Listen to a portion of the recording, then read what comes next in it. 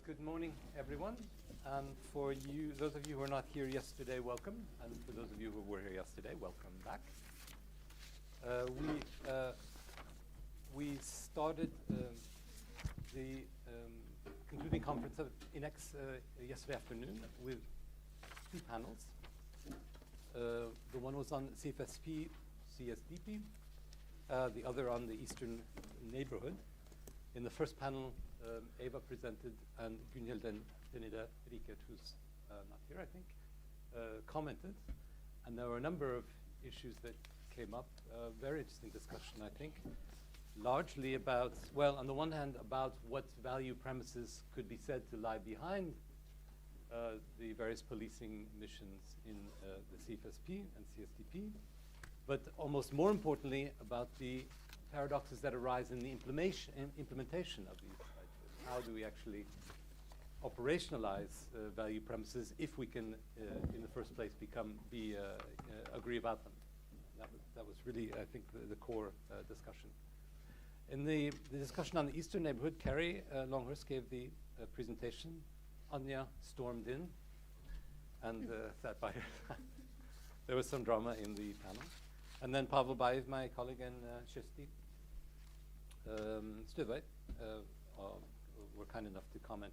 And here, perhaps, if I wanted to underscore one issue that came up that was interesting, it's the tension or the bad fit or the necessarily bad fit between ENP, the neighborhood programs, and the notion of enlargement, and the sort of political meaning and political challenges and tensions that tension creates.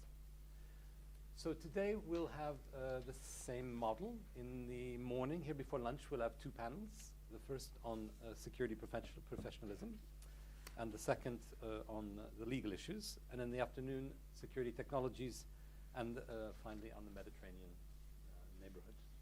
So I'll give gladly this microphone to my good friend, Serge Gutgert, who will chair.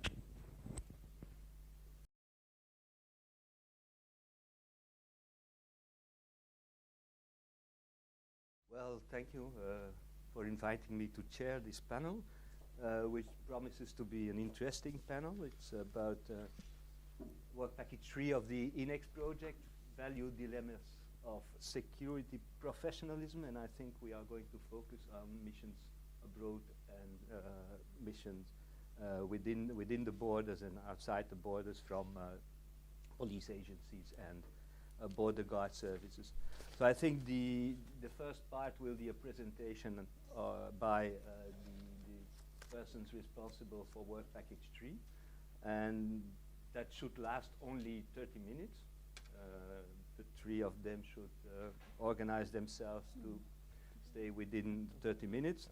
And the three first speakers are Monica Den Boer, who is Dean of the Police Academy in the Netherlands, in Apeldoorn, and Professor in Comparative Public Administration at the Vrije Universiteit Amsterdam in the Netherlands. Before joining the Police Academy, she was a Managing Director at the Institute for European Law Enforcement Administration in Brussels.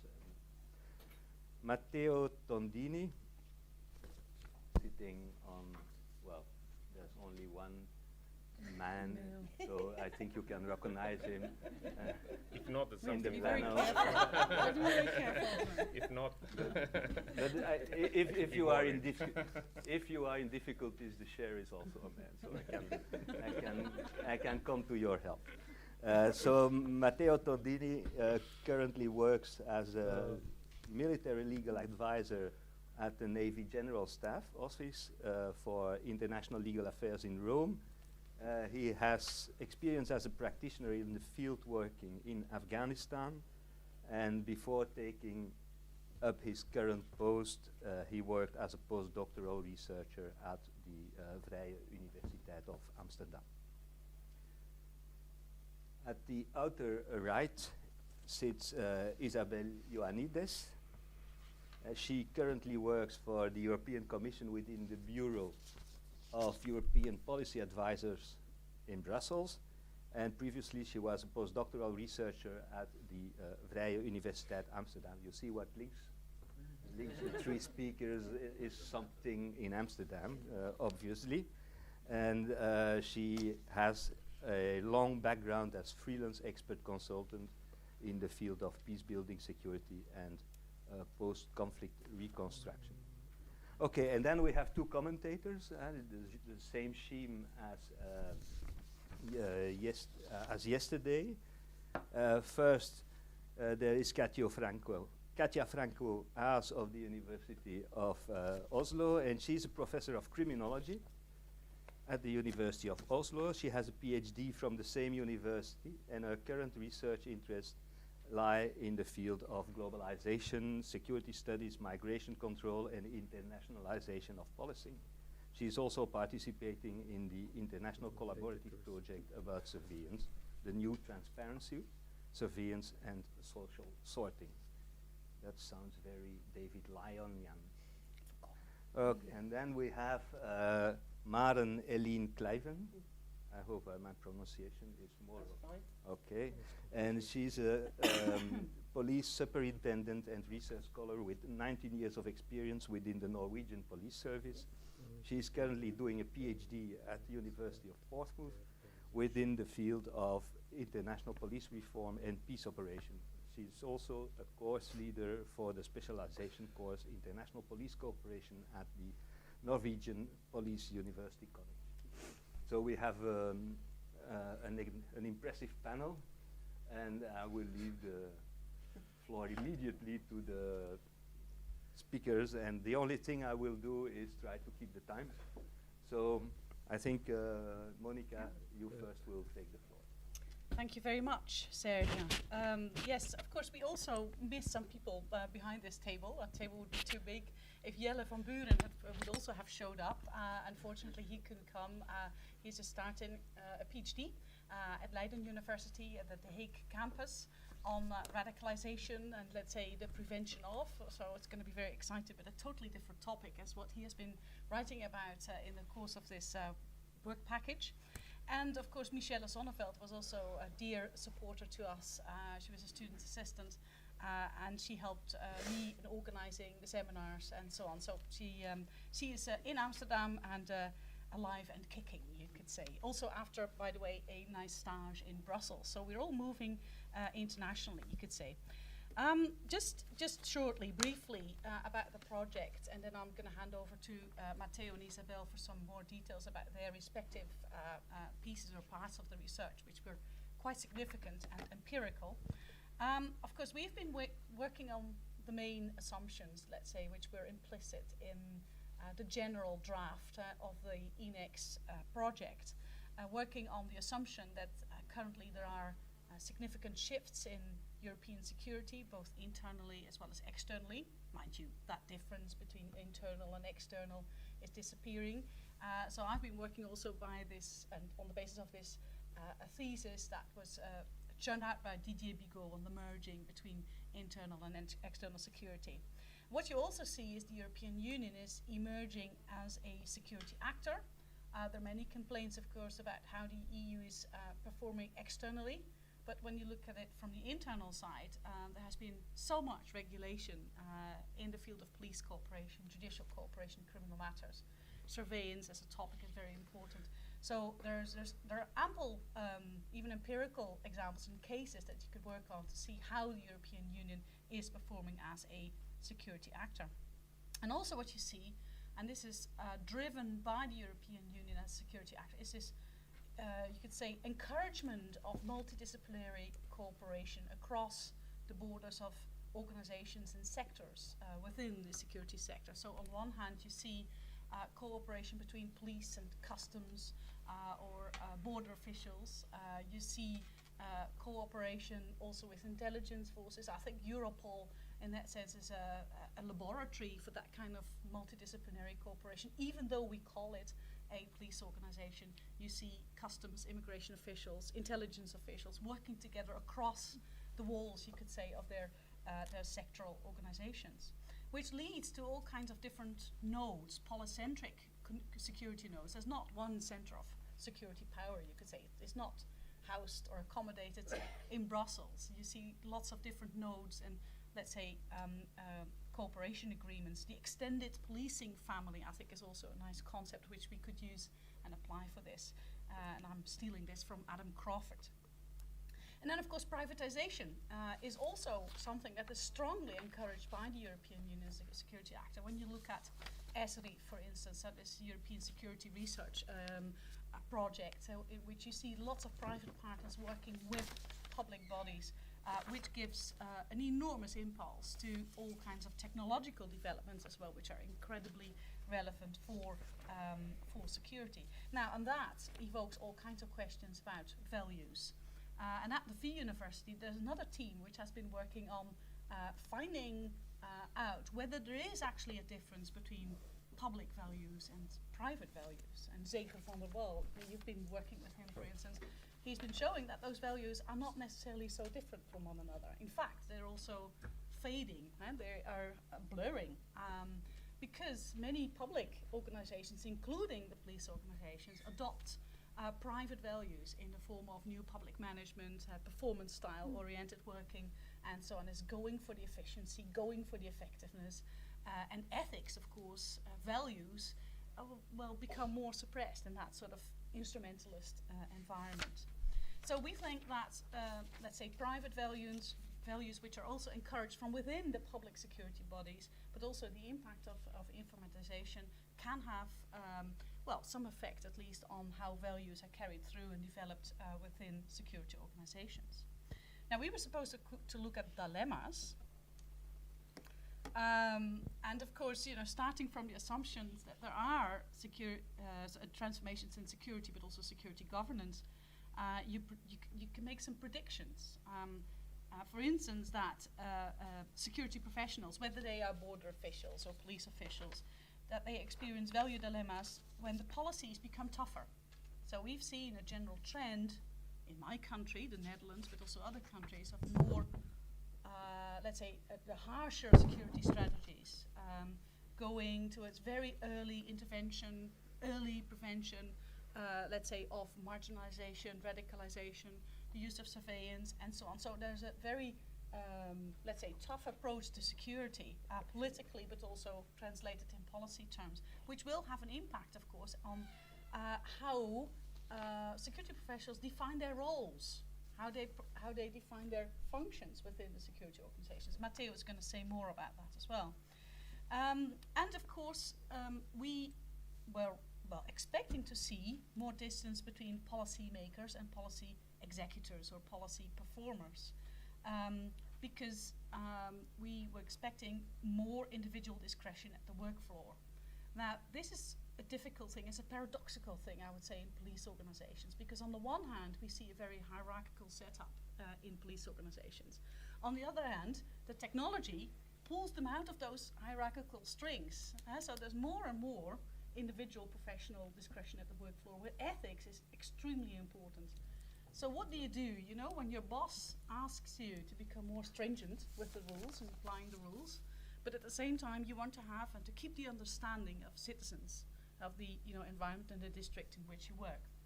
So those kind of value dilemmas, I think, are very important in the microcosm of security professions. Yes, of course, as I said, technology may have an important impact, and Matteo is going to say more about that too. Now, we've been producing the following deliverables. We have, in fact, done 2 literature studies, both done by Jelle van Buren, in which we were able to work out those assumptions on the basis of the existing literature. And one of the observations about the literature is that it doesn't take into account all the shifts in security. It doesn't take into account the cross-sectoral cooperation in the security business, not public-private, not multidisciplinary whatsoever. And there's a very strong American focus. So if there's any empirical work available, let's say, on the ethics on the work floor, it's very heavily American. Mind you, you do have the work of Seamus Miller from Australia. He's done some work, he's a philosopher, he's done some work on police ethics too. But he works usually by cases. So he gives examples to police professionals. So what would you do in such and such a situation in order to avoid corruption, for instance, or to guarantee your own integrity.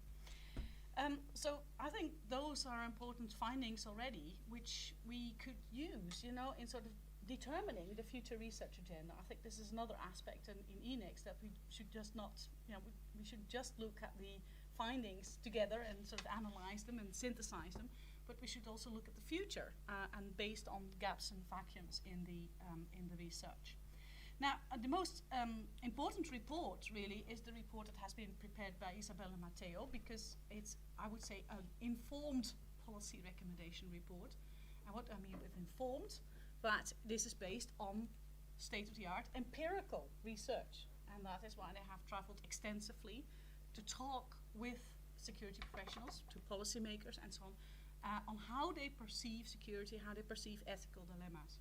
Again, they are going to say more about the details. What I also liked, by the way, was the fact that we were able to organize an international conference last year, which was one of our deliverables. And we had the then Minister of Defense to speak at our conference. We had the mayor from Rotterdam. We had the Director of Security from the Intelligence Service. Peter unfortunately couldn't join us because of the volcano ash, I think. That was the volcano explosion in Iceland. So we had a bit of a trouble, you know, sort of in getting the right people at the right time, you know, present at the conference. But still, I think it was a big success. And also, if you look at the related output, there's also been, let's say, a spillover or a spin-off, if you like, in other projects. Two of which I wanted to show you. Well, first of all, we've had an international conference in August 2009. Peter, you were there, but you couldn't, unfortunately, contribute to the book, which we then produced on ethics and security. This is not a deliverable, but the people who were present at the conference mostly contributed to this volume. And we also, there was another spin-off, you could say, in the Good Policing Guide, which is also based on the question like how are ethics actually portrayed, carried through, developed on the work floor, and then the police work floor in Europe, but also in Asia. The INEX paper, you also wrote an INEX paper on the inception of migrants in the Mediterranean Sea and their forced return to Libya. Now, Matteo must have had, you know, a sort of very good look to the future. Your predictory capacities are enormously well developed because obviously I think your paper is probably downloaded lots and lots of times. Just, you know, when you hit and when you Google the word Libya, the country Libya, of course, your paper must come out, or Italy and Libya, or something like that. So that paper came off as well, and we've had two other books in which I think the project works its way through. Matteo produced a book on Afghanistan, which was already well on its way when we entered into the project, and we had a book on blurring boundaries, which Maren is using for her research as well. Now, selected findings, I'm not going to say too much about that, simply because I don't want to, and this is a Dutch saying, mow the grass away in front of my dear speakers. Except to say a few things about the papers that Jelle produced. In order to determine the variables which play a role in security ethics, he found, on the basis of the study of literature, that security culture does matter a lot, but that the, let's say, thinking and the reflection about security ethics is much better developed in the military circles and the intelligence circles than in the police circles, for instance. So there's an underdevelopment when, you know, it concerns academic reflections on that. Maybe it is because, you know, the military, of course, they're very much under a gaze, you could say. You know, the focus is very strongly on their action, especially when there's killing and potential torture, as we have seen, you know, with the cases in Iraq and so on. So there are obviously very, there are cases with human tragedies which give way to this kind of deep reflection. What also matters is leadership, let's say moral leadership inside the security organizations. And former research also confirms this. Karen Lasthuizen, for instance, of VU University, she has looked at the impact of leadership. If there's no immediate intervention early, let's say, in the integrity chain or the non-integrity chain, you can forget about it. And the police organization is a closed ranks organization in which people, it's very much a hush-hush culture, internal loyalty. You don't speak about each other's sins. And of course, this is also something we need to do more research on. Like, does this closed walls culture, does it also apply to the military, for instance? I think it does, because it's a closed ranks society, if you like, mini society. Security training matters a great deal, which also has been confirmed in this Good Policing Guide. So there has to be an active, alive ethics culture in the organization. And training matters a great deal, not just focused on human rights, which is essential and which is hardcore, but human rights is not the only thing. I mean, there needs to be much more than that. And then, of course, commodification. So let's say the privatization of goods and the provision of it, as well as internationalization, are relevant variables in this type of research. Now, I'm going towards the end, let's say, of my part of the presentation. I would say at least the following issues should be on that future research agenda. First of all, is it really the case that public and private values in security, are they really different? What I find an absolutely fascinating case in Europe is the development of police technology. Let's say the Schengen Information System, the new generation, the way that ICT people are working autonomously on this, etc., etc. Now, do they actually realize that, you know, there's a lot of human interest involved in this? So, are these worlds segregated, yes or no, and to what extent are the values mixed?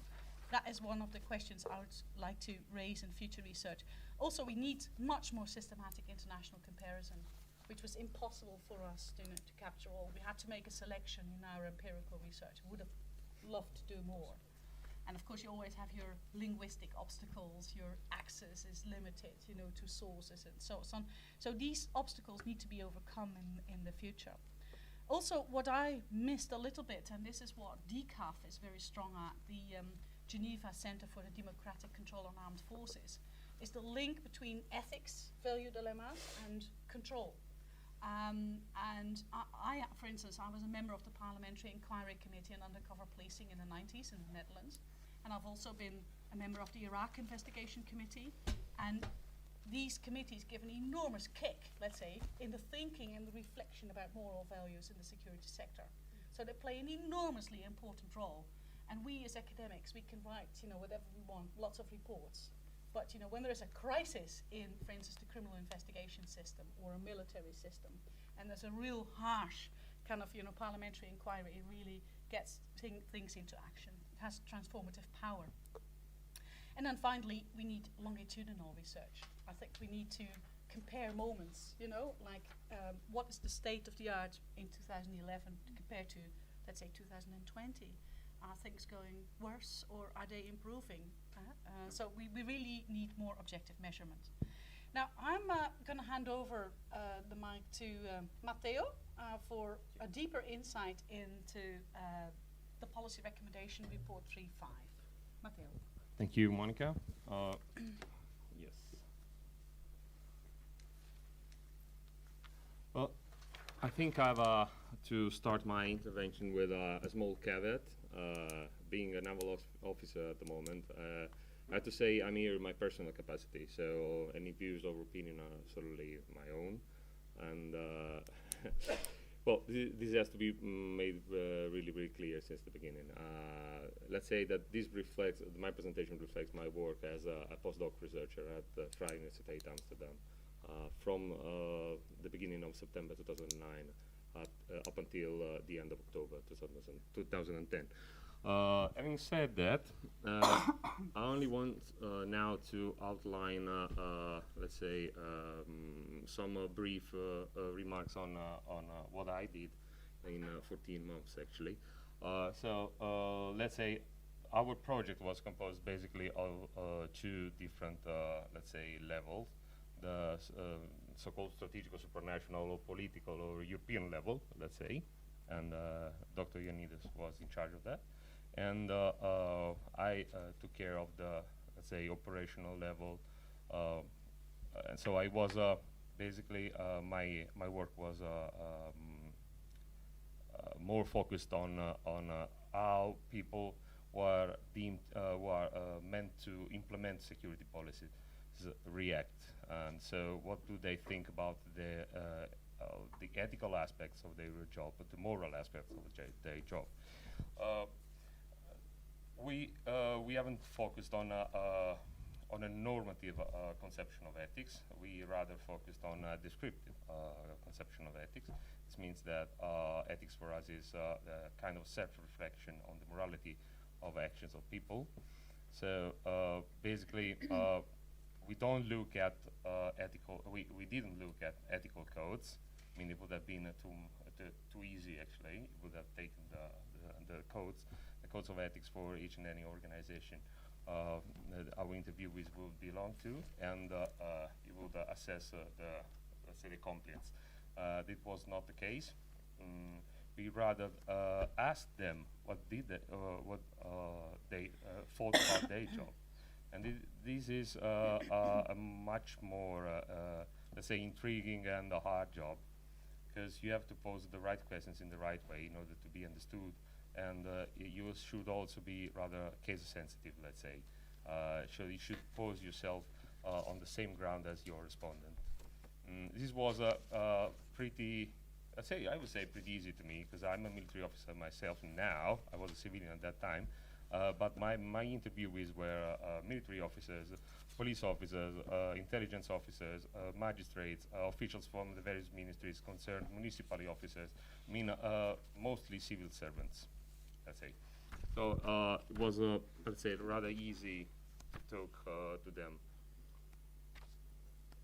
Well, the goal of my project is investigating the security professionals' conception of ethics in relation to their duties as imposed by new security practices. So we have new security practices, and we ask them what do they think about the, let's say, we ask them an assessment on the ethical aspects of regarding the implementation of those policies. We carried out an empirical studies. I carried out, but the team carried out an empirical study. We focused on 2 case studies. The first one is the anti-terrorism, anti-radicalization policies. So we interviewed anti-terrorism or anti-radicalization officers. The second one is the interception and pushback of migrants in the Mediterranean Sea. Actually, I now serve in a legal office who is in charge also to, let's say, give advice on the legality of any practice our naval forces are mandated to carry out. So it's basically like I have now to, let's say I'm in a situation the Italian poet Dante would call contrappasso, which means that I had to now to expiate a sin I've previously done. So I was, at the beginning I was investigating the issue of the pushback of migrants at sea, and now I'm possibly in the position to legally assess the practice on a professional level.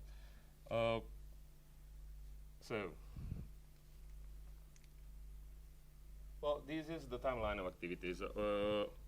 What we did is, at the beginning, we basically the project started in actually in October 2009. We then prepared a questionnaire. It was at the beginning, it was meant to be a semi-structured questionnaire, and it turned out to be a really structured questionnaire, actually. It's divided into 3 sections, and it's rather detailed.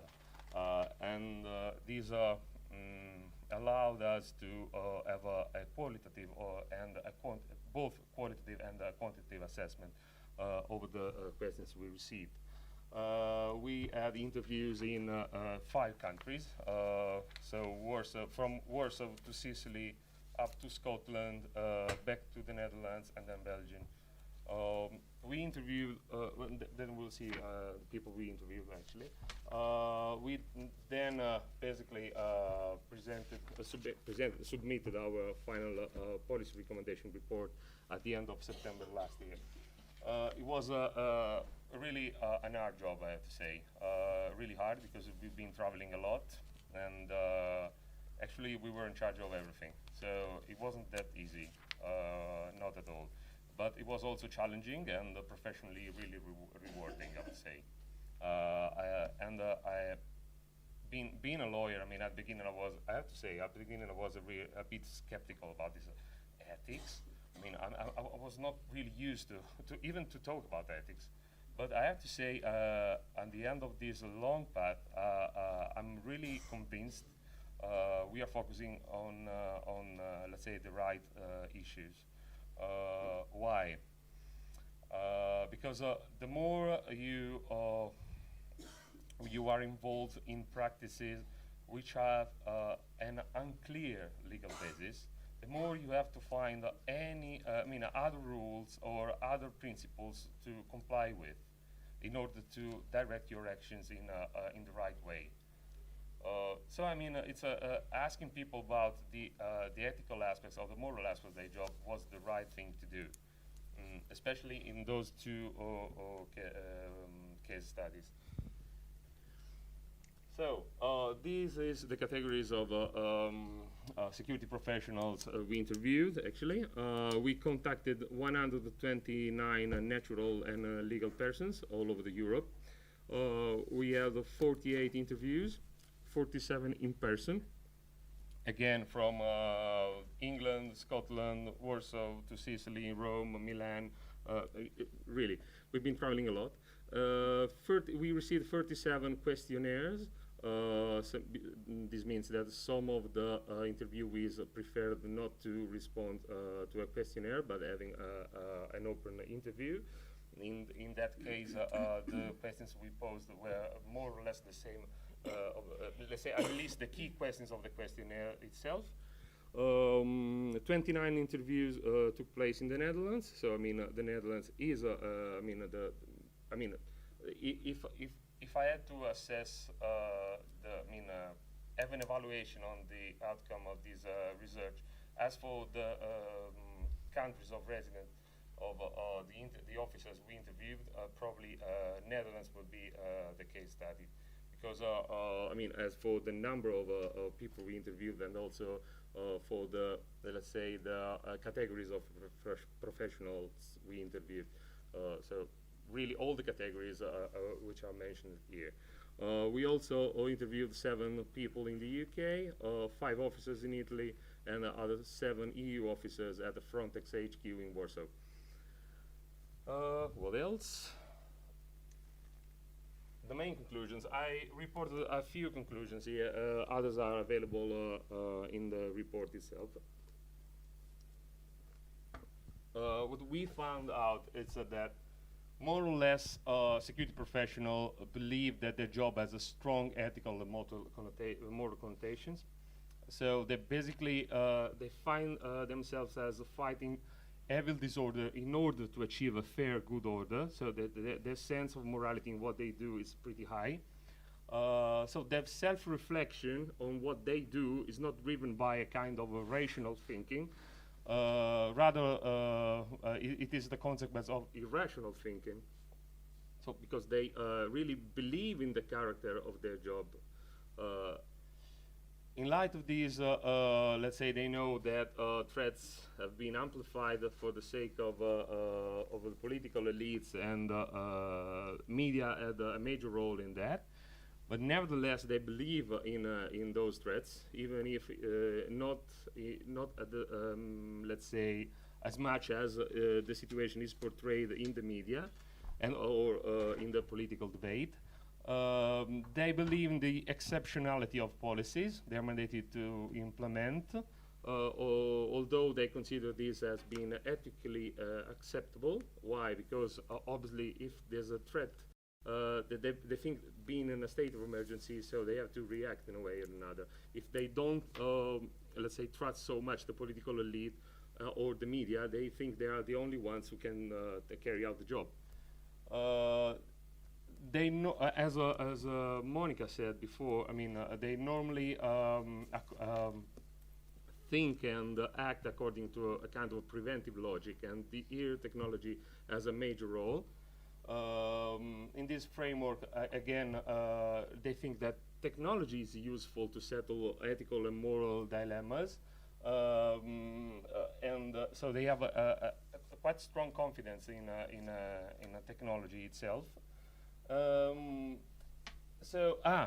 last but not least, they consider those threats, I mean, particularly terrorism, radicalization, and also uncontrolled migration flows are as external threats. So like external threats to the internal social order.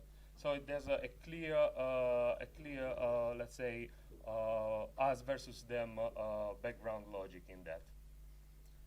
Okay, these are the main conclusions. Let's say, I mean, there are many others in the available in the report itself, and I'd be more than pleased to discuss my research with you during the question time.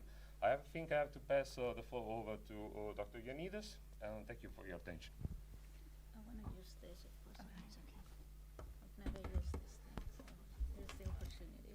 How do I do it?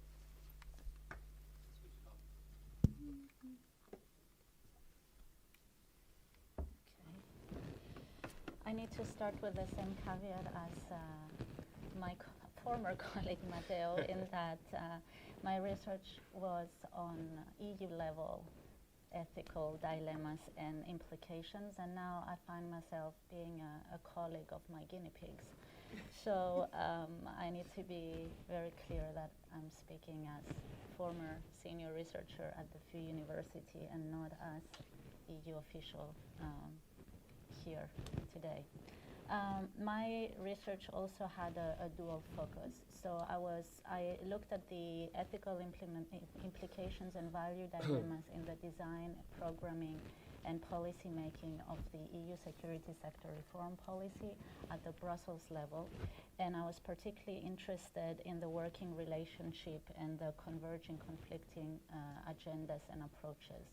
And then I thought that it would be pertinent and complementary to then look at the ethical ramifications of the implementation of the EU rule of law efforts in Kosovo, EU rule of law being one of the components of SSR, because there is no international organization, and the EU as well doing a complete SSR reform anywhere in the world. So Kosovo was interesting because, well, it's the biggest mission of the EU.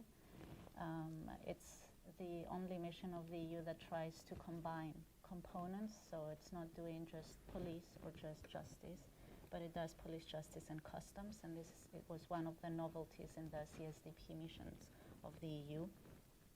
And I concentrated on ULEX particularly in Kosovo because it's the lead organization in this field. So essentially I was interested in looking at three aspects. What were the ethical implications? Oh, sorry, I probably put this thing wrong. This way? Oh, sorry. Can you hear me now? Okay, great. So I concentrated on three aspects, or rather my goals were threefold. I wanted to look at the ethical implications of exporting EU Western agenda to complex and fragile environments. I was interested in the extent to which ethics have a bearing at the policy level within EU institutions on programs that basically deal with the external aspects of JHA. And I was also interested in seeing whether those ethical codes, principles, code of conducts that officials abide by officially are actually carried out in the implementation of these projects. So what was my methodology? Obviously there was at the beginning substantial literature review and looking at secondary information. In the 14 months at the FU University, I conducted 70 interviews for the first leg of the research, which was at looking on at SSR at EU level. I mostly conducted interviews in Brussels. At the time, there was a European Commission and a Council Secretariat, so a lot of my research concentrated on the diverging and conflicting agendas between the former two pillars. It would be interesting now to see whether this has converged in the External Action Service, but I think even post-Lisbon, it's going to take a lot of time to create an organizational culture that would bring the agendas together. I think that maybe physically they are now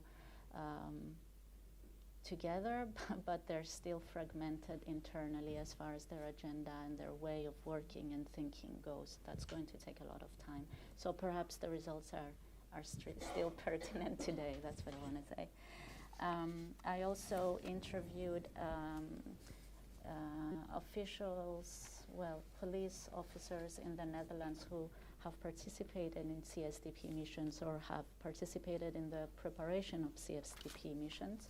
And then I spent about 2 months in Kosovo, and there I interviewed almost all of the pertinent stakeholders, international stakeholders, minus the US Embassy and ECTAP, which is the program of the US Department of Justice, simply because no one seemed to want to recommend me to have a contact there. So I think that already is indicative of what is going on in Kosovo.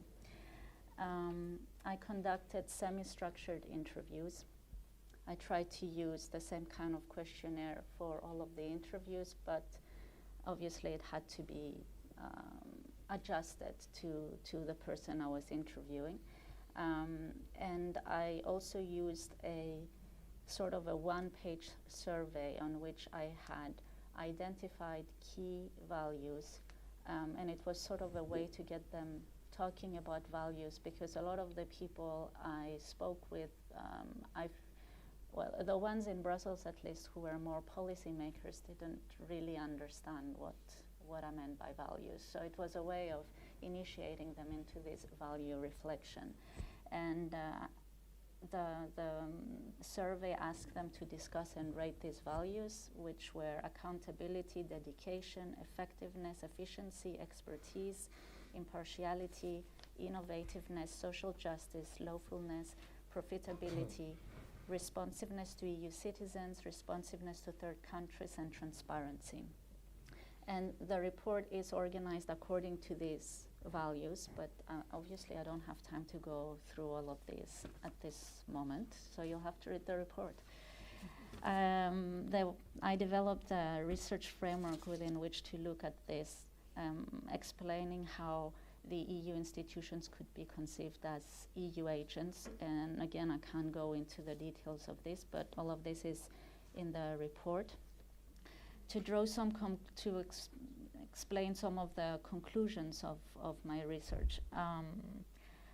First, why did I pick the ethical dilemmas in EU SSR? Essentially, by looking at the literature, what I noticed was that while the EU professed to be moving towards an integrated way of doing institution building in the security sector for reasons of coherence, actually what we could see was that there was a hardening of EU foreign policy and security policy, and a merging of civilian and military tasks. And secondly, that it moved the developmental agenda closer to the security agenda. So I assume that will raise some ethical questions, and this is why I wanted to talk to all these practitioners. The main conclusions as far as the research at the EU level was that what I found was that officials who are high-ranking officials, even those that worked in the European Commission, an institution that is constantly or was constantly accused of being highly technocratic and bureaucratic, I found that they actually could act strategically, whether for the interests of their own unit or of their own organization. It was a momentum that was created in view of the Lisbon Treaty and in view of being able to participate in what would be created in the external action. So they were able to quickly move from a bureaucratic way of thinking to a more strategic way of thinking, which meant that they acted more flexibly and, in a way, when convenient, disregarded their code of conduct.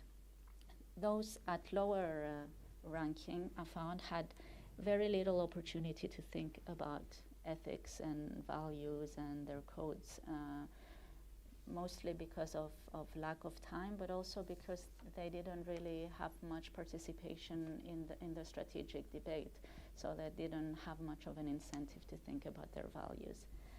And thirdly, seconded diplomats, the ENDs or the temporary agents, I found that they mostly use their own professional ethics or the ethics from their home institutions in how they thought about the policies that they were working on. So, and they didn't necessarily have a knowledge of what the EU code of conduct was.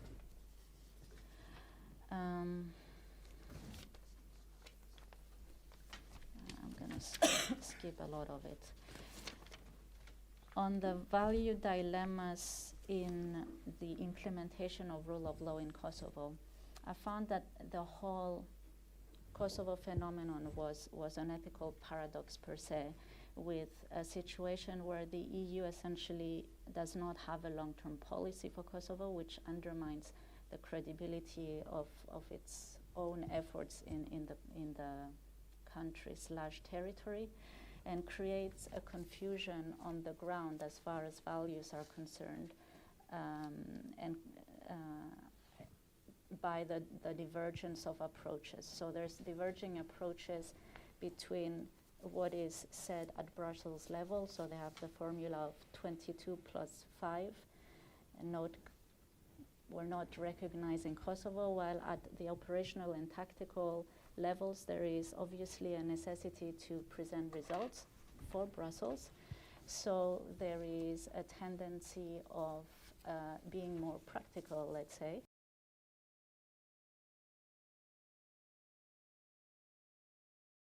It is my pleasure to chair this panel on cross-border legal dilemmas of the internal and external security continuum. It's a particular pleasure because, as far as I'm concerned, INEX has been a part of my intellectual environment for the past 3 years and enabled me to finish my PhD. So it is a particularly significant moment as far as I'm concerned. I will just briefly introduce each of the speakers to this panel. First, starting with Gloria Gonzalez Fuster, who's a researcher working on privacy and data protection at the Law, Science and Technology and Society Studies Center and at the Institute for European Studies at the Vrije University in Brussels. Gloria is preparing a PhD on the relation between the right to privacy and the European right to data protection, a very timely topic, I think. Serge Goodwert, who will be also speaking on the panel, or will be there as an intellectual figure, is a professor of human rights, legal theory, comparative law, and legal research at the Faculty of Law and Criminology of the VUB as well. Serge is also the director of the Law, Science, Technology, and Society Studies Center. And he also had a part-time position as a lecturer at the Faculty of Law of the Erasmus University of Rotterdam until 2010, when he taught philosophy of law, so an extremely wide array of disciplines and knowledge. Joanna Parkin, who is representing the Center for European Policy Studies, is as a research assistant in the Department of Justice and Home Affairs. And also it's a very great pleasure for me because Joanna is studied in an institution that has been hosting me for the past 2 years in Brussels, which is the University of Kent, Brussels School of International Studies. For discussants, we will have Heidi Mork-Lommel, who is a researcher at the Department of Public and International Law, University of Oslo, and holds a PhD in criminology from the same university. She's been having positions in the Department of Sociology, Political Science, at the Norwegian University of Science and Technology, and at the Center for Human Rights. And her research interests include topics such as security and human rights, policing and technology, CCTV, so I can see that somebody at least shares my concern with cameras, and the use of statistics as a governmental technology. Very interesting topic. And the second discussion will be Jon Wessel Haas, who is a practicing lawyer specialized in human rights and media law, and also the Secretary General of the Norwegian section of the International Commission of Jurists. So we have a very high level panel here. So without further discussion, I will give the floor to Gloria. Thank you. Okay. So I will just say a few introductory words on the work package on the behalf also of Serge, and then I will leave the floor to Joanna, and Joanna will present the latest deliverable of the work package 2. The name of our work package, you can find it in the program, is Cross-Border Legal Dilemmas of the Internal-External Security Continuum. So this is what we have been trying to discuss during the whole project. And actually, I need to say a few words on our approach to this issue of cross-border legal dilemmas.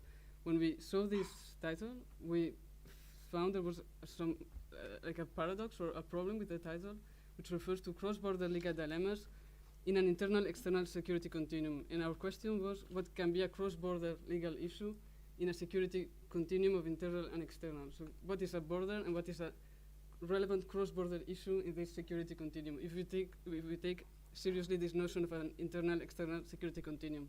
So what we decided to do is just to focus on the legal dilemmas that are being operating at the moment in European security, and then try to put aside for a moment the question of what is a border, what is a cross-border issue, and afterwards try to discover in function of the legal dilemmas how to address the issue of borders. Of course, we could not really put aside the question of borders very long, because when we study European security, this issue of borders keeps coming back and back to us. So we analyze discussions on European security, especially in the context of the discussions of the Stockholm Programme and with the adoption of the Stockholm Programme, and we saw that a major element of the discussions was always technology.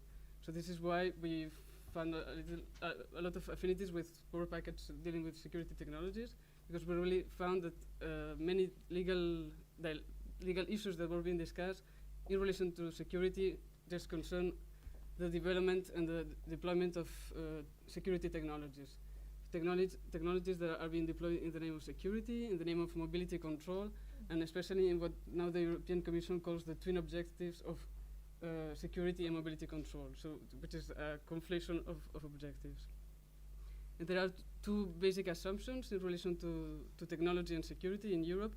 I think one is that because of technology, and especially because of information technology, information knows no borders in Europe, knows no borders in the world.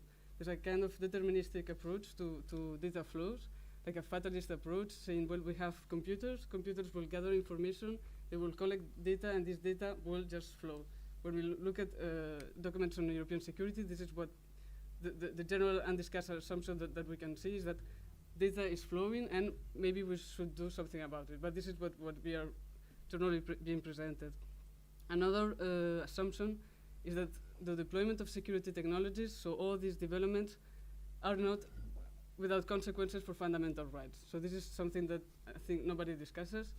The way security technologies are being deployed has some impact on fundamental rights. Now, the legal dilemmas start when we try to identify what are the fundamental rights that are being affected. So what are exactly the legal issues that we are experiencing? Generally, one will see that people tend to say, well, the fundamental rights that are at stake are privacy, personal data protection, and possibly other rights. This, for us, opens a series of questions. The first question is this relation between privacy, personal data protection. What are we talking about when we talk about privacy and data protection? And we see that European institutions very, very often just mention both of the notions, privacy and data protection. And our hypothesis is that actually they do because they don't want to choose to decide to determine what are they talking about. So the relation between privacy and data protection is not so clear. When we look at the legal framework for fundamental rights in the European Union, as you all know, there are different layers which are relevant. There's the first layer of the national protection for fundamental rights. So each member state has its own system for the protection of fundamental rights. We have the general layer of the Council of Europe, and we have the layer of the European framework, the framework of the European Union. When we look at this relation between privacy and personal data protection, we find actually different approaches. So there's surely no universal approach of what is privacy, what is personal data protection, but there's not even a European notion of what could be privacy, what could be personal data protection. this in some words, for the Council of Europe, personal data protection is an element of the protection of privacy, but at the level of the European Union, now formally, personal data protection is not anymore something that is linked to privacy. Since the entry into force of the Lisbon Treaty, the right to the protection of personal data is an autonomous fundamental right. It is recognized as such in the Charter in Article 16 of the Treaty of the Function of the European Union. So formally, we have a new right, a new fundamental right, which is supposed to serve something different than privacy.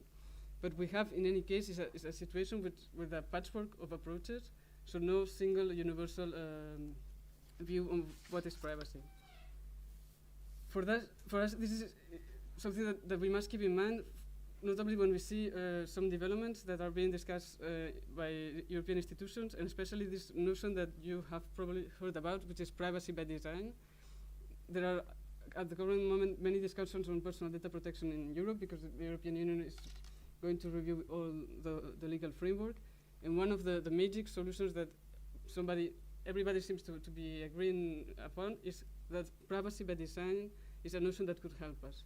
Now, our question is, what could be this privacy by design? When we look at the history behind this notion, we see that it's a notion that was imported from Canada.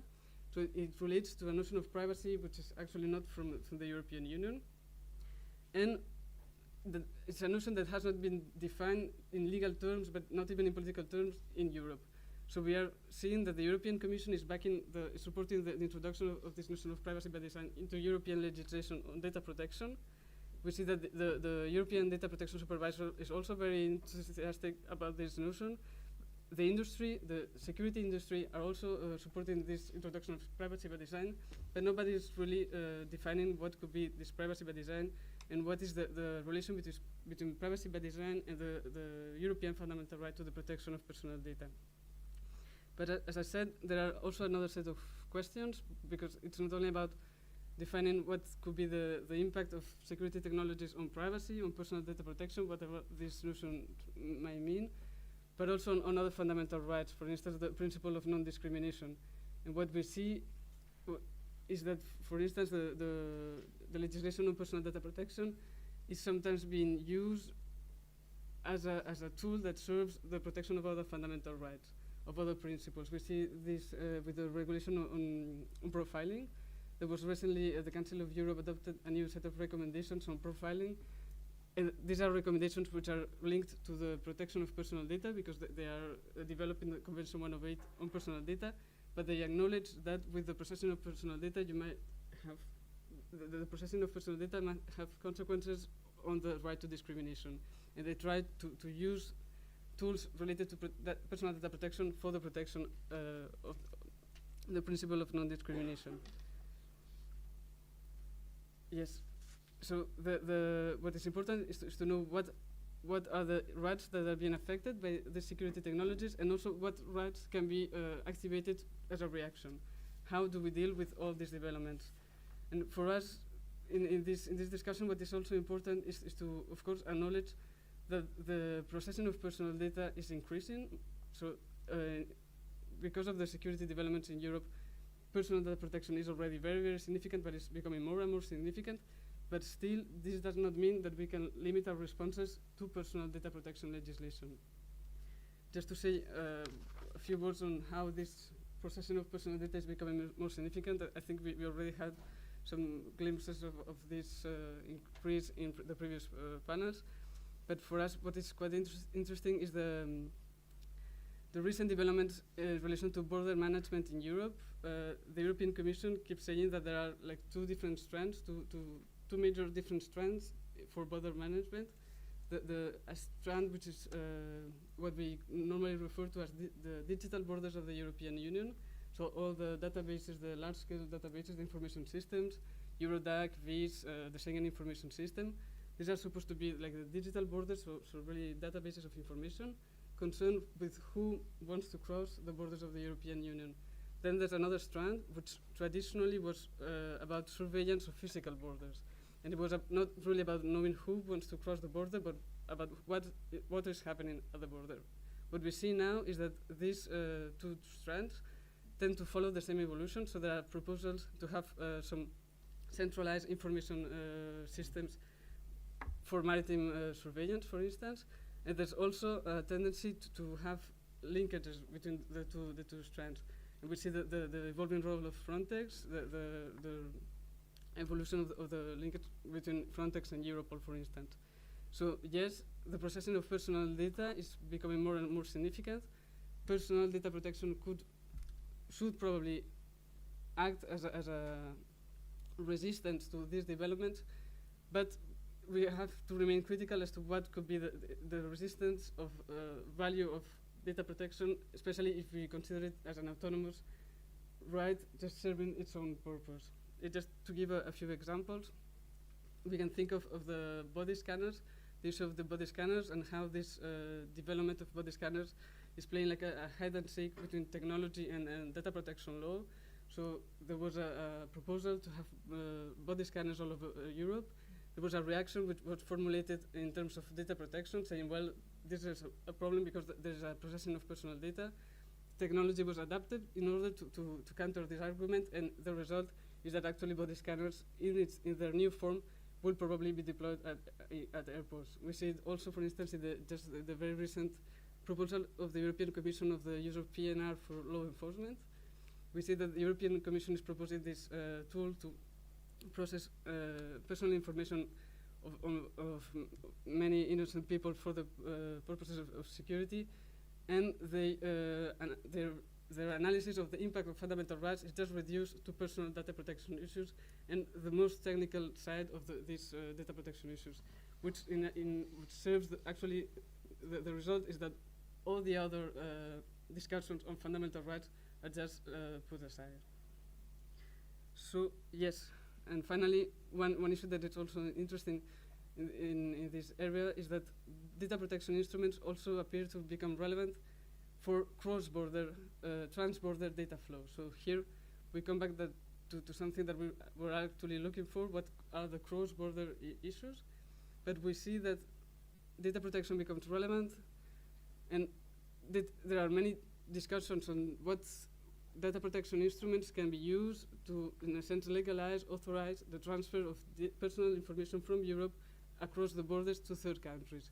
So are we really facing some legal dilemmas in relation to data flows? I'm not sure. I think it's more, there are some cross-border legal issues, but there's for me, not a real legal dilemma when all the discussions are on the technical quality of the instrument that is going to be adopted. Is it going to be a specific agreement? Is it going to be a general agreement to authorize data transfers? I think that the legal dilemma should be at another level.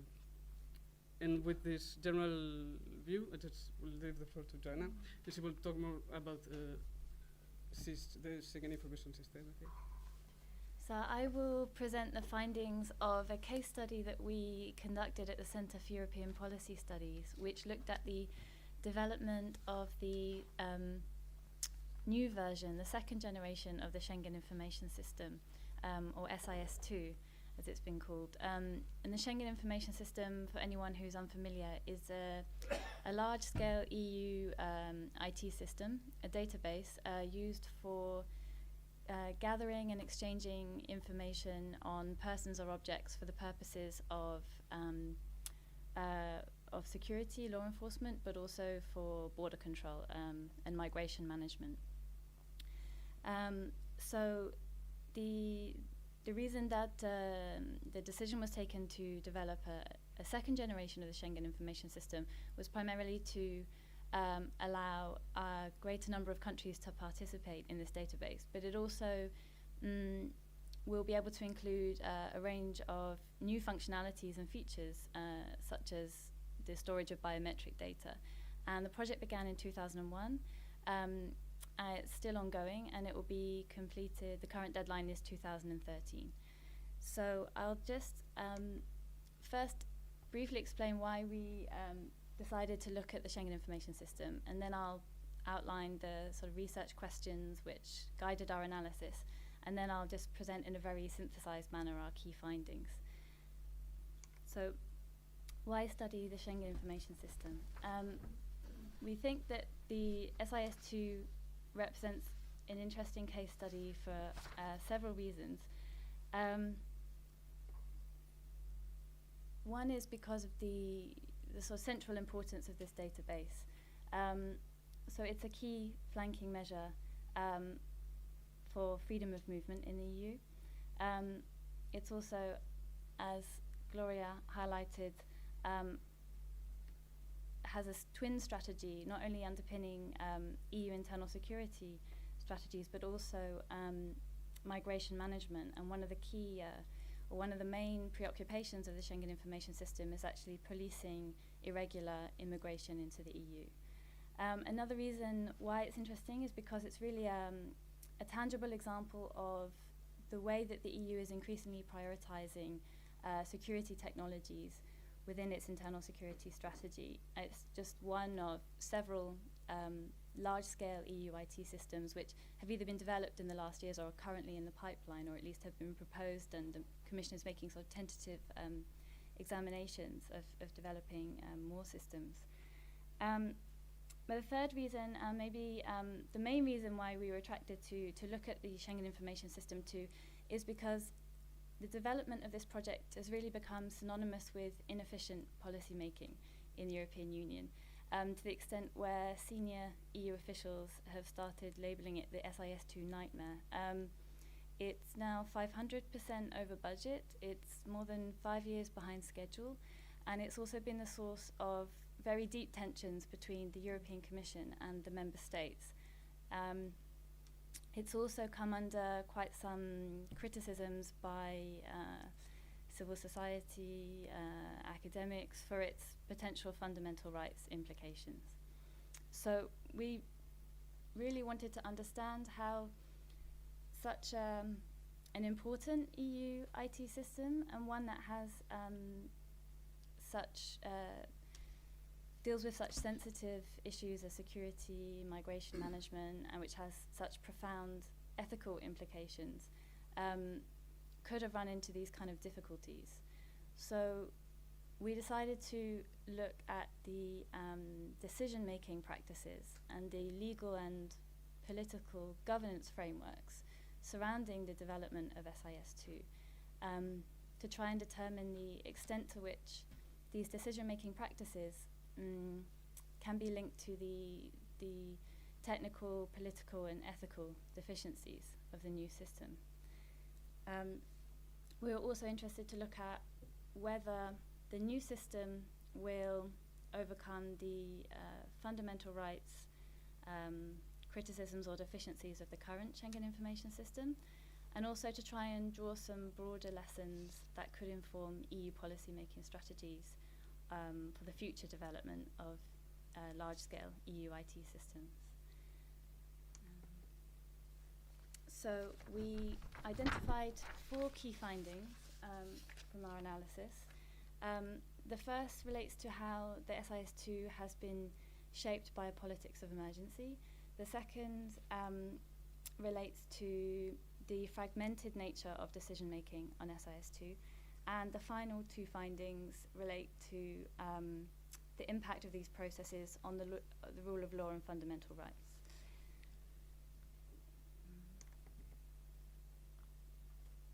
So our first finding is that emergency-driven agendas have played quite a considerable role in shaping and driving forward negotiations on SIS2. So maybe just to look a little bit at the background of the project. The design of the system took place primarily between 2001 and 2005, mainly within expert working groups within the 3rd pillar of the Council. And the negotiations were framed very much by the political climate of the time in the wake of 9/11 and then subsequently the Madrid bombings of 2004. And it was shaped very much by this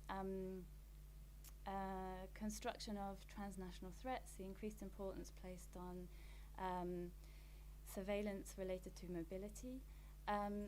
So what we saw was that within these expert working groups, national delegations and experts were coming forward with a whole series of proposals for extending the scope of the Schengen Information System and adding new functionalities to it, several of which under normal circumstances could be expected to have been the source of quite some controversy and debate, whereas in fact the political momentum of that time meant that they were taken up and agreed on within the council relatively quickly. In parallel to this, there was quite some political pressures stemming from the need to have the Schengen Information System, the second generation, up and running as soon as possible, as it was a condition to allow for the enlargement of the Schengen area to include the new member states, which eventually happened in 2007.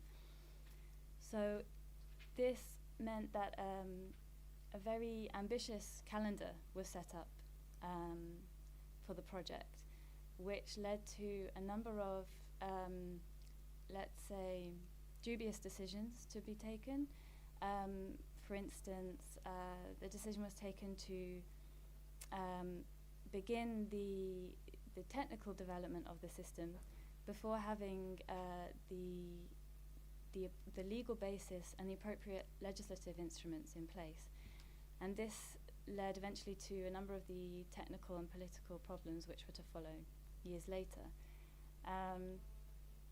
Another consequence of the political pressures and the haste which surrounded the development of the system is that the legislative proposals, when they were finally presented in 2005, were very much sort of fast-tracked through in the adoption process, particularly through the European Parliament. Turning to our second key finding, so we discovered that decision-making on SIS2 has been characterized by quite deep tensions between the EU and the intergovernmental methods of cooperation, including group-based and expert-driven methods of cooperation. And this has led to a fragmentation of decision-making, and this in turn has, let's say, exacerbated some of the technical and political deficiencies of the project. Essentially, the Commission was given project management powers to develop the system in 2001, but member states were perhaps not ready to let go of control of this instrument, and we find that a number of strategies emerge, particularly since 2005, through which member states have tried to retain ownership of the project. So one such strategy is the proliferation of a very complex network of expert working groups, both within the council framework, so working groups within the council and within the Commission's comitology procedure, but also informal working groups outside of any structure. And these have been instrumentalized by national delegations to try and steer the direction of the project according to national interests. And I've just included a slide, a mapping that we conducted to try and see exactly who was working on what, and it just gives an idea of the complexity and the different channels through which expertise which is supposedly neutral but is actually quite politicized, is filtering through to the decision-making process. Another strategy by member states to try and retain ownership of the project was a proposal by Austria, France and Germany of an intergovernmental alternative to SIS2. Their experts got together in an informal grouping. They developed an alternative system. They proposed it through these structures of working groups, and finally managed to have it placed on the agenda of the council. And the political struggles which emerged from this proposal nearly brought the entire project, well, it did bring the entire project into crisis in 2009, and it almost resulted in the SIS2 project being cancelled altogether. So when we look at the cumulative effect of these interventions from the Council and from the Member States,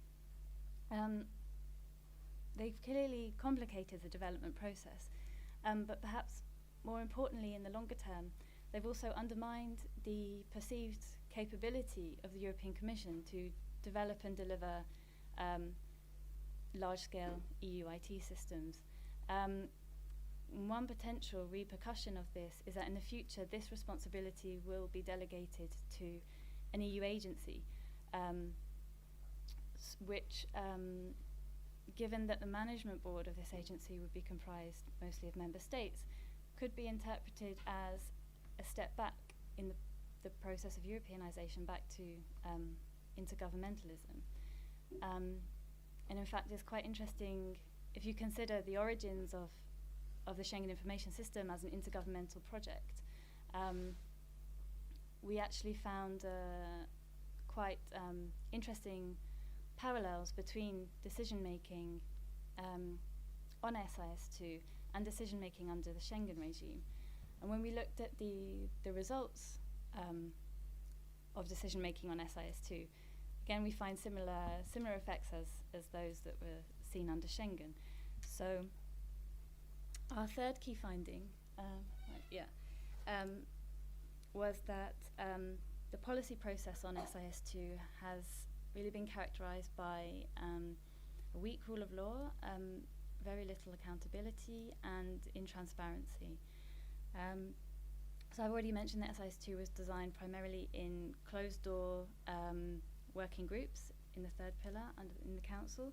So this allowed really police experts, interior ministry representatives, security technology experts to negotiate and agree on the new features of SIS2, which were then set down in non-binding council documents and which then escaped democratic scrutiny and judicial oversight. And then by the time the legislative proposals were forwarded in 2005, essentially the design of the new system had been agreed on already, and the technical development was already underway. So it left really little room for any kind of proper democratic debate to be had on the necessity of the new system, the value added, and also the effects of the new features of the new system. Another element which really undermined democratic accountability of this process was the fact that the legislative proposals were fast-tracked through the European Parliament. So an informal trilogue procedure was used, which allowed the proposals to be negotiated behind closed doors between the Council, Commission and the Parliament, which really prevented, full democratic scrutiny, full debates from the different political parties, the political struggles to play out, which are integral to the democratic process of EU policymaking. Also, the European Data Protection Supervisor was given very, very little time to deliver an opinion on SIS2. They told me it was the shortest, the record in the history of that body to deliver an opinion. And we also found that we would argue that this lack of transparency and accountability is still characterizing the development of the system, in the fact that these working groups are allowing this kind of a core group of experts to really influence decision making, and they operate under sort of semi-secretive conditions, to the extent that it's actually quite difficult to see who's driving the development of SIS2. So our final finding is that against this background of emergency-led, fragmented, expert-driven decision-making, the principles which should really underpin EU policy-making, so proportionality considerations, fundamental rights, have been essentially pushed to the side. So no assessment has been made of the necessity, added value and effects of the new system, which means that there's no clear answer as to whether the benefits of the new system will justify the huge financial resources which have been invested in this project. The current budgetary expenditure is I think 130 euro on the central 130 million euro on the central system alone, which doesn't include national expenditures, and it continues to rise. There's also been no assessment of whether the new system is the least restrictive of freedom, which is a requirement of the EU proportionality test. And fundamental rights considerations didn't feature at all during the design process. They were only introduced by the European Parliament in 2006, which, as we've seen, the room for manoeuvre was constrained. So the result is that the SIS2, we found that it will only go some way to overcome the fundamental rights deficiencies of the current Schengen information system, which largely relate to data quality problems and access to legal remedies. Also, I mean, the new functionalities which have been built into the technical design of the new system, so biometric data, storage of biometric data, the possibility to create links between different alerts, the possibility for the system to be interoperable with other large-scale EU IT systems. They open up a whole new set of ethical and fundamental rights questions which the EU has not properly addressed yet. So to conclude then, we found that the results of this case study present quite a troubling picture of EU policy making in what is a very sensitive domain, like security technologies. Ultimately, our final conclusion is that policy making which sidelines principles of proportionality, accountability and fundamental rights, and which takes place beyond the framework of judicial and democratic accountability, really puts at stake the very political legitimacy of the EU's area of freedom, security and justice. We've elaborated a series of policy recommendations from the results of our findings, and we set these out in our working paper, so I won't go into them now for reasons of time. But if you're interested, you can read them in our paper. Thank you. Thank you very much, Joanna. I'm just now checking the time, and we've got plenty of time for discussion and maybe a few questions also from the floor. So if you're all right with this, we'll start with Heidi and then we'll go to Jan. Okay. Thank you very much for inviting me to comment on this panel. And really, I could do this very short because I just want to congratulate you. I think you had written some excellent reports and done some very important and interesting studies on this topic. So that could be my very short comment. Of course, I need to say more. But that's my main comment. It's that I really liked your reports. I think they are interesting and they are also important, not only for researchers in this topic, but also on the policy level, and especially since you were the last speaker now, your findings from how this Schengen 2 came about is extremely important, and I hope it will stir debates in the EU. I'm not sure it will, but I hope it will be read, and that we will have some discussion on how this very intrusive legislation comes about. So that's my main comment. Very interesting study you have done. So what I would like to comment more in detail on is the legal dilemmas that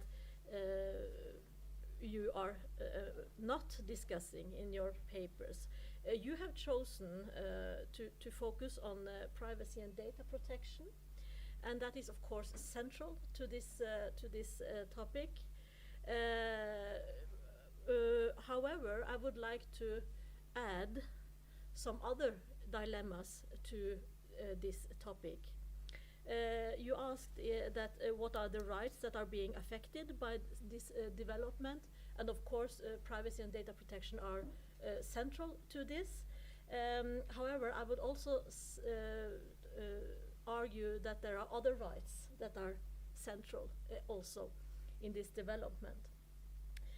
In your concluding remarks in your main report, you say you focus on section 54 on page 30, that on this tendency towards the deployment of profiling and prevention framework that is taking place within this development, this increasing monitoring of the future. And in the ethical consequences that you describe from this development, you say that there are two important ethical consequences. First, the fact that all individuals are potentially placed under suspicion, and second, the fact that some categories of individuals are placed under special suspicion. And of course I agree with that, but I would like to add a third. And that is that increasingly we are not only putting people under suspicion, but we are also punishing the uncommitted crime or the future crime. There is a growing acceptance and willingness not only to surveil and put under suspicion, but also to punish the uncommitted crime in order to prevent it. And since I focus on criminal justice, I will draw the examples from there in the following. So preventing future harms and wrongs is taking precedence over identifying and bringing to justice perpetrators of offenses already committed. And we also see that in criminal law and criminal justice. We see a shift in focus from punishing past crimes to preventing future violations by the use of punishment. So Lucia Sedner has called this a move from post-crime to a pre-crime criminal justice, where we are crossing the line from past to future. A committed criminal act is no longer a necessary precondition for the use of punishment. A perceived threat or risk of future crimes is in some cases sufficient. So there is a growing tendency to punish the uncommitted crime in order to prevent it. And while punishing someone for a crime that he has not committed is widely condemned in our societies and often seen as analogous to punishing the innocent, people may not find the thought of punishing someone for a crime he has not yet committed as similarly unjust. Christopher New claims that there is room in our moral thought for the notion of pre-punishment, punishment for an offense before the offense is committed. And I think that is an important consequence of the development that you analyzed in your study. And those who have seen Steven Spielberg's movie Minority Report from 2010, or read the science fiction short story by Philip K. Dick, who inspired the movie, will recognize this practice of pre-punishment that is incapacitating future killers prior to the predicted deadly crime. In the movie, the government, through its pre-crime unit, can predict crime before it happens and thereby prevent it by incapacitating the alleged perpetrator. And one of the intriguing questions that arise from the movie and from this development and the notion of pre-punishment is whether one can be held liable even if the target offense goes uncommitted because of the intervention. A Justice Department official in the movie raises the drawback of pre-punishment in an early scene where he says that we are arresting individuals who have broken no law. Intervening and punishing before the crime is the antithesis of the temporarily linear post-crime criminal justice process, which commences from the presumption of innocence and progresses through a number of discrete stages involving investigation, evidence collection, charge, trial, and, in the case of guilty verdict, punishment. When this process is reversed, the temporal logic of criminal law is challenged. And one of the fundamental questions that arises is uncertainty as to whether the crime would have been committed, a crime that of course is impossible to answer with certainty. Instead, the punishment or the intervention itself becomes the proxy for the criminal offense, the visible countermeasure that proves the uncommitted crime. And this emerging new mode of doing justice in anticipation of wrongdoing not only challenges is a challenge for data protection, but it also challenges the dominant post hoc orientation of traditional criminal justice. And it poses new challenges to basic human rights. And human rights legislation were developed to address a rule-based reactive criminal justice system. Human rights, such as the presumption of innocence, proportionality, and due process, set limits to the traditional post-crime functions of the criminal justice system. However, they are increasingly seen as irrelevant and maybe even dangerous in the non-punitive preventive state, where risk considerations are given priority over rights considerations. So the problem lies not in the attempt to prevent future crime, but rather in using criminal justice system and punishment as the vehicle to achieve that goal. The new laws target, as you write in your report, a broader range of people and a broader range of activities than the post-crime criminal law. And by legalizing intervention before the threat emerges, they create new front lines in the progressively regressing temporal space of criminal law. They are substantially more anticipatory against substantially more uncertain risks than previous legislation.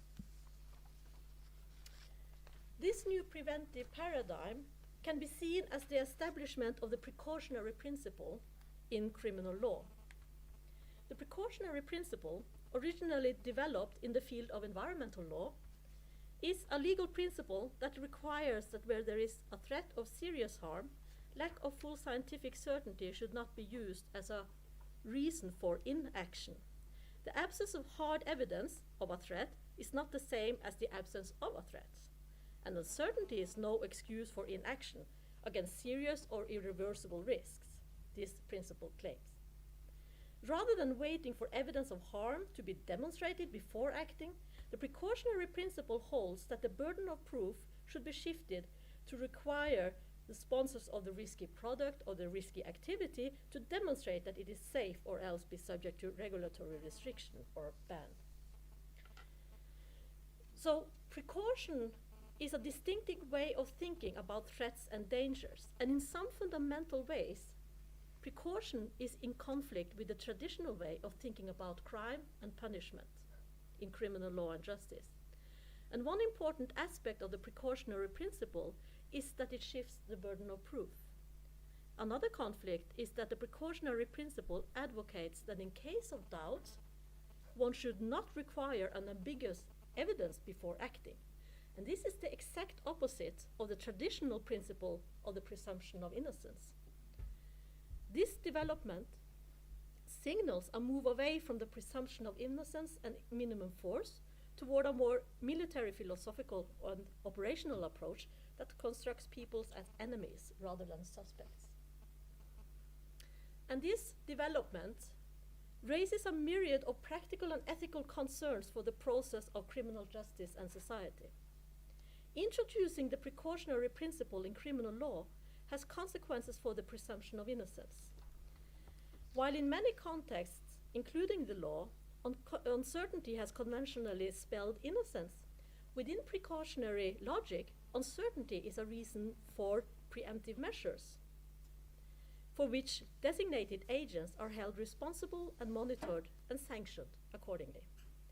And while in a rule-based traditional criminal justice system, overestimates, or we can say false positives, would pose a serious threat to the presumption of innocence, precautionary logic is more focused on the threat of underestimates, false negatives, and the threat that they pose to security.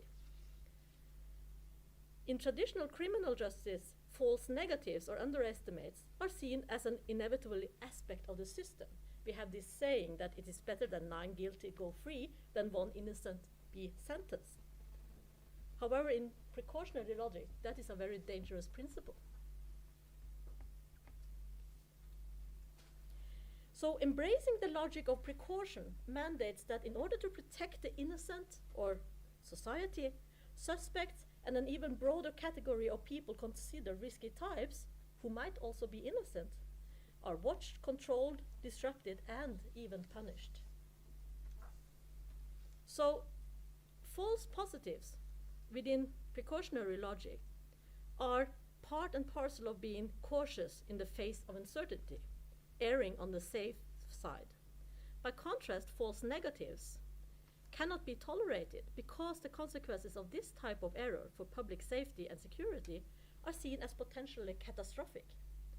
So it is this asymmetry that drives not only defensive practice by professionals, but also the development of even ever more intrusive policy initiatives. And I think what is most lacking in the political discourse is a focus on the potential increase in countervailing risks that we see in this new security paradigm.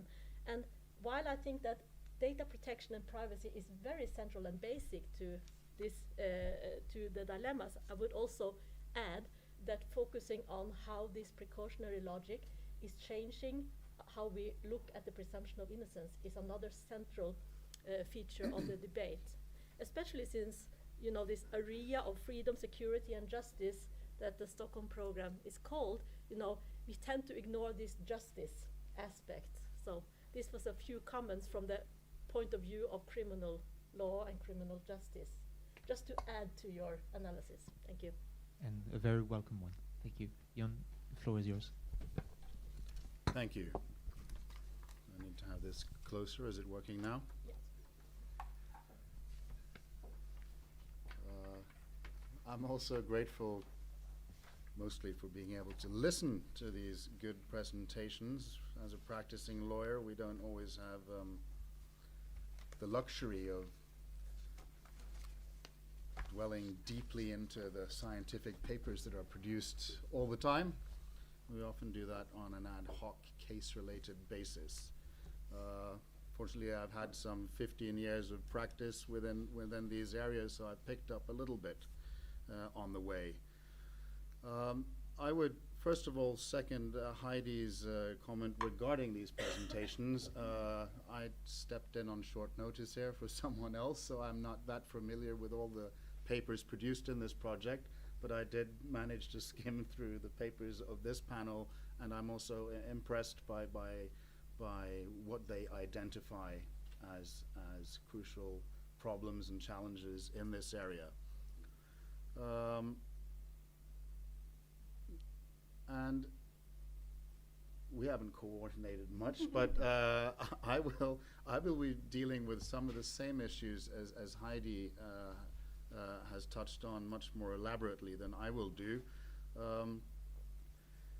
When it comes to this, which I think is, you call it a security paradigm, there's definitely, especially these last 10 years in the era of the new war on terror, an obvious political paradigm shift, which for human rights lawyers is not fully compatible with a similar paradigm shift in law. And as a general example, I mean, the European Court of Human Rights, I think, I'll touch on some of the decisions there from the recent 10 years, but there is no trace in the jurisprudence of the Court of Strasbourg that they have accepted any paradigm shift with regard to how to uphold liberal democracy in the area of law. So it's always inherent that authorities and governments and the majority, when it comes to minority rights, which fundamental rights in practice are, or in essence are, that it's not a new thing that the governments and the majority have always challenged fundamental rights. But I think in our modern European history, we haven't seen anything like the challenges and the pace at which they're happening and the breadth as we have these recent 10 years. And I think it's interesting that you identified in your work the decision-making process. And it's quite obvious that very many of the new systems, also the new legal decisions or directives and other measures in the EU, very many of them are done basically without any consideration to fundamental rights, or at least not even listening to any of the concerns coming from civil society or from data protection authorities. And I think, for instance, the police sector has had a very loud, or they've received big ears from the decision makers there.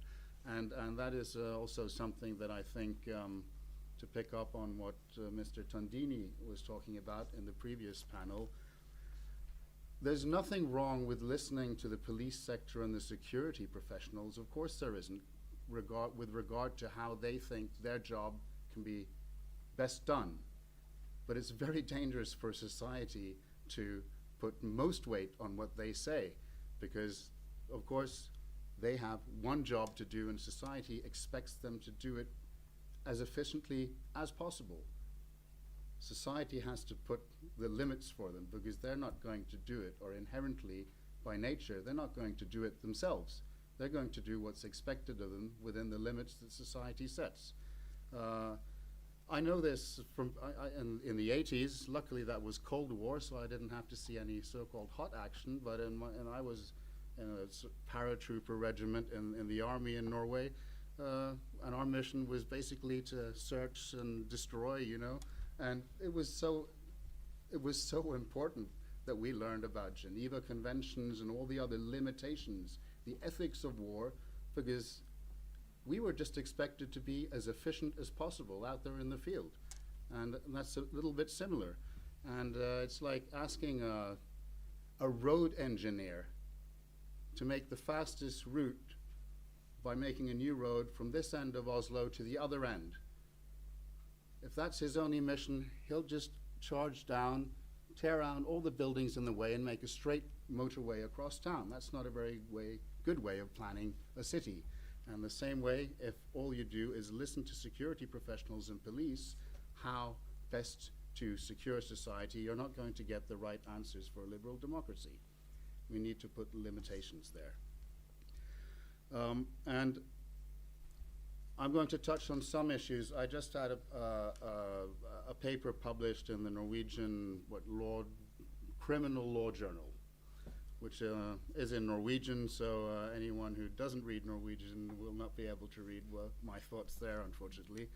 The title translated of that article is Can the idea of the liberal democratic, to use a German phrase, Rechtsstaat, survive if security becomes the overriding political goal? Now, to me, that's a rhetorical question, and my answer in the article in sum is no. It cannot survive if that becomes the overriding political goal in society, which it's, unfortunately, for the time being, looks like it is in certain areas. And again, to draw on criminal law, although this also focuses on migration law, which is something else, but this is all connected, and some of the things that Heidi was talking about. And retention, collection, and processing of personal data in this whole field. We're talking about the goal of social control. I mean, that's what governments, want to do. They want to control society. That's their job. Someone has to put limits for them as well. But the strongest way of controlling society, controlling human beings, is through criminalizing certain actions. The threat of being prosecuted for doing something is the strongest form of social control. And of course, prosecuting someone and actually putting them in prison is the strongest sanction in our societies. And also the associated police methods with enforcing criminalization are also ways of making social control. And if we just take, which is very similar in most of Europe now with certain nuances, all the new legislation on criminalizing terrorist acts. And now, just the Norwegian example, you've been talking about it, you have the actual act that you don't want to happen, the bomb or the killing. And then you define an area around that again. Of course, attempting to do that has always been normal and traditional to penalize in criminal law in Europe, attempted criminal acts. But now when you also criminalize preparatory actions to that, and where you also have to prove that there is a motivation, which is a terror motivation of the act as well, you're moving very far into very many normal daily things that a lot of people do. Talk to each other, and you have to, basically, to put it simple, prove that two people got together and actually had an intent to do something which they haven't even attempted to do in the future, and with the motivation of creating fear or a terrorist motivation. Now we can see from the courts that it's almost impossible to prove that. But the important thing is that the police powers to do secret surveillance and collect personal data are connected to what criminal acts they're supposed to prevent. And now that in Norway, as in many other European countries, the secret police are allowed to wiretap, collect personal data, even before they have suspicion of someone committing a criminal act. And now if you've criminalized preparing a criminal act in the future, and you're allowed to collect personal data, wiretapping, before you even have a suspicion, when you think someone is preparing to prepare a future act, that's a very wide discretionary power, and it's very difficult for the courts, when they give permission, to actually contradict that someone might be preparing to prepare. And this is the pre-crime situation we're talking about. And combined with the tendency in many areas when it comes to personal data of blanket and indiscriminate collection, detention, and processing of personal data of the whole population in many areas, you're touching, as you said, not only on the right to privacy, according to the normal traditional proportionality tests in the Strasbourg court's jurisprudence. You're also touching on, in many areas, on the right to free communication, because that is part of privacy as well, to be able to communicate with other people without risking or wondering whether someone might retain your traffic data or be wiretapping you. And it touches, as you say, of course, on the presumption of innocence. And also a fourth thing, especially when it comes to blanket detention and indiscriminate detention of personal data or communications, you also challenge the right not to incriminate yourself. It is a fact that even if you're suspected of a crime and everyone wants you to explain where you were on that day or who you talked to, you actually have a right not to contribute to your own prosecution. Now, collecting everyone's data in certain areas pre-crime circumvents that right. There's no need to ask where you were on a certain date last year. If they already have retained your data and your location data from communications, they can find out exactly who you talked to last 6 months ago and where you were when you talked to them. And that's also a circumvention of a basic fundamental right. And practices that touch on so many fundamental rights in one go, there's a reason to raise a certain flag. How is my time now? 2 minutes. That's okay. So I'll round that off then with summing up. I mean, what I and human rights lawyers and the International Commission of Jurists all over Europe want to see is that, especially in the EU, that these fundamental rights questions become integral to all these decision-making processes, because they've gone already way too far. We need to take a step back And what we're seeing now is that instead of balancing fundamental rights against security, for instance, within the framework of the European Convention on Human Rights, which actually has norms for how to balance those rights, the politicians have started to balance security against fundamental rights in general, outside of the convention's system. This is also identified by the UN Special Rapporteur on Human Rights and Anti-Terror, Michael Scheinin. So we need to get this balancing again within the norms of the convention. And I won't now have time to mention all the interesting jurisprudence from the last years where I would say that the Strasbourg court has confirmed this, that there's no state of emergency in Europe as such now. It's everyday business. The normal proportionality tests are still valid. But what's happening now is that we're substituting, politically, substituting the normal tests and the normal respect for fundamental rights with some notion that safeguards, either technically or by independent control authorities, can somehow substitute the fact that you shouldn't have made an infringement on the certain fundamental right in the first place. And this is a notion which I would just contend very generally. This notion is a foreigner in the European rights, the European Convention of Human Rights. You can't substitute the basic human rights by making technical safeguards or other safeguards if you've infringed on the right in the first place.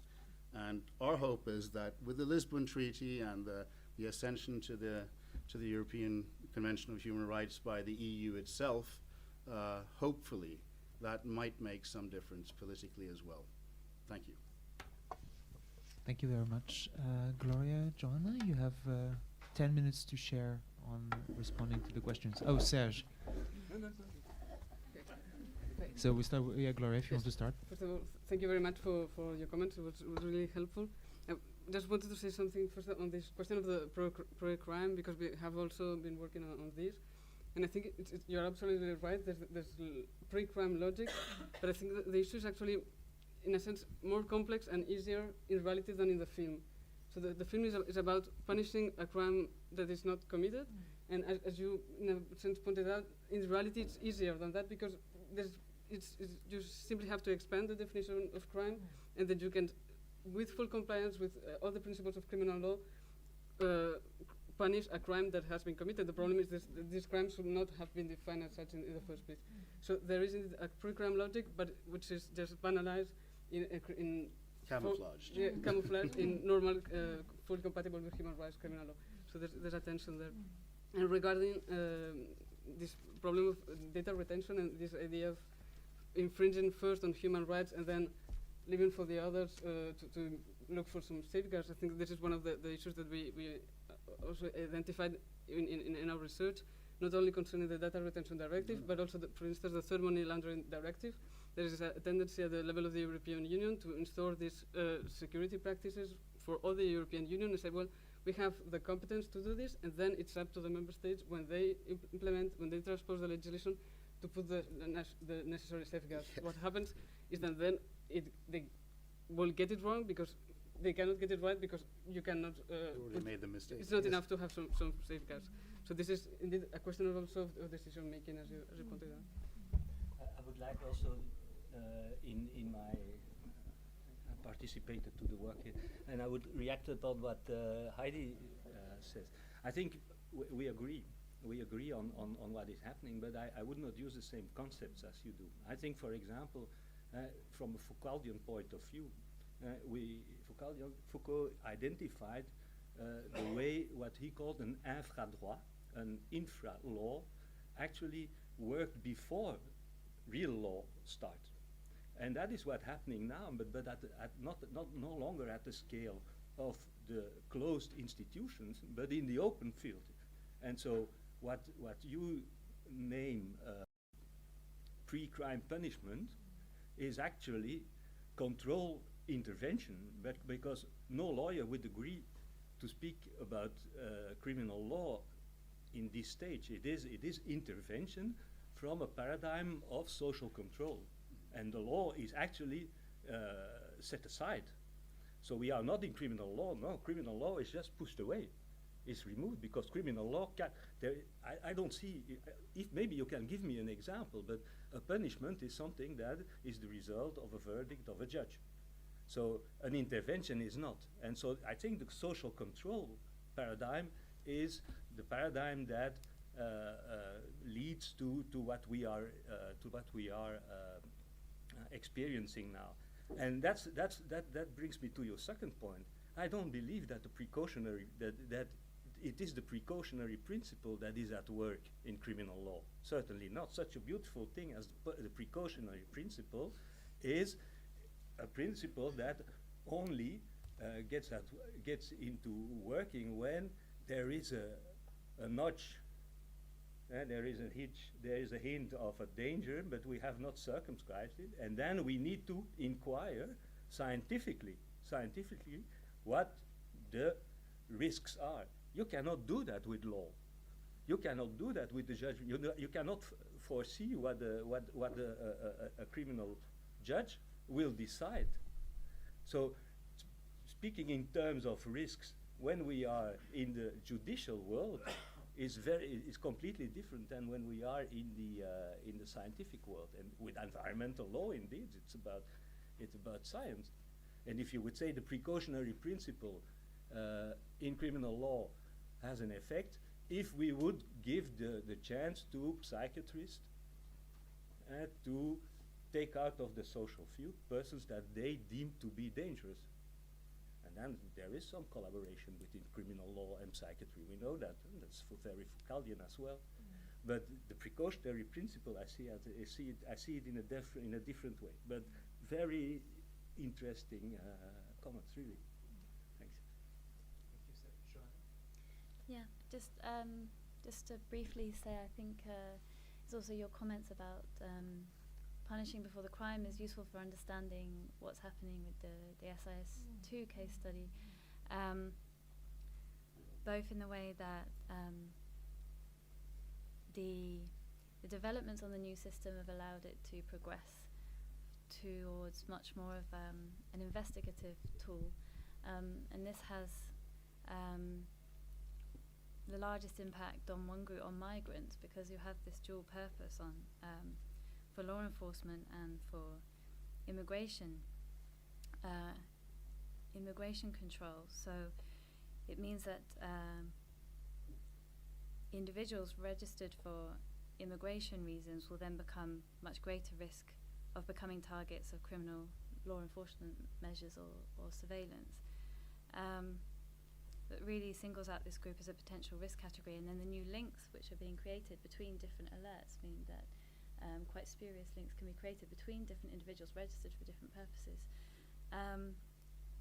which really it reflects this intelligence logic which has crept into the system.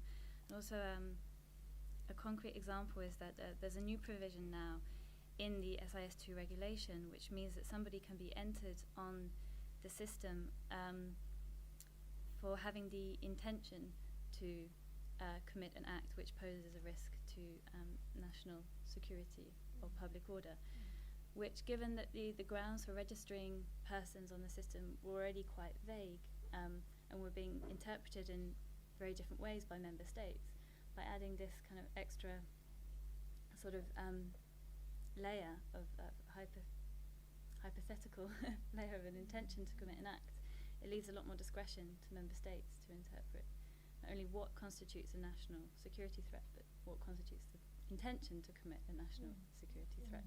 So it leaves a lot more scope for unlawful data to be kept on the SIS, which is already a huge problem. And then just to comment on John's observation of this paradigm shift and the fact that courts are catching up. I think also the EU institutions are having to catch up. I think what happened with the Schengen Information System, the development of the new system is that there was really a vacuum in the sense that there was not formalized channels for other actors to input and bring in a fundamental rights perspective on the system. So it really privileged the voices of police and security experts And one of our recommendations is that there should be some kind of mechanisms for formalized consultation in the future when future proposals are being prepared on security technologies, that actually there can be a more formalized input from different actors, the civil society, but also European Data Protection Supervisors, the Fundamental Rights Agency, Article 29 Working Party. It might be interesting to watch the development of the fundamental rights agenda within the Commission itself as well, because I think now with the split between the DG Home Affairs and DG Justice, there is what could be said, a strengthening of scrutiny of fundamental rights in EU policies. And I know DG Justice is now working on a methodology for what it calls a sort of a proofreading of fundamental rights in future EU policy making. So it'll be interesting to see how this will be developed and applied in the future when it comes to developing security technologies. Thank you very much. I'm afraid we're out of time. If there are maybe a couple of questions. Thank you. I just couldn't resist taking up the question of privacy by design, which Gloria brought up, and then Jon, in a way, I'm going to tell you how you talked about it without.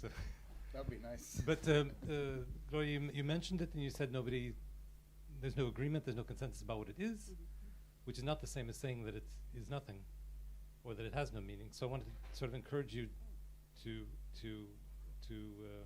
explore that a little bit more. There's the Ethical Advisory Board of the European Security Research Program, of which I'm a member, is very busy these days, has been busy for about a year and a half with a certain project that's running in the security program, which can remain unnamed. But it's essentially the technological development of a hub for coordinating a myriad of surveillance technologies, from cameras to internet to whatever you like, and it centralizes them. And the entire system in its total operation violates every privacy law you can think of, and every privacy norm as well. And the problem that the board is having with getting the operators of the project to pay attention to these problems is that the engineers that are involved say it's not my problem. You know, I make the gadget which moves the signal from this box to that box, and there's no privacy issue in there, so get off my back. But of course the entire project is made up of engineers who are doing nothing but that, and they make up that a big community of people just doing their little box which has no privacy issue. And I thought of this when you said, here it comes Jon, that when you talked about being a paratrooper and efficiency. Your job wasn't to look at the Geneva Convention and all this. It was to do the job, clear the brush, burn the house or whatever. And so it's a similar kind of argument. You know, I'm just doing my little job. I'm not in the big picture. And then when you said again later, when you responded to Jon, Gloria, you said, well, at the European level, you have this machine, which is called privacy or personal data protection regulations, and then it's up to the member states to deal with it. They're just doing their little box as well, and they say, oh, you know, it's just our little deal. It's not the entire European thing. So there's this tendency to make ethics a compartmentalized and also instrumental or technological problem, which then frees it from this big picture. Privacy by design, as I understand it, is trying to say, well, all these little elements have to already be thinking about privacy. So you tell the engineer in this project I was mentioning, well, just your signal from one box to another already has to think about the privacy issue. Or the every foot soldier, you know, clearing out a road or something has to think about the Geneva Convention. Or every member state in the little local problem has to already think about it. Is that possible? So when the Commission is talking now, the security program is talking now about privacy by design, can we make it on that basis? Sort of every little element, almost a subset or a genetic subset of the entire system has to be privacy by design. Is that the possible meaning of it? And is that workable. So, do we have replies? Okay, 1, 2, 3. Are we going? I'll try to Is do that it all right with quick. the order? Yeah. Very good point. I mean, because privacy by design is one term. There are many other terms here, which people put completely different things into, and yet they think they're talking about the same thing. So that's very important. What do you mean by privacy by design? And just to be a little bit tabloid, as someone hinted on here, I mean, sometimes the EU makes directives which are, in many of our opinions, violations of fundamental rights in themselves. And then they say, and they must be implemented, of course, so that they comply with fundamental rights. Now, that is their privacy by design, saying, you know, and that doesn't work. And this you can put this into the technical bits and everything. It's very, very important. And it's important that it doesn't become a concept where it's just a matter of technical protection. Okay, just No, but I would like even to take it further and provocatively, but actually I mean it. Privacy by design is a contradictio in terminis. It is a contradictio in terminis because privacy is prohibitive. Article 8 of the European Convention says there will be no violation of privacy. So if there is a judgment about privacy, the judgment will say there is a violation of privacy, so it is prohibited. So you cannot design privacy, since privacy prohibits. So what is meant in the best case is data protection by design.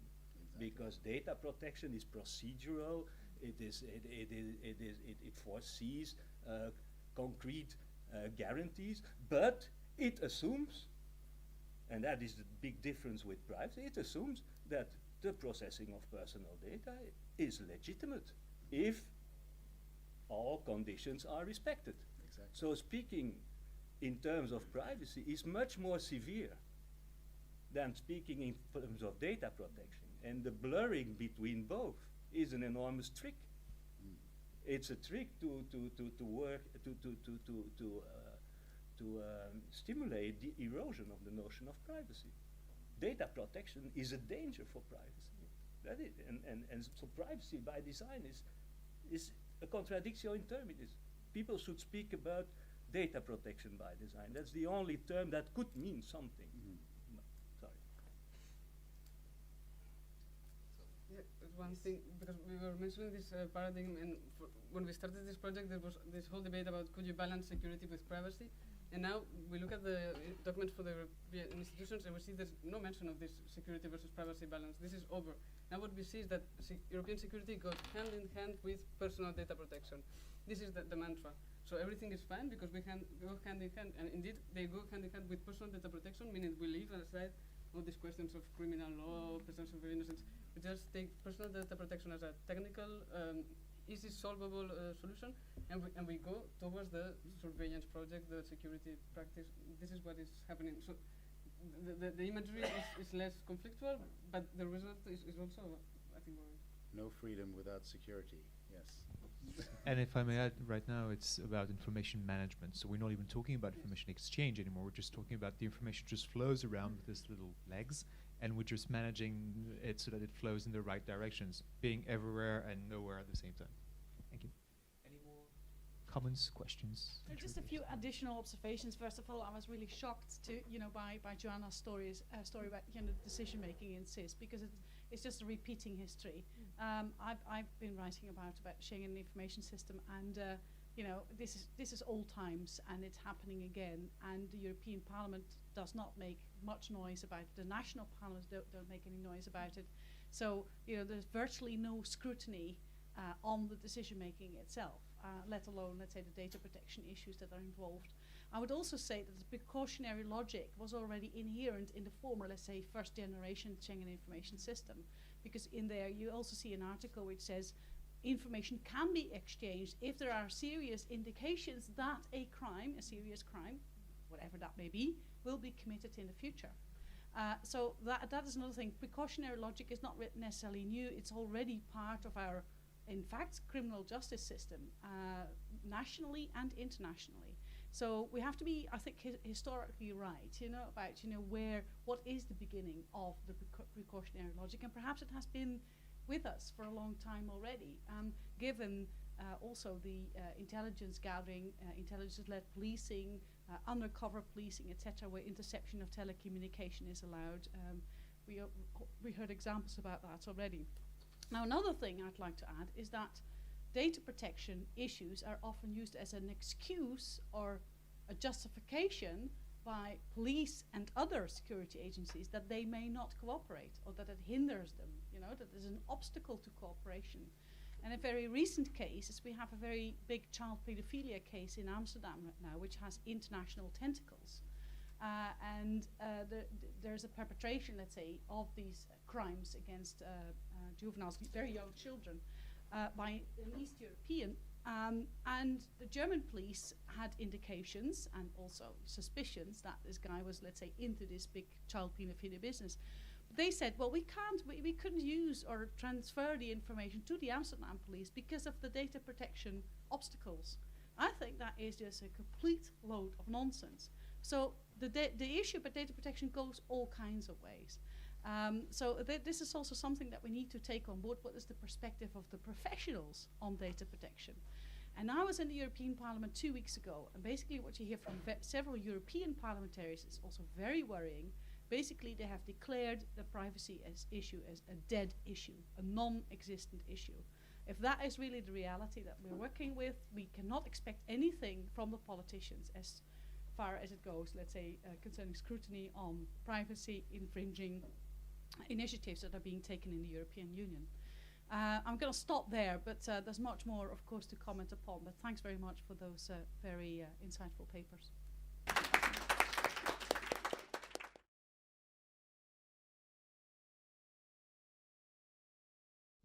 Good afternoon. Welcome to our afternoon panel, Consequences of Security Technologies. It's time for the rest of us to earn our keep now.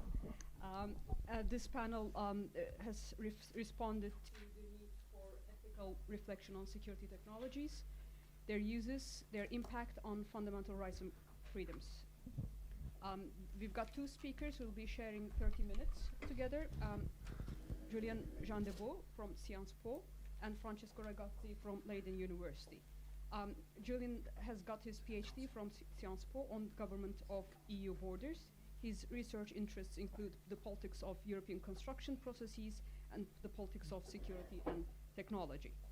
Francesco is an assistant professor at the Institute of Political Science at Leiden University in the Netherlands, and his research interests include reflexive sociology of international migration and transnationalism, diaspora politics, and critical approaches to security. We've got three commentators that will be responding to their presentation.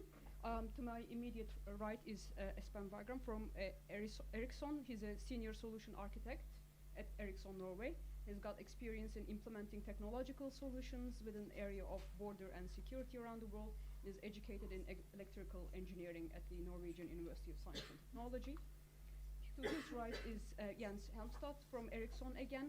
He's a senior system expert at the Global Competency Center for Border and Area Security at Ericsson. He's also an adjunct professor in the Department of Electronics and Telecommunications at the Norwegian University of Science and Technology. He holds a PhD in radar and microwave technology from Norwegian University of Science and Technology.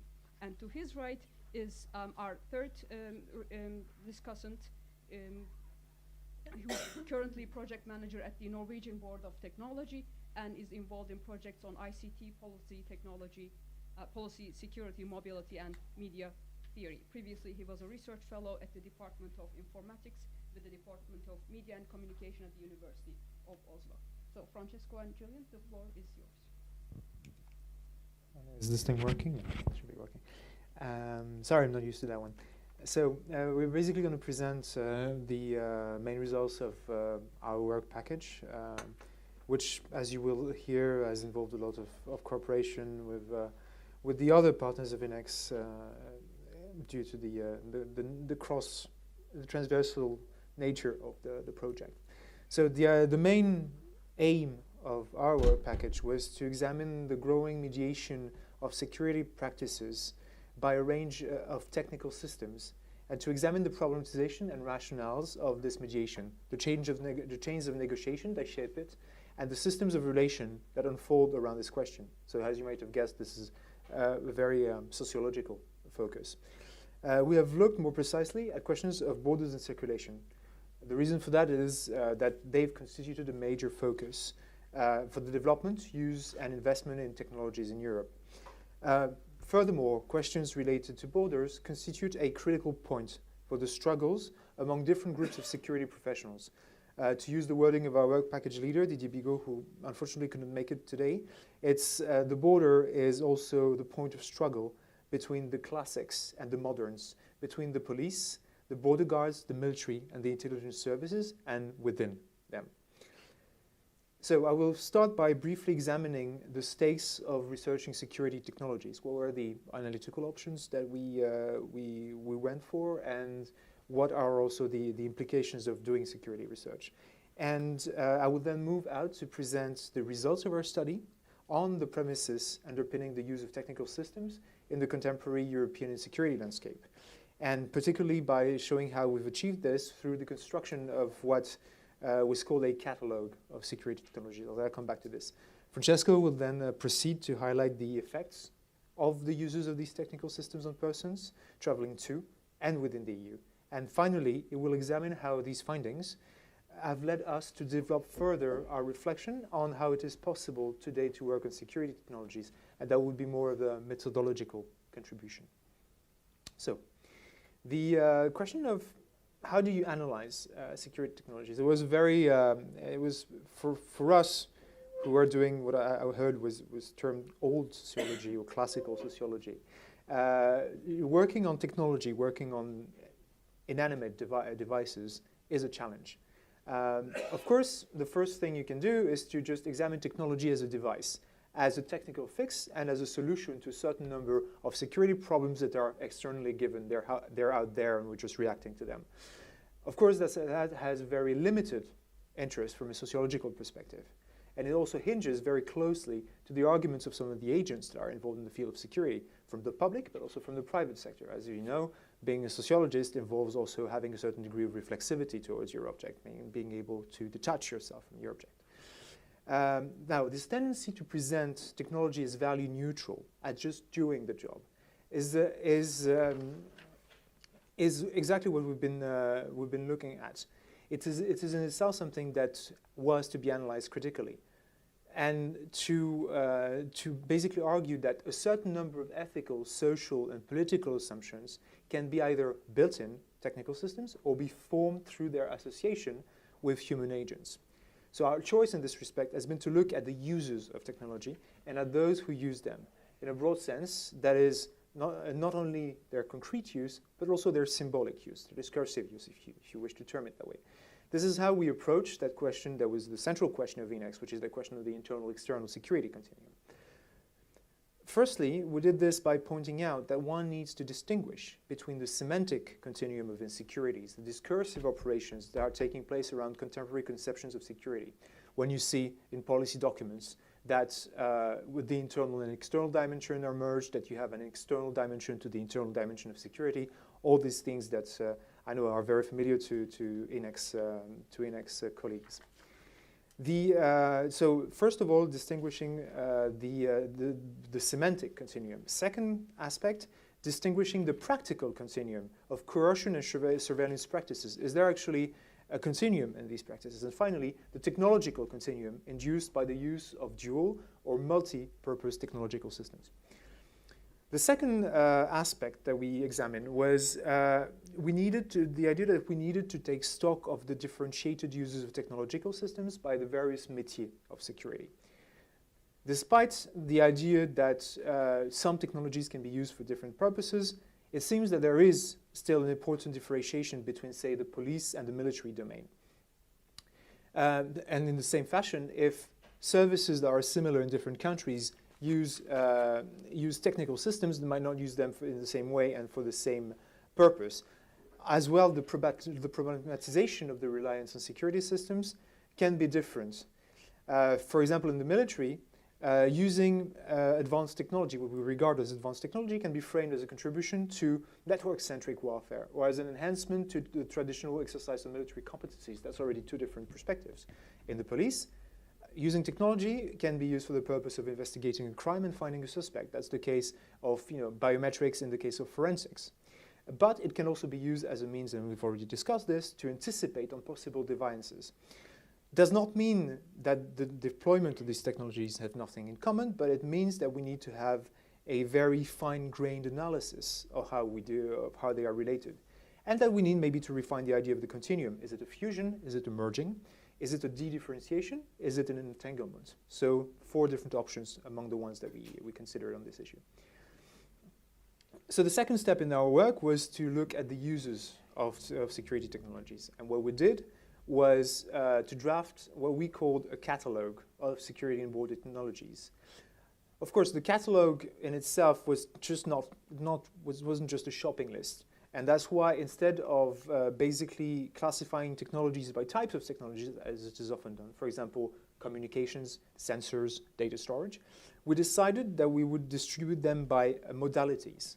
And since our work was focused on the question of border control and surveillance, we suggested that we could distribute the different technical systems in 3 different modalities. The first modality being the identification of individuals and the verification of their identity before they travel or in the course of their journey. And that involves chiefly biometrics.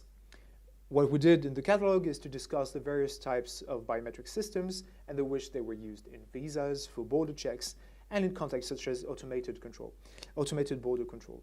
We also extended to discuss about what are called sometimes behavioral biometrics, so the capacity, say, for a CCTV to detect from your body attitude whether you are intoxicated or whether you are being aggressive.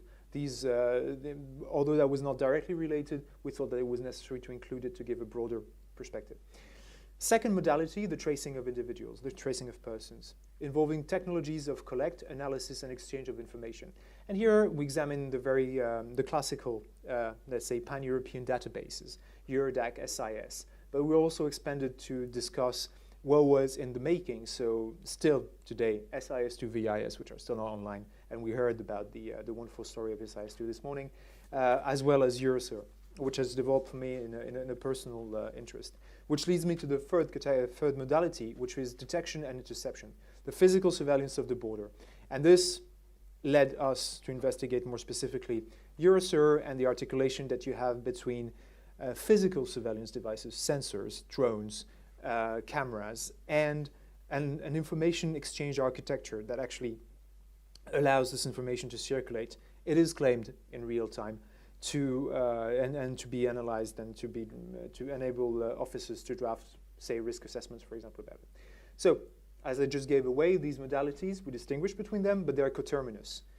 And basically, the question of the entanglement of these different modalities is the key question in the current relationship between technology and security.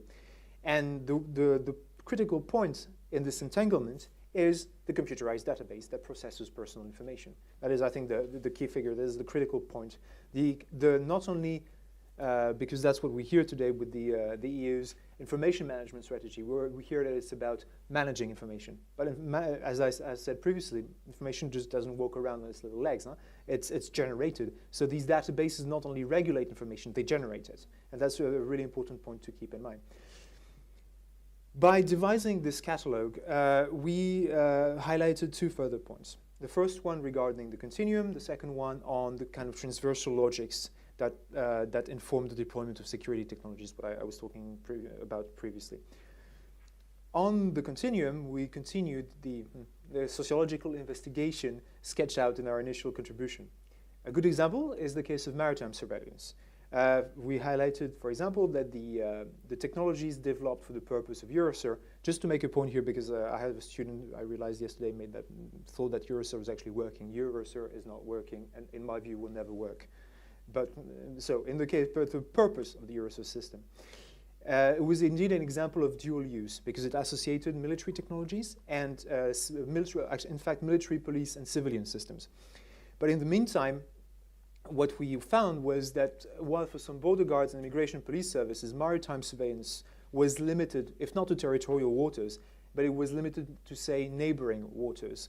For the military, in fact, maritime surveillance represented an opportunity to go beyond what they saw as a limited geographical vision on behalf of the EU institutions, the police and the border guards, and to adopt a global scope, so to promote a global security through the use of maritime surveillance. Another aspect that we investigated, it was the public-private dimension of the relationship between security professionals.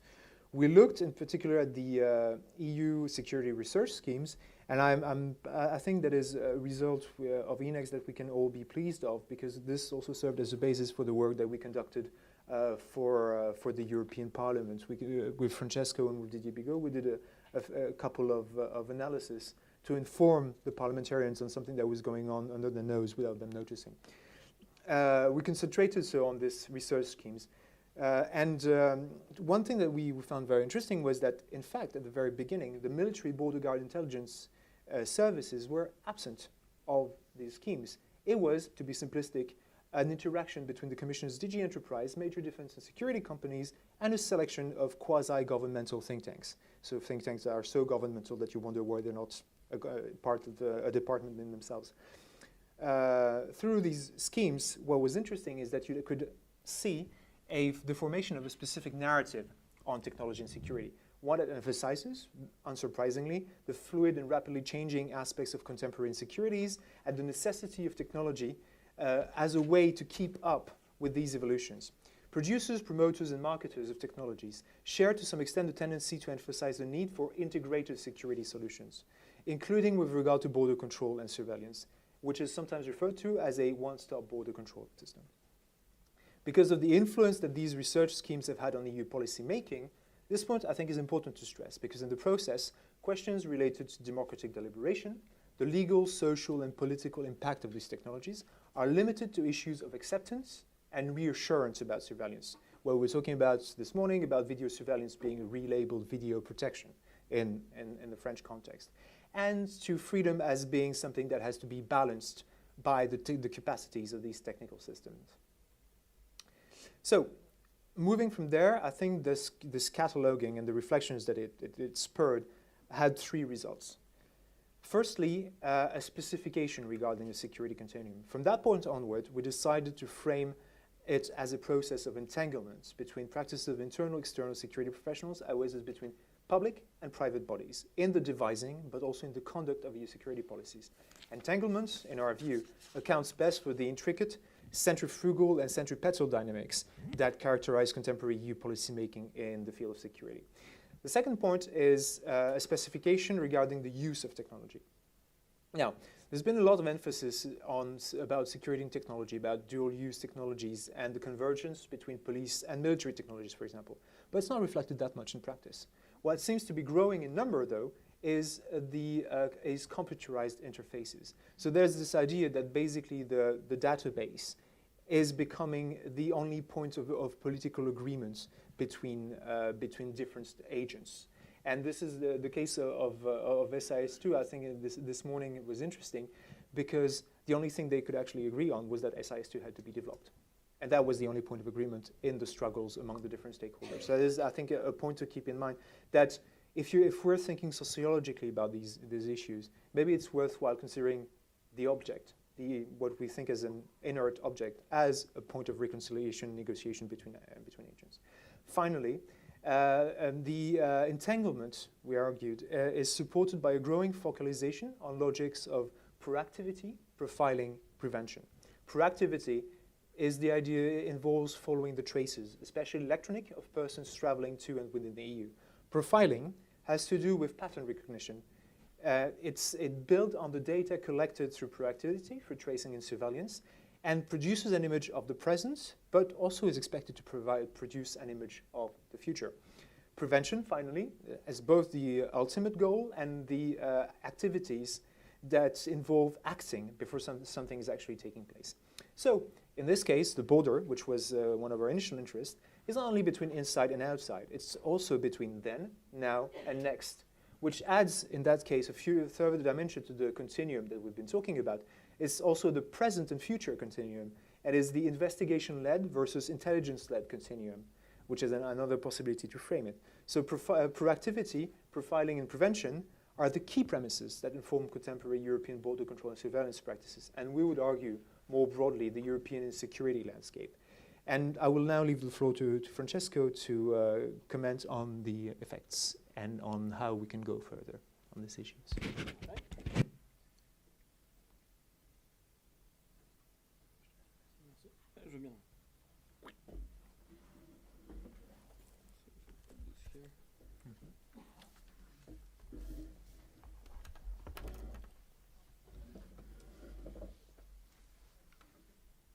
Is this on? No? Did you turn it off? Yeah. Hello? Does it work now? Okay. Good. Okay. Yes, apologies for the delay. I'm still fighting a nicotine addiction, not very successfully. So I'm going to present the work that we've done with the third deliverable and also the fourth one, which is number 6. In which we do something a little bit different, which is to discuss and talk about methods and methodology. So about the third deliverable, let me start by saying that European border control and surveillance practices are based on the key premise that the EU constitutes an area of freedom, where the EU citizens enjoy the right to come and go at their will. This idea is complemented by the notion that with free movement come a series of challenges that need to be addressed if one is to protect this very freedom. And so border control and surveillance practices in this sense are not only about the control of the geopolitical border, they involve more fundamentally the regulation of the relations between two categories of persons, the EU citizens and the non-citizens, the third country nationals. So the central point of this third deliverable has been to argue that far from the image of a fortress Europe, in which EU and non-EU citizens are subjected to entirely different regimes of surveillance and control. In fact, what we have is that when we look at the question by factoring in the element of security technologies, the distinction becomes much more blurred. So empirically, the work we have conducted has pointed out that on the one hand, we have a number of the new security technologies and technical systems put in place over the past decades who have initially been designed for the purpose of governing movements of so-called third country nationals, persons traveling to or residing in the EU who do not hold a formal citizenship of the EU. But on the other hand, the use of this technical system has been progressively expanded and applied to EU citizens. So I would like to develop on this main point. First, however, let me say a couple of words about the approach we've taken in relation to the concept of citizenship. So from the traditional point of view of the social contract theorists, citizenship is what marks a distinction between those who are inside the contract and those who are outside, foreigners. And so we can understand citizenship from the perspective of rights and obligations conferred onto individuals by nation states. But following the work of Barry Hindus, among others, we take our starting point, as a starting point, the notion of citizenship as mostly being problematized as a specific technology of differentiation, which operates through the delineating and classifying of populations for the purpose of organizing relations between them. In this sense, citizenship is mostly understood as a technology of government through which progressively centralized institutions of the state have separated populations to be subjected to different practices of power and surveillance. And so our argument in this perspective is that the distinction between citizens and non-citizens, while it might be central in the narratives of professional politics and in mainstream theory, needs to be re-examined. Not so much as marking a sharp distinction, but as operating a difference in degree to which certain practices of government can be applied to a given population. So what has taken place concretely? Well, there are two points that we developed that sort of disrupt this notion of the sharp dichotomy. First of all, and I will not extend on that, non-EU citizens are subjected to several different regimes of surveillance and control. So those persons who are most intensively subjected to operations of security-related technical systems are persons seeking to apply for asylum in EU member states, as well as nationals of countries placed on the negative Schengen list. The second point, the degree to which security technologies are used to monitor persons traveling to and within the EU without holding EU citizenship varies strongly according to this person's nationalities, but also their professional status, their place of residence. And this list has been constantly changing. For example, Council Regulation 539, listing the countries whose national must hold a visa for short-term stay into the EU, has been amended 5 times since its entry into force. Specific modalities have also been established regarding the regulation of local border traffic, as well as concerning the facilitation, for example, of Russian nationals living in Kaliningrad, and so on and so forth. The second point is that biometric technologies, in fact, do affect both citizens and non-citizens. First, I think it's important to go back to the idea of these new technologies, and in particular, the question of biometric identification in relation to the interconnection with databases. At the core of the promotion of biometric technologies lies the assumption that documents, including national identity documents, are not really a reliable source of information to identify a person and locate him or her in an array of statistical information that might help determine of his or her level of danger. And so therefore 2 elements are central in this perspective. First, it's the body itself that is believed to tell the truth about an individual's identity.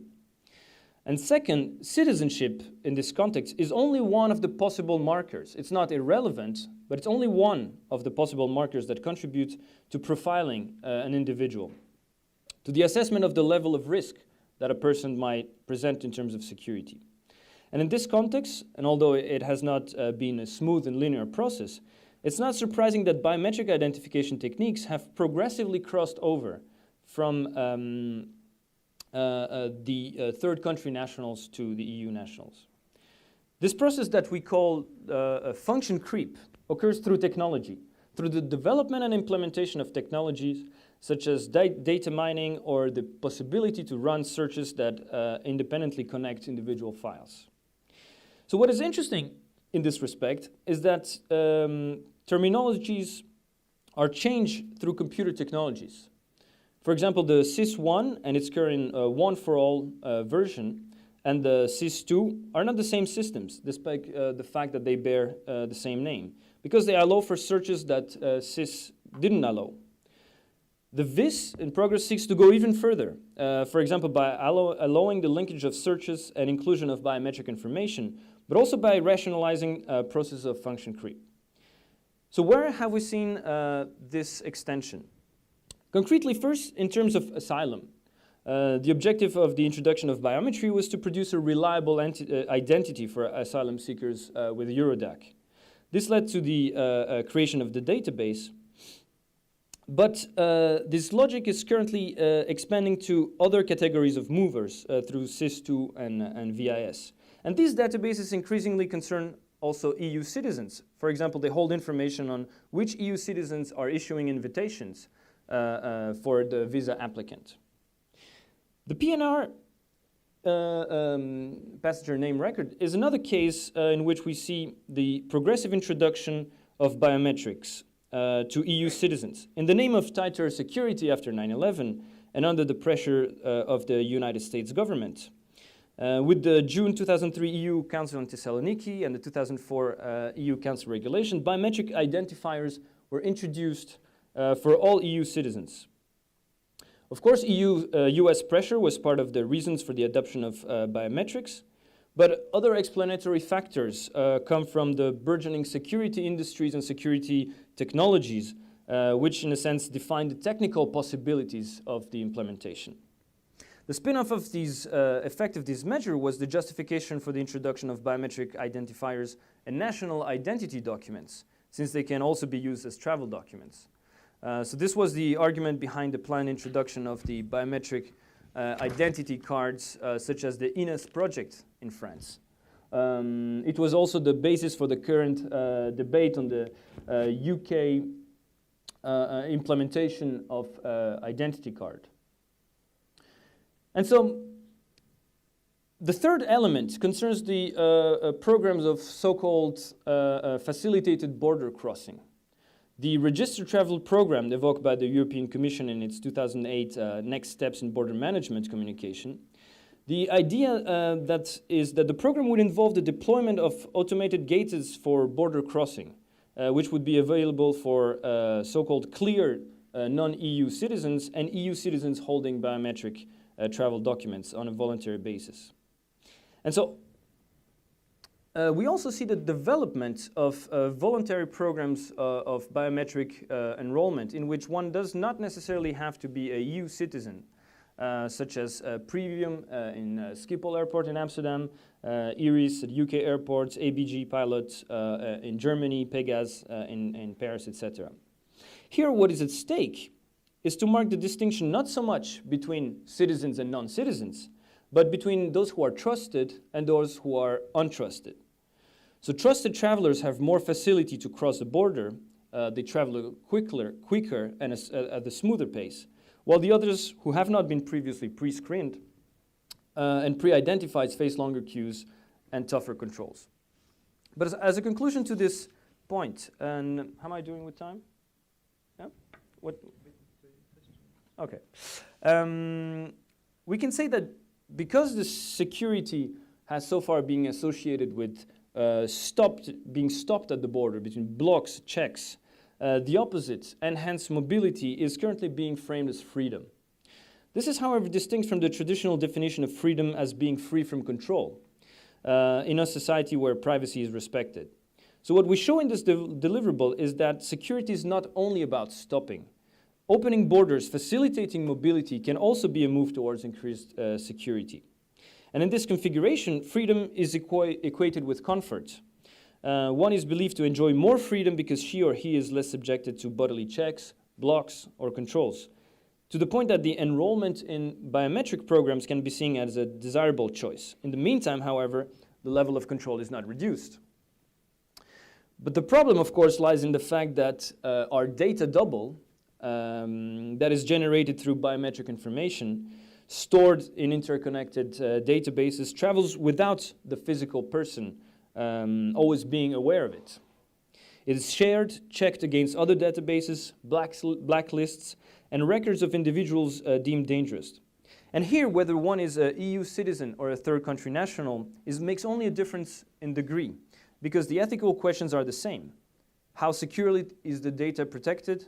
Can we be sure that the data collected in the EU is safely protected abroad? And second, is there a way to control how the data is processed? And what are the possibilities of false positives? These are the questions that we conclude our third deliverable with, and that probably need to be constantly asked when new border technologies are developed and discussed. So in the second part of this presentation, so far we've discussed the intellectual journey that we've done discussing the question of technologies. Now we'll talk a little bit about engines, motors, and carburetors, and how we go about this journey. Of course, there's a double risk in doing that. First, that presentation technology does not always work. PowerPoint fails often, and probably what I'm trying to do here, I hope it will work. But the other risk that I should put up front here is that the risk of understanding technologies and methods in research as a fetish that divert us from real issues. So by no means we're trying to solve issues through these kind of fetish, but to see how we can use them to overcome certain hurdles in the research. So this deliverable answers the request by European Commission in the assessment of INEX concerning more integrated work in the project, and particularly demands for reflection on methodology. And for those of you who are at ISA, methodology has become the new mantra of security-related research. So we had two goals here. the main idea was to go beyond the unitary image of an integrated border management and as Frontex as an autonomous agency. We wanted to look into the multiple coalitions and multiple struggles between different groups within the European bureaucracies of the Commission and the Council, inside the agency, and between the agency and its counterparts. And therefore, we needed ways to look to look in a systematic way through these differences and different positions. The other objective was to understand how and when the consensus that apparently informs this development is formed, the change of negotiations that has shaped it, and the struggles between the officials.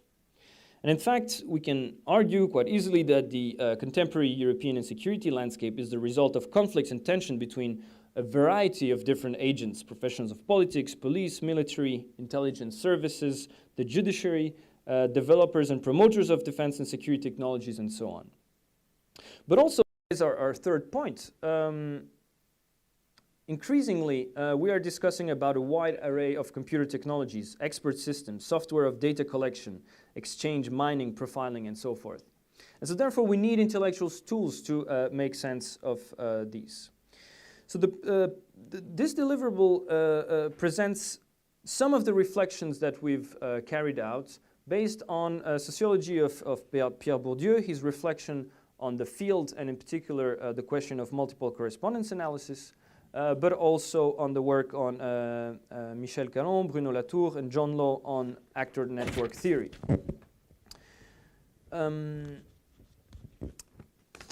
So what do we look for new technologies or new methodologies, rather than technologies, new methodologies of data collection and data analysis?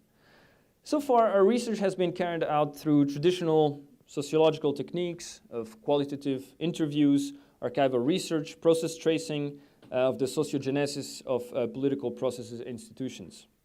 But we're faced with two challenges. First, we need a tool to account for the map as exhaustive as possible of the professionals that we are dealing with. And here the visualization of research, whether for the heuristic purpose of presenting outputs of a given project, has become in this respect increasingly important. So in the context of challenge, the previous FP7 program, FP6 program we were involved in, discussion have coalesced around the possibilities of modeling qualitative and quantitative data. Based on Bourdieu's concept of the field, there you go, you might be familiar with this one, we have been interested in working with multiple correspondence analysis. So the principle is quite simple. It is to map a certain number of actors on the basis of how they distinctively respond to a certain questionnaire. On the basis of how their responses are distant one from another, they are then mapped on a two-dimensional graph. And the graph can itself also reveal the positions of the actors in terms of their different amounts of capital in Bourdieu's theory. So economic capital, cultural capital. And so this is taken from the distinction in which we see how the taste for certain particular elements can be mapped along a certain number of socio-professional categories.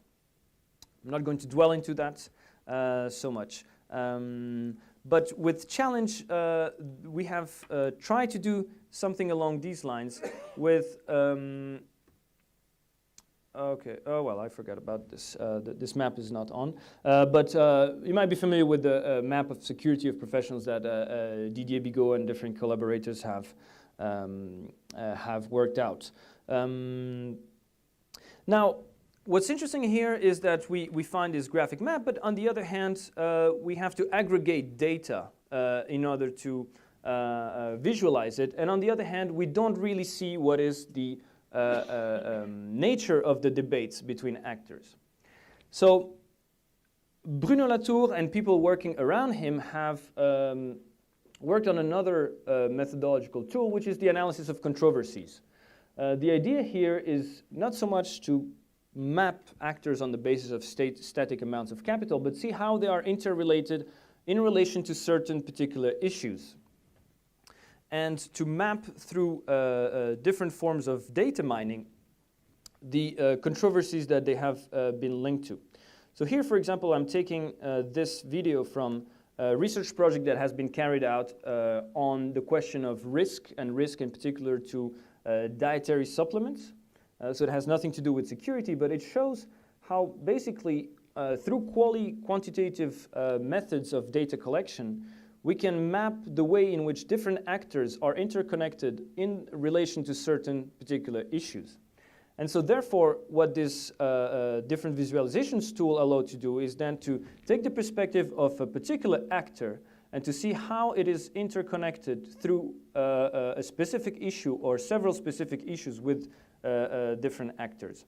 So therefore, here we see that particular university or information services is connected with consumer organizations along what is then color-coded as one particular kind of issue.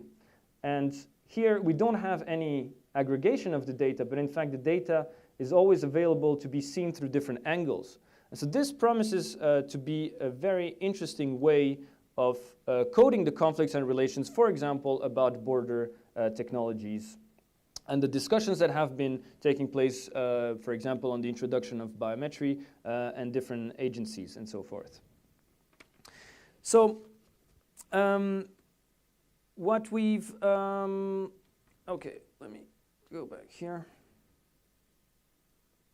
What we've tried to do with our own research project here, the analysis of controversies and in general, the Latourian approach has permits to see different steps in the elaboration of the analysis. And one of the steps, the initial steps, is to create a timeline of the discussions and a timeline of the different points of contention. And what we have actually done with this deliverable has been to work on this specific issue of the timeline, in which we have, yes, here we are. Quicker? Yeah, I'm running over time. All right, so I'll just quickly go over here. So we've been working with Media Lab in Paris, with so people who work directly with Bruno Latour, and they have elaborated for us this viewer. We have basically encoded a series of documents and analyzed the extent to which certain keywords are present or not present in the corpus of documents. So for example, we can type internal security here, then the software runs an analysis, external security, and continuum. That was one of our queries. And so what we see, each of these points represents the number, the spread percentage, the number of occurrences of a particular word in a particular document. And for this particular query, what we see, I'll switch back to this thing. Here we have the full analysis, and Julien has specifically then commented different elements, is that the graph is designed to investigate the notion that internal and external security has gained currency in official standpoints about European insecurity. The differentiated spread ratio in the occurrences of internal security and external security indicates that despite being associated in most policy documents, the two terminologies remain distinct insofar as they are featured in different sentences in the documents. The analytical pertinence of the notion of continuum here can therefore be discussed. While it is undeniable that internal and external security are associated in some form of continuum, this association can be conceptualized in terms of entanglement. An additional element here is that the relative weight of the semantics of internal and external security and considerations associated with EU border control and surveillance are mapped according to a separated timeline. So I'm not going to go through all of the different queries that we've conducted, but just to conclude on this tool, it's certainly not the term a technological tool that would allow us to make final conclusions or nor to test hypotheses in a positivist kind of perspective. But it can certainly give us hints about the use of certain words, the use of certain forms of language, and then where we can conduct more in-depth qualitative interviews in analyzing the different forms of data. So these are different elements. And well, so far maybe I'll just stop here if I'm running out of time, or do I still have some? No, I'll just stop here, and then we can discuss further if we have. What I thought I would do is partly comment on the very fine presentation here, though maybe with slightly academic approach. You of course have been warned against security professionals already today, so you might as well hear one and see what answers we do have. I read some of your paper, Julian, and Francesco also, and I thought that the first thing we can agree on is that border security is all about people surveillance. And there are obvious reasons for that, because it's much easier than to monitor, to try to control territories. That's always been hard, and we still don't get the hang of that. But to survey people is much easier in a technological way, because physical borders mostly, they are very dynamic in nature, and they move back and forth, and it's very hard to establish criteria on how you can do that efficiently. But people, that's easy. And also, the one thing which is very obvious about border control, it's all about trying to achieve complete control. Unless you have complete control, you have chaos. And the only way to get complete control is to secure people. That was my first thing I thought I would comment on. The second is what I find a paradox, is that within the INEX project description itself, we talk about a continuum, and then we place the scene of the crime at a border. What does then the border represent in this versus the continuum? This makes me a little confused, but that doesn't matter that much. And when we talk about a border and a continuum, when does the border actually start, and when does it stop, and where does the surveillance stop and start? We can go on. We can go on to, in our world, the most important thing we need to find out is, what is the mission? With EU integrated border management, we can ask security from what? We listened yesterday, and it was protection of values. It was uphold peace and stability. Some would call it protection from terrorism. Maybe someone would call it protection from risk and danger. But the fact is that there is no unanimous decision on what we are actually trying to secure. And as such, you don't really get to achieve anything then. You've been stopped before you even start. And just a comment here, when you talked about prevention, the ultimate goal in security is actually defeat. There's one more layer to the value pyramid, as noted in. But you should take into account that security from what? The security industry is a €6 billion industry. And we talked earlier today about privacy by design. The mantra for us in the industry is actually security by design. We can make anything you want. It's just a question of what do you want. And maybe, when it comes down to the end, maybe this can also be seen in an industrial perspective. Maybe it's all about something else. Where does all these €6 billion go? Who are the stakeholders? Who earns money? Why are anybody interested in stopping the task of security? Because it employs very many people, including ourselves. So it's something to think about as such. And maybe the second axis of war is a racket, is maybe border security is also a similar racket, in the sense that it's maybe all about something else than we dare to say. Because when we deal with technology, we are sort of a little beneficial also. We don't have to worry too much about human emotions. That's the human behind that has to worry about that. But there are obvious reasons why we should install smart borders, because in many ways, technology as it is today gives us possibilities that we never had before. For instance, instantaneous ID of a person cannot be done without technology. You can do day, you can do night surveillance of people. Pitch black outside, but you can still see.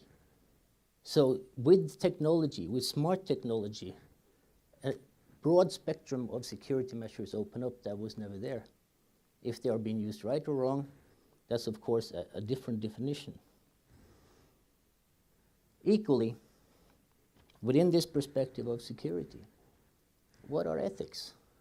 The first thing I actually did when I entered the INEX project 3 years ago, I work in Europe, I work in North Africa, I work in the Middle East, and I asked them all, give me an example of ethical values, and let's see how many of the same we come up with. That list is very short. It's basically non-existent. So we don't even agree on basically, if you're going to have ethical consequences, if you can't agree on what those consequences are, or what you're trying to achieve, how can you achieve something? And this is the value pyramid that we work at. Because when we do border security, first of all, we have to try to define what is the true identity of the problem we're trying to solve. Security from what? Is it that we are being threatened, Europe, by outside? And in what capacity? Is it financial, cultural? Is it maybe our ethical hegemony that's being challenged, our human rights number one position? And very often, if we are being threatened, as we say in the military, it's very often that we choose an external enemy. That could be migration, because then we can put ourselves in a little concubine and protect that. So we know that, of course, as a member of this global community, we cannot promote Fortress Europe as a concept. But we can do something with technology. We can use technology smart. We can introduce maybe what we call selective migration. We need clever people in our welfare society. We need cheap work. Maybe we can find mechanisms to get the people we want and keep the others out. We can outsource lots of the problems we have. We do that too in Algeria, in Egypt, in Ukraine, in Libya. We have them do a lot of the work for us. And at the same time, we buy ourselves what I would call an ethical and human rights alibi for the choices we made. And that's maybe a true essence of the integrated border management, such that we have very definite goals, and we try to pursue them, irrespective maybe of consequence. And we use the best available tools we have, which in terms of technology very much is part of. The uncomfortable thing, of course, about border security and technology is that it involves a lot of uncomfortable items. We do, as professionals in our industry, behavioral pattern analysis, we do movement pattern analysis, we do protective behavior analysis, and we try to put together technology packets and competency packets that can actually support such activities. And as I said, we use the best tools available. And the best tools available become more and more available to many people with different agendas. And we must take that into account. So how can technology best play a part in these types of activities? And where are the borders, to say, of the internal or limits of internal surveillance within the EU? There were talks yesterday about 30, 50 kilometers. There are no borders here. The entire territory of EU is equally covered in this analysis. Because, in my way, this best describes what border security is all about. Political realism, or realpolitik. And by definition, that excludes ethics. So ethics really doesn't have a part here, a natural part.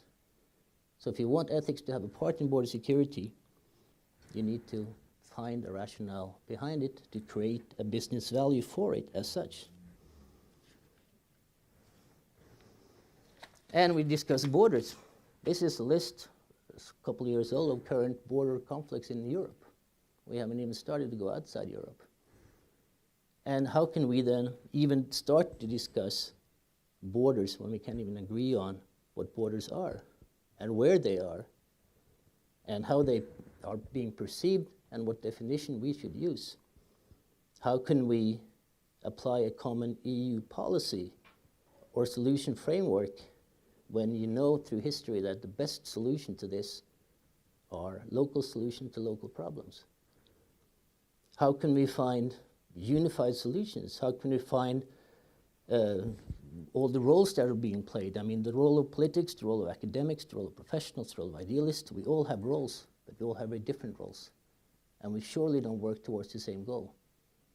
And in this respect, can we find common denominators that we can factually agree on and work towards? That's when you can start getting results. And we should be proud of ourselves as security professionals, but who best knows what border technology can do? This gentleman, the other guy, he is the response leader for a tactical team in Moroccan desert. And we had a very good conversation. And by token of interest, you can say that they can sit in the desert and listen, and they can discover a human at 400 meters. They can discover a camel at 150 meters. So all the smugglers use camels. And something that I will very much front is that with today's modern technology, there is virtually no limits to what we can do. The limits are in the humans. I will very strongly claim that we always look for maybe suboptimized solutions when we apply for technology, because the real good technology, the one which we call have low failure rates, do real work, it costs a lot of money. Most surveillance today are being done with suboptimized tools. You can go to any store here, you can see a break-in, and they will have a camera surveillance, and you can probably discover that was a human being doing it. But that's the end of it. So how you apply the real technology to get the real results is also very much an issue of discussion always that we have with our customer. And with an enormous amount of investment, how do you secure a return? What actually do you want to get back? Back to what are you trying to secure?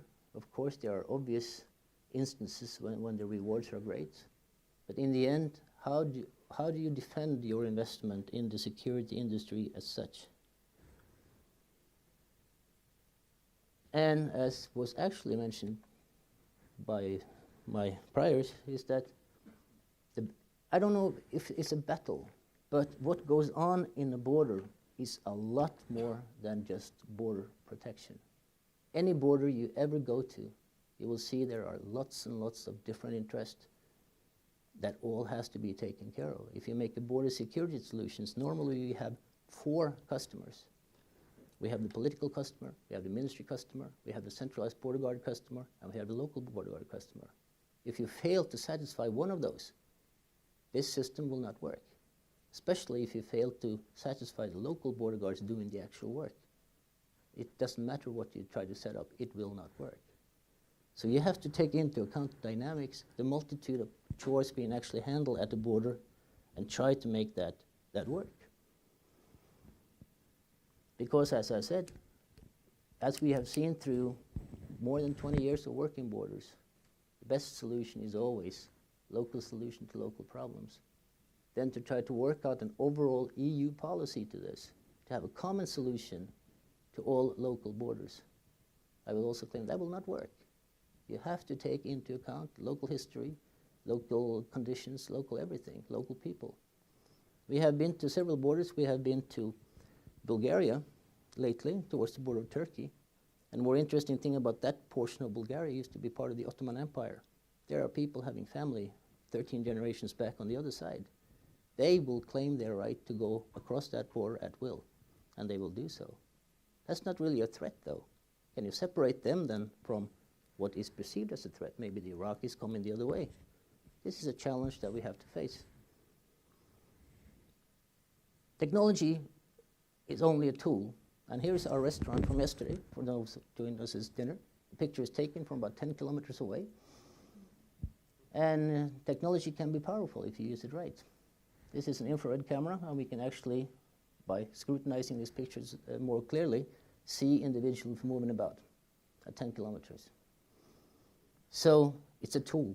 It's a very powerful tool, and it needs to be used correctly, and it will be used for many agendas. Equally, technology has no ethical responsibility. Technology is just what is being told. One can discuss about data storage directives, anything. It's always the human behind the technology that makes the decisions. It's always the human behind it that actually has to make the solution secure. You cannot blame that on technology, because technology is virtually non-intelligent. We haven't come to that point yet where it's been intelligent. And maybe, which I started with 3 years ago, we're almost finishing with, the idea of accountability. This is, Ericsson won the contract between Slovakia and Ukraine. As a result, what has happened? Well, you have detention camps there in Slovakia of illegal migrants passing. You have refugee camps in Ukraine because they cannot cross the border anymore. And a pure and simple question, who's responsible? Is it EU for making a strict requirement? Is it Ericsson for making the system work? Is it Slovakia for buying the system? Is it Ukraine because they don't have a social infrastructure to take care of the refugees? Well, the best thing is that we cannot agree on who is responsible. So if nobody is responsible, nothing will be done. So if all of us is responsible, nothing will be done. If nobody is responsible, nothing will be done. Which is a nice thing, but doesn't really give us that human rights alibi that we needed. And maybe back to, again, in order to introduce ethics into this perspective, which is by definition left out, you need to create a reason to include ethics. For private industry, I would say, so you need to create a business value for ethics. And you also need to motivate the term ethical responsibility to mean something more than just an academic exercise. And we go to just strange places to find out that there are different versions of border security. Some of you may know where it is, others can find out. Thank you. Okay, I'll be fairly brief, and coming from the same company as Espen. First, I want to say thank you to the INEX project, Peter, and everybody for having us part of this. It's meant a lot for the company, and it's certainly meant a lot for us. So thank you. As to the discussions and the presentations, I believe that, and talking from a purely technological point of view, I appreciated both their contributions, and I basically agree. In the deliberations in what technology can do and what it can't do, and it was very interesting for me to sort of, probably as an insider in deploying some of these technologies, see how they are actually perceived. And for instance, like the comments about how systems get more and more involved. You refer to function creep, I think, as a phenomenon. Things are getting more and more complex. And that is precisely what we as a technology provider also sense, that things are getting more and more complicated, and which are, from a supplier point of view, is also quite unfortunate, because that it makes things more complex, more costly, and probably also less reliable. And just as a sort of a quick run through of how this business is perceived from a vendor, from a commercial vendor. Ericsson, we are a commercial operation. We have like 30-35% of all telephone and computer networks on this planet, meaning that we really are involved in nearly all the information that flows on this planet, some way or the other. As all the businesses in this area, we are moving into more, actually not getting the information flowing, but also using the information and making services on top of that information. And that means we're involved on the physical side, like physical flow information, physical sensors, but we were also moving into the digital world, which also here includes digital border control, digital citizen protection. And one sort of flag I really want to raise is cybersecurity.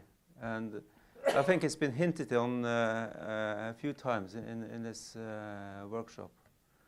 But I believe that this is really going to impact security issues in a really, really big way, because cybersecurity is mainly a result of connectivity, information processing, and it has several elements. One of them is that the uncertainness, because you never know what and when and how.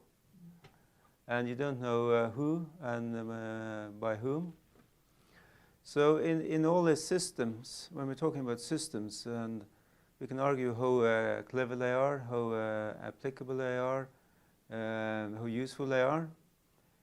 But I believe that the main issue is really who is using them. Is this for benign use? Is this malicious intent that's behind? And if we look at really all the parts of technology, sensors, communication, databases, man-machine interfaces, they're really all good things, and they can really, really do a lot of things. But who's using them? That's a critical issue. And I believe that there's a lot of conservatism in the police and the military and the border guards, and probably for a good reason, because introducing more and more complex technology makes things more uncertain. And coming from a large technology company, we certainly see that is the case. It's from our end, we, as much as from the user end, we strive towards simplicity, transparency, standardization, mainly for the same reason, to have systems simple and knowing what's what and who's using what. So as a conclusion to my comment, I would say that probably as an industry, we're really a prime example of a business enterprise working over a different region and over different borders. We do business very often in neighboring countries. We have sometimes and several times we meet ourselves on the door. We do business in one side of the border and we do business on the other side of the border.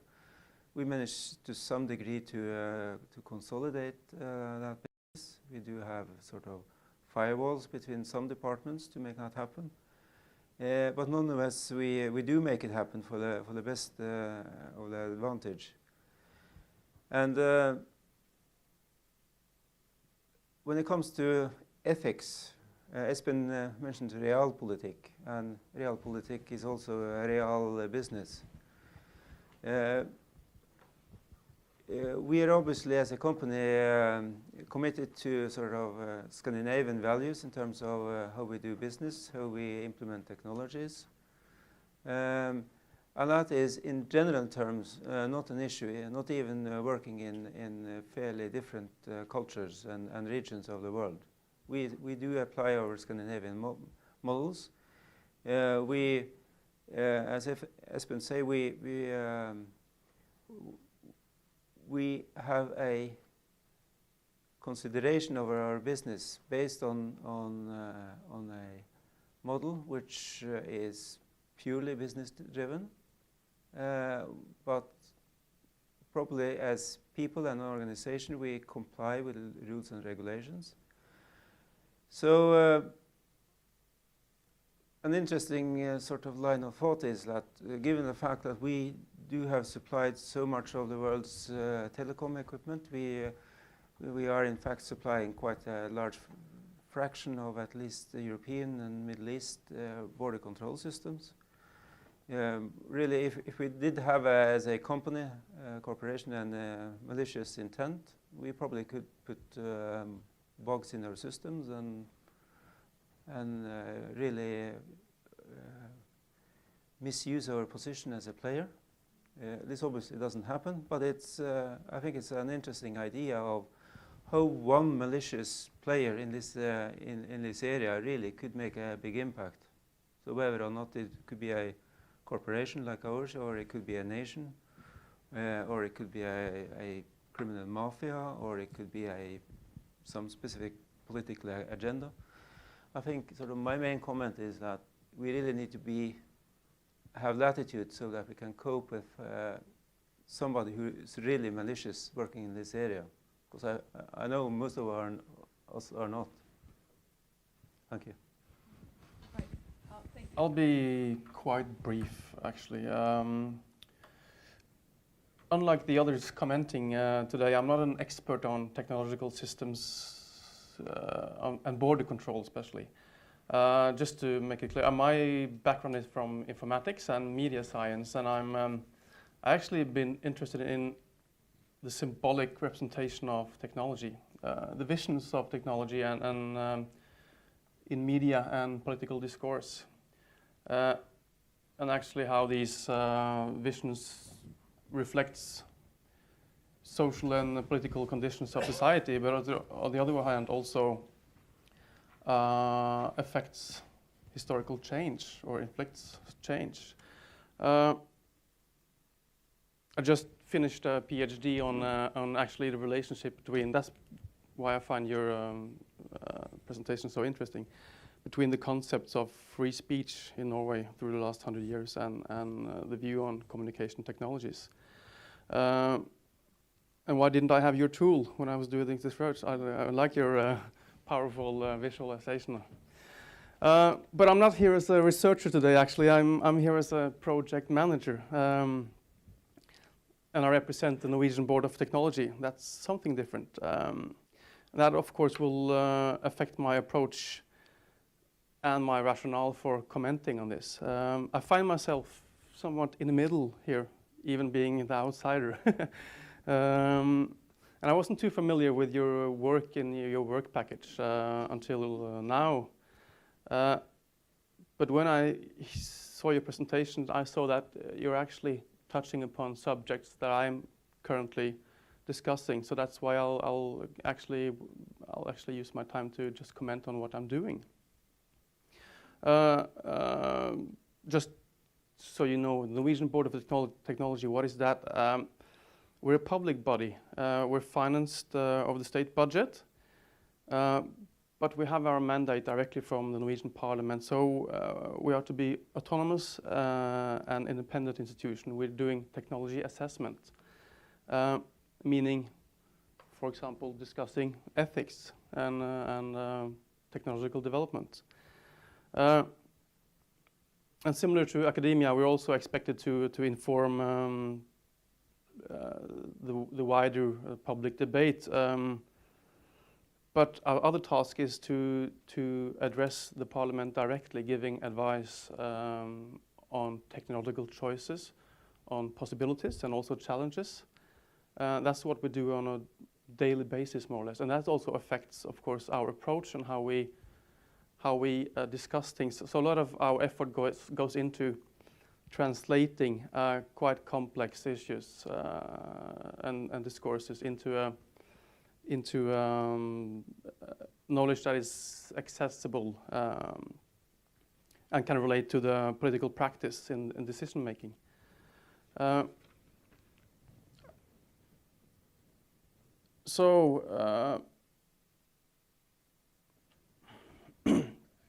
think I noted a lot of things, but I think I'll just jump.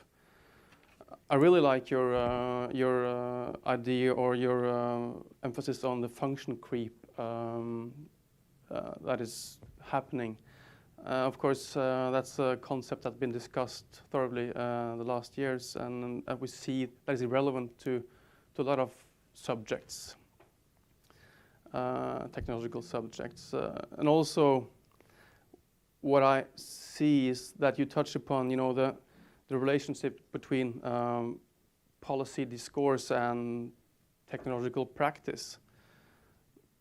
That's not always compatible, as we can see, and I find your research on the Schengen system and what it actually means. I mean, the difference between calling something an upgrade and actually turning it into a totally different technology with different means. It's very it's interesting. So, but I want to tell you a little bit about what we do in a project that we currently are running.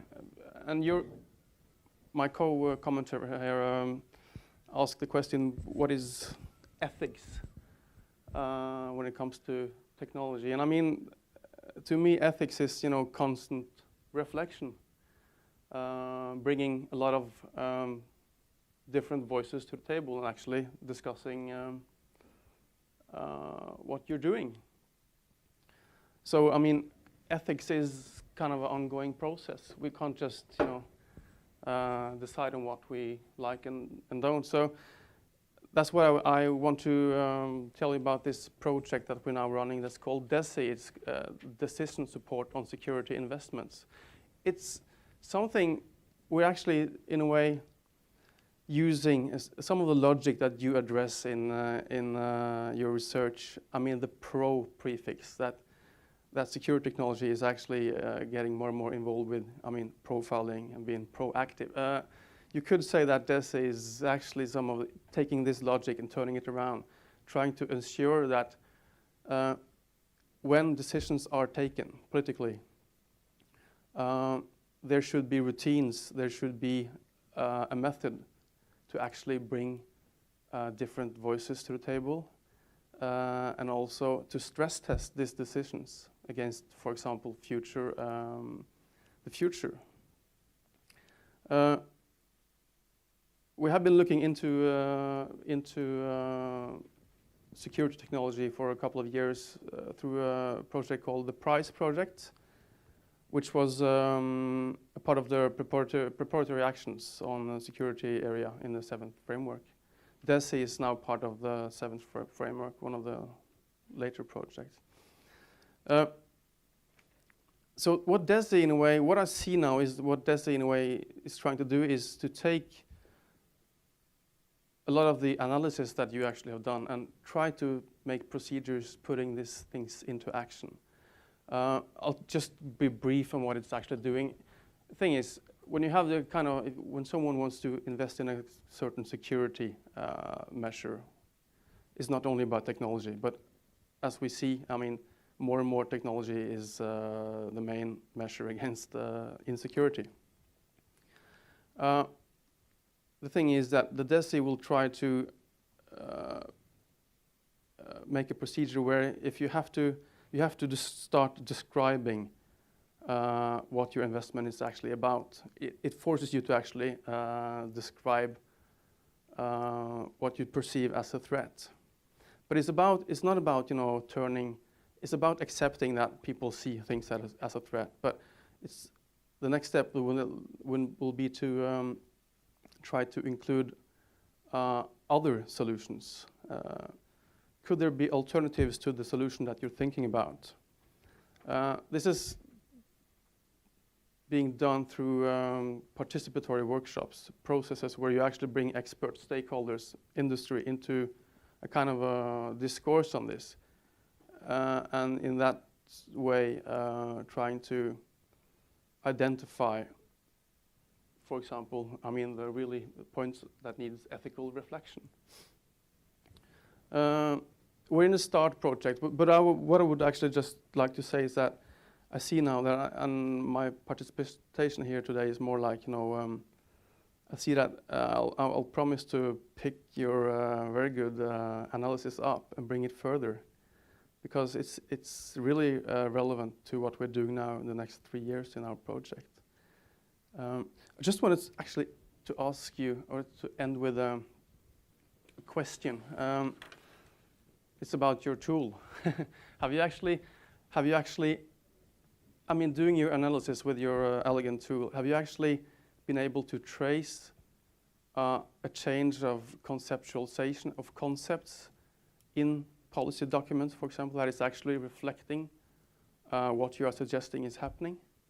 Going away from, I mean, reflecting the trusted, distrusted dichotomy like that. Is this something that you actually have been able to trace? I think I end there, and then we'll have a discussion.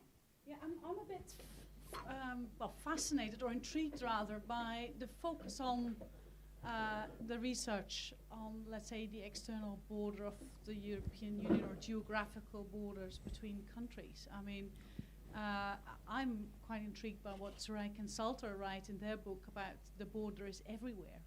The border is moving all the time. The border is inside us, particularly when we wear microchips under our skin to enter a discotheque, for instance. It's just, you know, one sort of new technological application which gives us authorization to access, you know, a certain area. But also, they talk about preliminal and post-liminal borders. Not just the liminal borders, which you seem to have focused on in your research, but also the pre and the post-liminal. So once you have passed that liminal border, there will be another point of access or a point of entry or a point of denial. And then, of course, you know, there are, well, I think not complications, but consequences following from that. It's either inclusion or exclusion. You're being denied access, or you can have the authorization to exceed.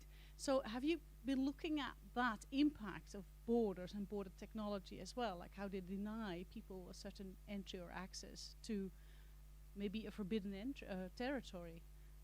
So these, to me, seem also very important aspects of, let's say, ethical implications of the use of technology in border control.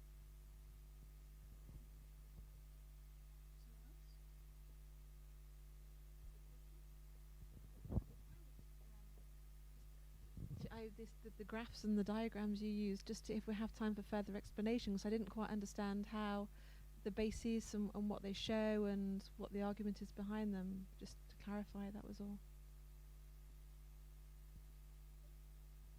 Sorry. So yeah, I was just saying maybe a company is always interested in avoiding a lawsuit, and as we've seen this morning, a lot of the legislation that the EU is taking on these issues is actually not respecting fundamental law. So there is a business to be done in ethics insofar as you correlate ethics and law in that case. And I'm always amazed when I hear arguments, not you in particular, but very often arguments about, yes, but we should balance privacy against security considerations.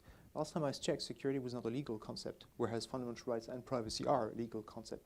And that's if we also have societies based on the rule of law, then we have to abide by the rule of law, whether we like it or not. This is just one short comment. But I do agree with you that ethics are a bit hazy when it comes, and that's exactly why the FP7 security theme is about ethics and not about legal and political implications, if I can say it that way. To the question of so the questions about the model and the diagrams, I'll leave them to Francesco. To the question of borders, inclusion and exclusion, I think what we've shown maybe wasn't expressed in the right way was actually that we played it a bit naive. We said, okay, we're being told that the external border is there, so we're going to start from the external border as it is defined by law. And we will show that what is happening is that controls take place not at the border itself, not only. It's not only about border checks, but it's about the redefinition of what is a border check through surveillance.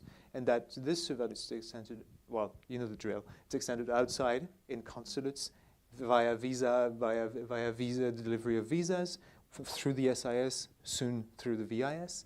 It's extended inside, not only because we have databases, but also very simply, I think the Dutch police has been very adept at this, at making checks within the borders, beyond the border, but still them being border checks. I think it's your work. Number plate recognition. Yeah, exactly, and it's your work and also the one of Cis Kronendijk on these issues that show this. I think in this case, what we were very interested in saying, and I think there was the whole discussion that Francesco offered about citizenship, is that inclusion exclusion is not, it's not a clear line. It's a multitude of lines, and that depending on where you stand, you are likely to be submitted to a number of these inclusion systems. And so maybe it's the inclusion and exclusion as such is not so interesting that to show the multiplication of them, because we know that citizenship is exclusive. We know that if you're not an EU citizen, you will not have the same conditions of travel, and you will face a lot more problems if you want to travel, if you want to access to the EU at least. So what is interesting afterwards is to see how this expands, and I think what we've noticed is that in a lot of cases, the argument of saying, unfortunately, the argument of saying, do you realize that these technologies who were designed for people that are considered unwanted in our countries and societies are extended to citizens of our countries, is actually a very strong argument to put forward for politicians or for even citizens themselves. So I think I'll just leave it there. Yeah, you don't see it on this screen because, I don't know, the zoom factor doesn't work well, but there's actually a hole here below a table explaining which document, and here. So on this particular graph, basically each document is mapped, right? So each point is a document, and you can see here which is the document. And then it tells you, on the basis of the color, which keywords you find and what is the percentage of sentences which include this keyword, right? So what is the spread ratio here is actually, he calculates the number of sentences which start with a capital, end up with a point. And then, yeah?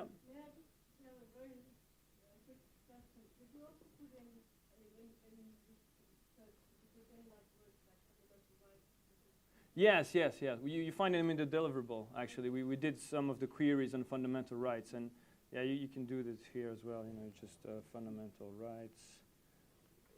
And then then it starts to be confusing. But yeah, you can delete some of the keywords here. And what it does really, so far I think this tool is really interesting in terms of text mining. It browses a text, is clever enough to figure out what are sentences and how many sentences have how many words. But that's it. That's what it does. So it gives you, if you want, a map and a timeline in which you can then start asking questions about why is there a peak here and not there, or why is this word used more here and there. And you can make some statements about the frequency of how many times this word is used in the documents. You cannot say more than that. But we think as an exploratory tool, in order to start the research, to browse a large number of documents and then zoom in into certain moments, some peaks of the keywords, it is interesting to start asking questions. But then, of course, either we move towards more sophisticated tools of mapping, for example, to see exactly on the basis of these documents we have, if we can code them on the basis of the institution, then we can have a two-dimensional map of actually the positions of the institutions in relation to particular keywords. Or if we then go even further and do the controversies map, really start coding documents on the basis of different positions taking on different issues. But then it's, of course, a much more complex operation. So this was what we've been working with for this particular deliverable. This is what it can do, and these are the limits. But given funding, we can do a lot more. But given funding, we can do a lot more. And thank you very much.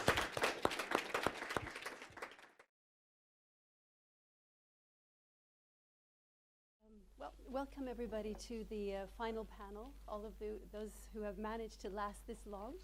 But as Peter said, the last is the best. And I'm glad to misquote the English poet T.S. Eliot to say that the conference will not be ending with a whimper, but with a bang, on an issue that is extremely topical.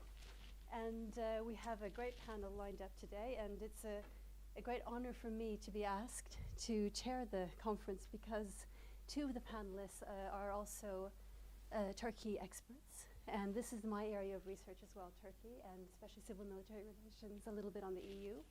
And I often get email intended for Pinar Bilgin, which comes to me. Thank you, Peter, for that.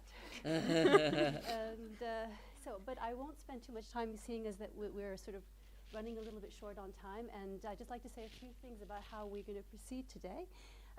Pinar is going to be doing the presentation, and then Edouard will be doing the answers to the questions that we have at the very end. And I'm going to stop at 5 o'clock exactly because there are planes to catch. But before we actually begin, let's see if I can give a suitable introduction to the esteemed panelists. First of all, Pinar Bilgin, who is an associate professor in the Department of International Relations at Bilkent University in Ankara. She is currently the associate editor of Security Dialogue, the president of the Central and Eastern European International Studies Association, and steering committee member, Standing Group on International Relations for the ECPR. And she received her PhD in International Politics from the University of Wales in Aberystwyth, and has managed then to export, or import, I should say, constructivism to Turkey, and is known in Turkey for her constructivist approaches, actually. Edouard Soler, who is a research fellow at the Barcelona Center for International Affairs. He is also a member of the Observatory of European Foreign Policy, and his main areas of work are Euro-Mediterranean relations, the process of Turkey's entry into the EU, a very long process, Spain's Mediterranean policy, and the problems of security in the Mediterranean. And he is a doctor of international relations from Autonomous University of Barcelona. And then for the commentators, we have Siv Lexo, who is currently a senior advisor at the Norwegian Ministry of Justice with responsibility for European cooperation on asylum and migration. And she has an extremely wide experience working on asylum and migration issues from several ministries since 2000, including the posting as a counselor for migration, justice and home affairs at the Mission of Norway to the EU in Brussels from 2008 to 2010.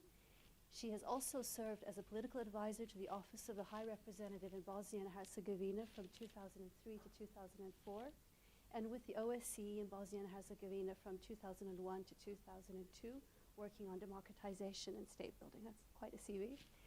She has an MA in comparative politics from the University of Bergen. Next to her, I have my colleague, Jürgen Carling, who is a senior researcher and program leader here at PRIO, doing research on several aspects of international migration and migrant transnationalism, including human smuggling, migration control policies, transnational families, and the links between migration and development. He has his PhD in human geography, but also a background in demography. And then, last but not least, I have a new colleague here, Maria Gabrielsen-Jumbert, who is a senior researcher at PRIO, as well as an assistant professor at Sciences Po in Paris. And she's currently PRIO's principal researcher in the FP7 collaborative project entitled The Protection of European Borders and Seas Through the Intelligent Use of Surveillance. She has her PhD in international relations from Sciences Po. So that is our esteemed panel. I missed a few, unfortunately, of the presentations today, but I did manage to get there in the very end for the high technology one. This is my high technological approach. I'm very sorry to such a sophisticated audience, but if you see this, you know what it means. So I will, without further ado, let you go ahead and start for that. Okay, thank you, Pinar. Thank you for the kind introduction. And I'm going to be doing the easy job of presenting what we've done so far, and Edouard is going to take the questions. He's doing the hard, heavy lifting here. Okay, our work package, that's the two of us, will presented an evaluation of European security practices in the Mediterranean with regard to their ethical implications. We tried to draw out the ethical implications of the emerging security continuum in Europe. The emergence of the security continuum in Europe is bound up with practices of externalization in EU policymaking, but it precedes it to a certain extent and therefore can't be reduced to externalization. Research we've conducted focus on the ethical challenges that are bound up with such change. And our task was to supplement the existing literature with a value-oriented analysis. The concern of the project being, policies that are designed to provide security in Europe may end up reducing the level of protection of the individual rights and freedoms, and thereby jeopardizing the values upon which the European Union has sought to build itself. The work that we've done covered one of the dimensions of this research, and they were namely implications of the policies tied up with the European neighborhood policy vis-à-vis the Mediterranean. The EMP is considered as a crystallized form of the merge of internal and external aspects of security in European policymaking. But as those who are close observers of the southern neighborhood know, the emergence of the security continuum is also observed in country-to-country practices, not just EU policymaking, but that of also that of individual member states. This is because the insecurities I'll try and outline have emerged as consequences, mostly but not definitely not wholly, of country-to-country cooperation, north to south. It is sometimes member states that have, in collaboration with their southern partners, engaged in practices that have had implications for the security of various reference in the south. The project document that my presentation today draws upon clarifies the ethical implications of European security practices, EU policymaking and member states' policies, in individual, societal and state regime terms by focusing on 3 country cases: Algeria, Egypt and Morocco. No Libya, I'm sorry about that. As such, we begin to fill a gap vis-à-vis 2 aspects of this issue. First, the gap that we've identified is that there's very literature that looks at the ethical dimensions of security practices in the southern neighborhood. Secondly, there is very little that reflects the concerns of the southern neighbors. So 2 gaps in the literature. Let me just quickly highlight that we do not discuss how EU security policies vis-à-vis the Mediterranean would be more ethical if only this or that policy was adopted. Valuable such debates may be, our interests in this document lie elsewhere. We are interested in highlighting the values embedded in already existing practices and their implications for various reference of security. Put differently, value concerns raised here refer to the implications of what European actors have been doing in the attempt to secure themselves vis-à-vis the Mediterranean. In response to a combination of internal and external set of factors, various European actors have increasingly resorted to externalizing their security practices. This has been done through bilateral cooperation allowed by EMP and further developed outside the EMP as part of 5+5 and other bilateral cooperation efforts. This allowed some European actors to put the normative power Europe concerns, put them aside, and cooperate for security by transferring technology, by training military and police force, by transferring suspects, sometimes knowing full well the possibility of them being tortured in interrogation, by asking for repatriation without necessarily setting in place due guarantees for their humane treatment, and by externalizing security without necessarily always reflecting upon its implications for societal dynamics, balances, and identity in transit countries. As I said, we focused on 3 countries, Algeria, Egypt, and Morocco, in clarifying these implications in the southern Mediterranean. We have arranged for interviews to be conducted. We haven't done the interviews ourselves, for them to be conducted by CIDOP or affiliated researchers in all 3 countries. Overall, we've got more than 40 interviews conducted. The representatives of civil societal actors, governmental actors, ex-diplomats, current politicians, etc., representative of the whole spectrum so far as our researchers have had access to them. And the interviews highlighted how problems bound up with the implementation of the ENP and other European security practices crystallized in the south of the Mediterranean. We don't only rely on the interview data, we look at the EU documentation, we look at non-governmental actors' testaments, press reports, as well as the interview data. And in the main document, project document, we present our analysis under 3 headings, organized by reference of security, namely individuals, societies, and regimes, states in the south. The last one is perhaps the most controversial one, and I'm going to come to that. All these are referenced in the south, but the policy documentation that we produced, and I guess our discussants received those documentation, we produced takes all these into consideration, but is written from the perspective of the European Union, taking it as the security reference this time. Our concern this time being what is being done may be counterproductive for the European Union, and we tried to think about what needs to be done to minimize such damage from a European Union perspective. So my presentation today will focus on the results of our analysis organized in terms of 3 sets of Southern security reference. To start with the individuals, those who we refer to as individuals here are people who are immigrants or asylum seekers, and people who find themselves in need of protection by virtue of being exposed to or run the risk of subjection to violations of their fundamental rights. Implications for individuals as security reference may include the persistent number of migrant deaths, the fading of asylum seeking as a strategy to escape repression, at times contrary to the letter and spirit of international law, and violent treatment by human smugglers and abuse of fundamental rights by others, which is allowed by loopholes in international law, secrecy surrounding such national security acts, and other endemic security practices of Southern Mediterranean regimes.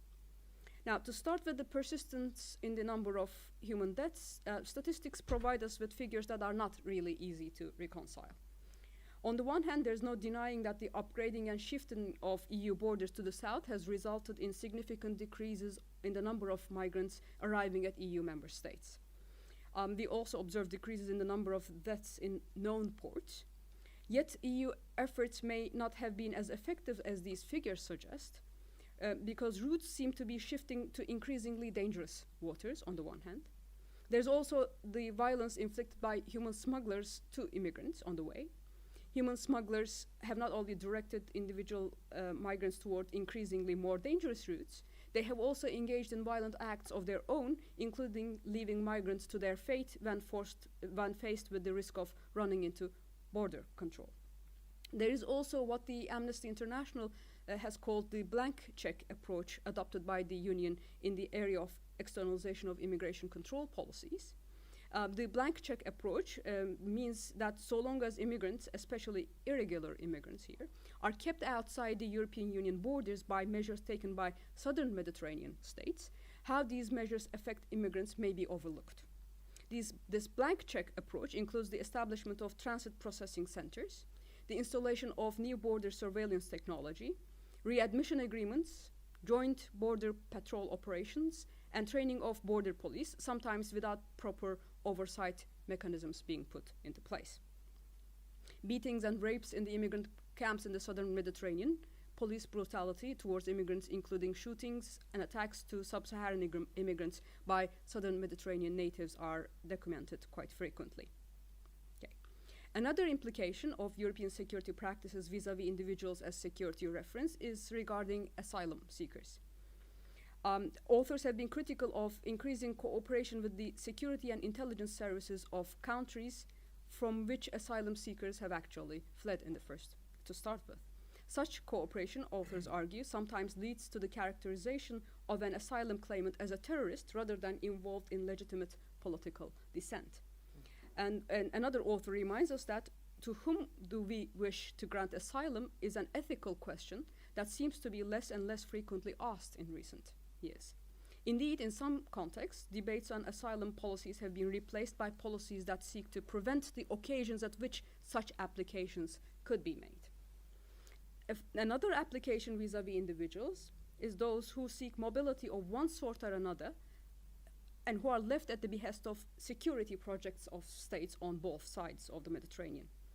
What seems to be happening is a convergence of the security agendas of some states and regimes in the south and in the north. The Director General for the External Policies of the Union has characterized this convergence as one of you scratch my back, I scratch yours logic. And one of our interviews has highlighted that some European actors are currently cooperating with regimes, as with the Egyptian regime, that of Mubarak, that engage in those kinds of practices that the EU in the past used to be critical of.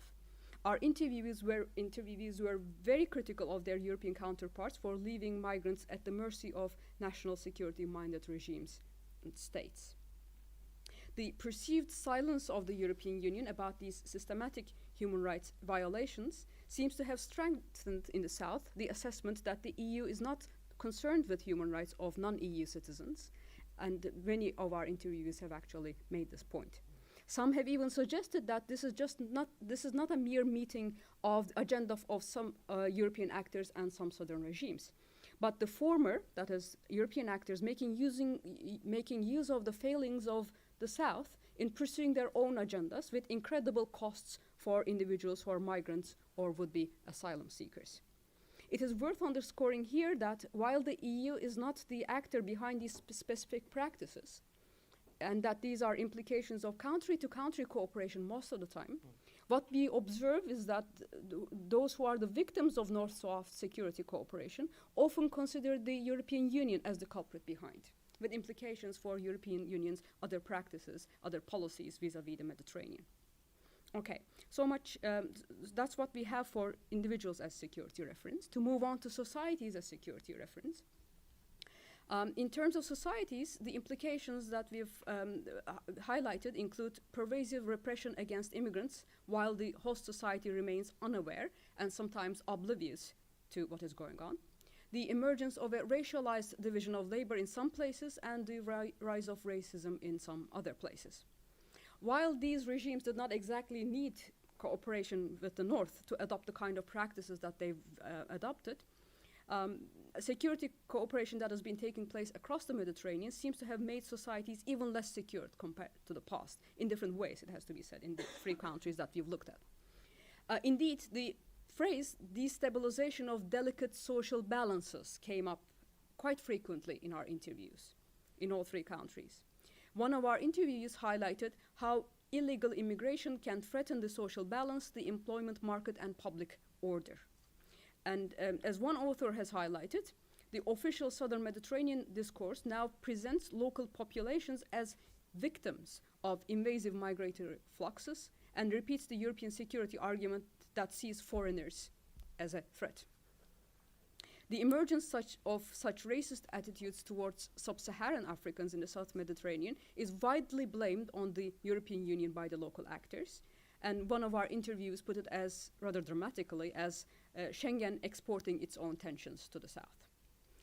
The kind of repressions taking place in the Maghreb, as reported by our local experts, usually remain under the legal radar, while societies remain unaware, if not oblivious, to what is going on.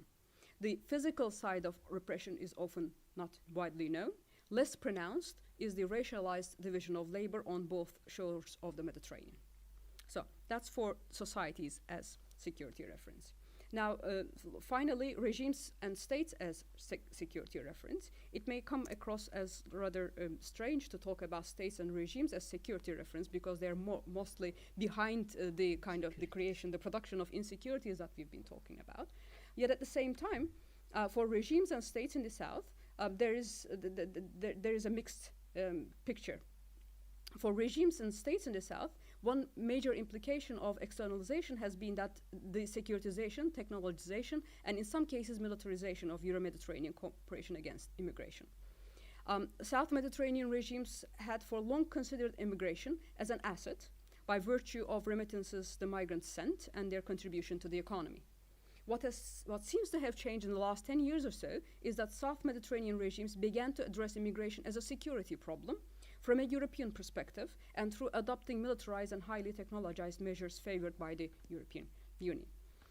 Southern states regimes could be seen as the winners in this new scheme of things, in that the more authoritarian southern regimes found a new lease of life in the struggle against terrorism, and that new lease of life seems to be coming to an end nowadays in some of them. However, it's worth considering them as reference of security. This is because we concluded when we submitted this in December, if I'm not incorrect, because they've become they're increasingly perceived as having become the border policemen for the European Union. And while cooperation with the European Union seems to have allowed them access to new toys, highly technologized instruments, and resulted in the weakening of EU criticism in vis-a-vis acts of repression in the short term, at the same time, it seems to have further alienated the civil society from the regimes, thus enhancing their insecurity in the long term. And such alienation, perhaps we can conclude, was evinced not only by the results of our interviews, but what has been going on in the last few weeks. Okay, to conclude. In recent years, there's increasing reliance on highly technologized and sometimes militarized means to address challenges on the way across the Mediterranean before they become internal security problems for the European Union. What we sought to highlight are the implications of such practices and reflect upon them so that we know about the consequences of those things that are done in the name of security in Europe, and what it means to be European actors if these particular things are done in the attempt to secure us. As such, the evaluation of European security practices are made by focusing on the implications, often unforeseen and sometimes unacknowledged implications of security cooperation across the Mediterranean. These are practices adopted on the part of northern actors to secure European values. Finally, let me say something that I could have actually started out with by saying. It is worth underscoring here that the EU has not only promised but also delivered so much in terms of aid, empowerment of civil society, and also constituting an anchor for reform for the reformists, and a point of reference for the critics of existing regimes and civil society activists, has to be said. These are very important achievements of the European Union that are not always spelled out in critical evaluations. Yet our interviews have highlighted that these achievements are missed in their wake. Reformists and critics now feel that from EMP, the Euro-Mediterranean Partnership, to ENP, European Neighbourhood Policy, and beyond, such as the calls for the Union for the Mediterranean, a rug is being pulled from under them. This is because their perception is that European actors increasingly rely on military and highly technologized responses and cooperate with southern Mediterranean regimes and states in an unforeseen manner. Okay, that's it. Thank you. Perfect, thank you. Very good timing as well. Very interesting discussion that will ensue from this, I'm sure, with your description of a very grave situation that, of course, is affecting the EU's soft power in the world as well, I would assume. But I will let the floor now go to Siv Lexal from the Ministry of Justice.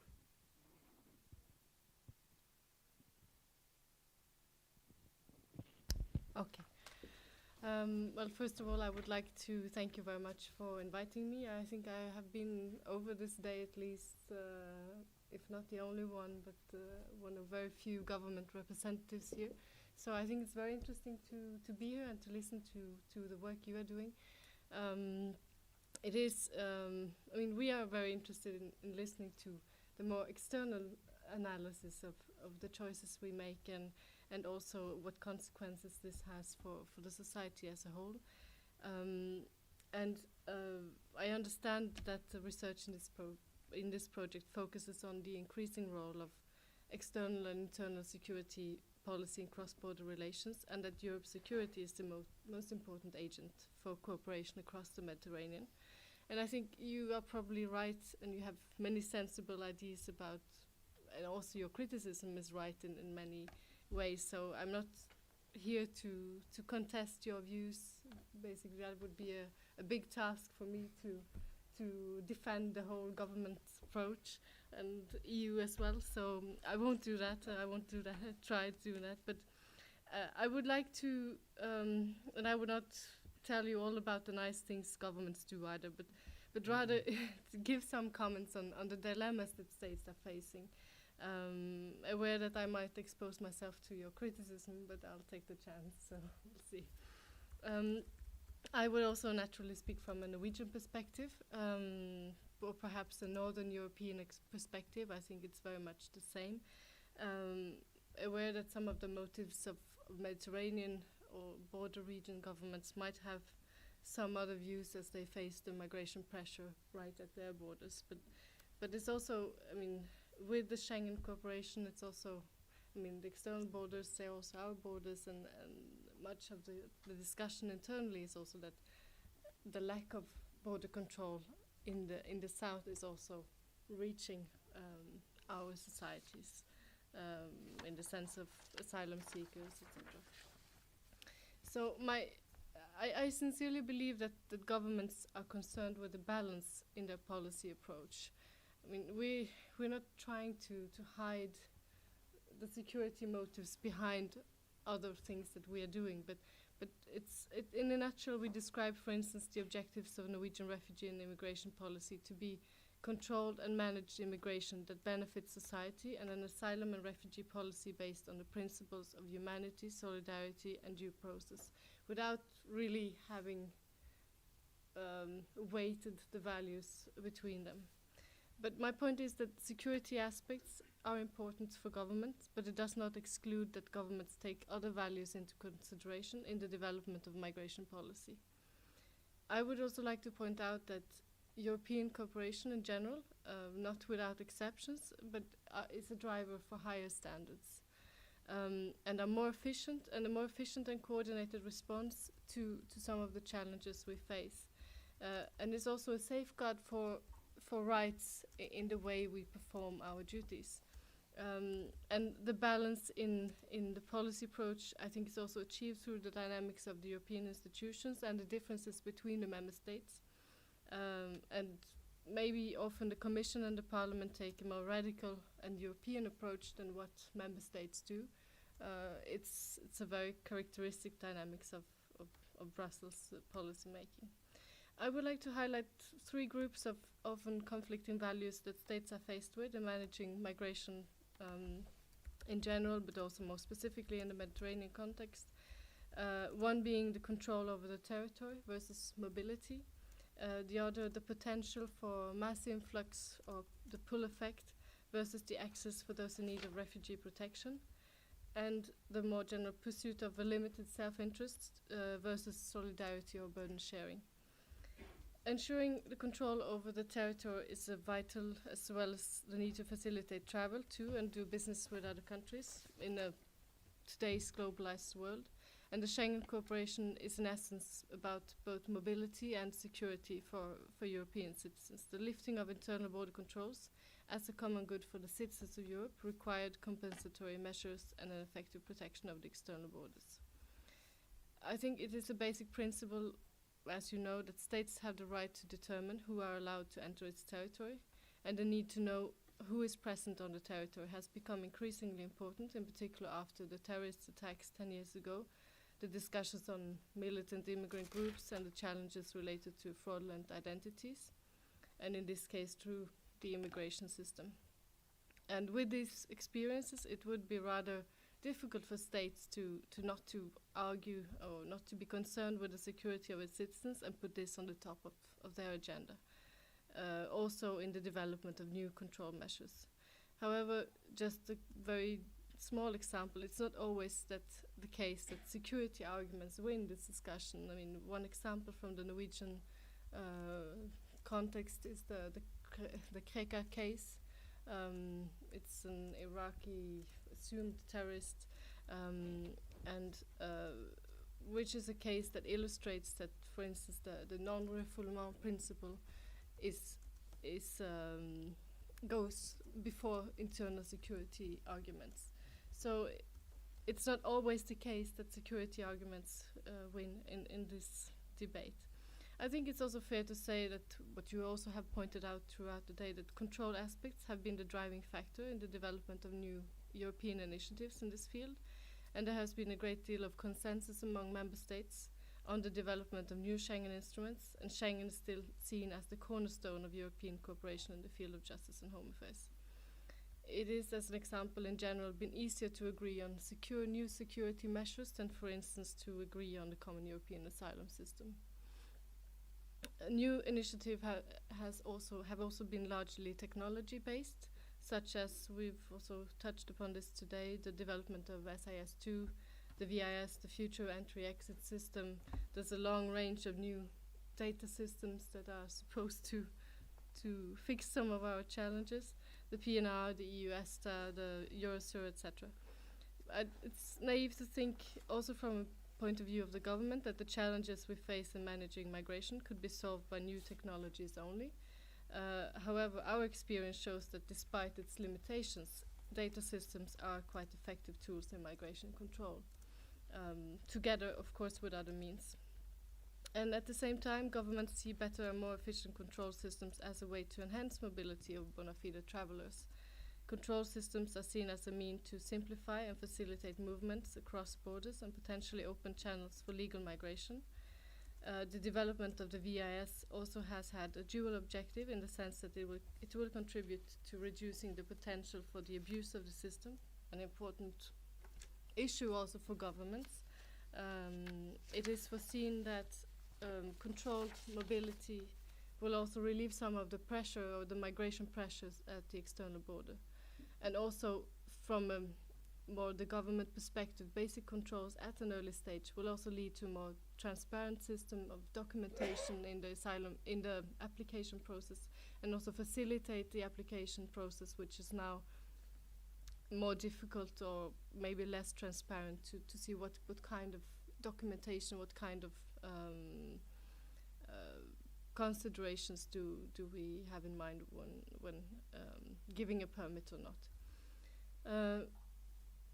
The more advanced control systems also have a data protection and privacy side. I will not go into this discussion here. And even though this is controversial, I think in a way, in the migration context, it's not something, the discussion in the migration context, it follows the discussion in general about privacy and data protection, so it's not something special in the migration context. And it's also less about the humanitarian question when it comes to these issues.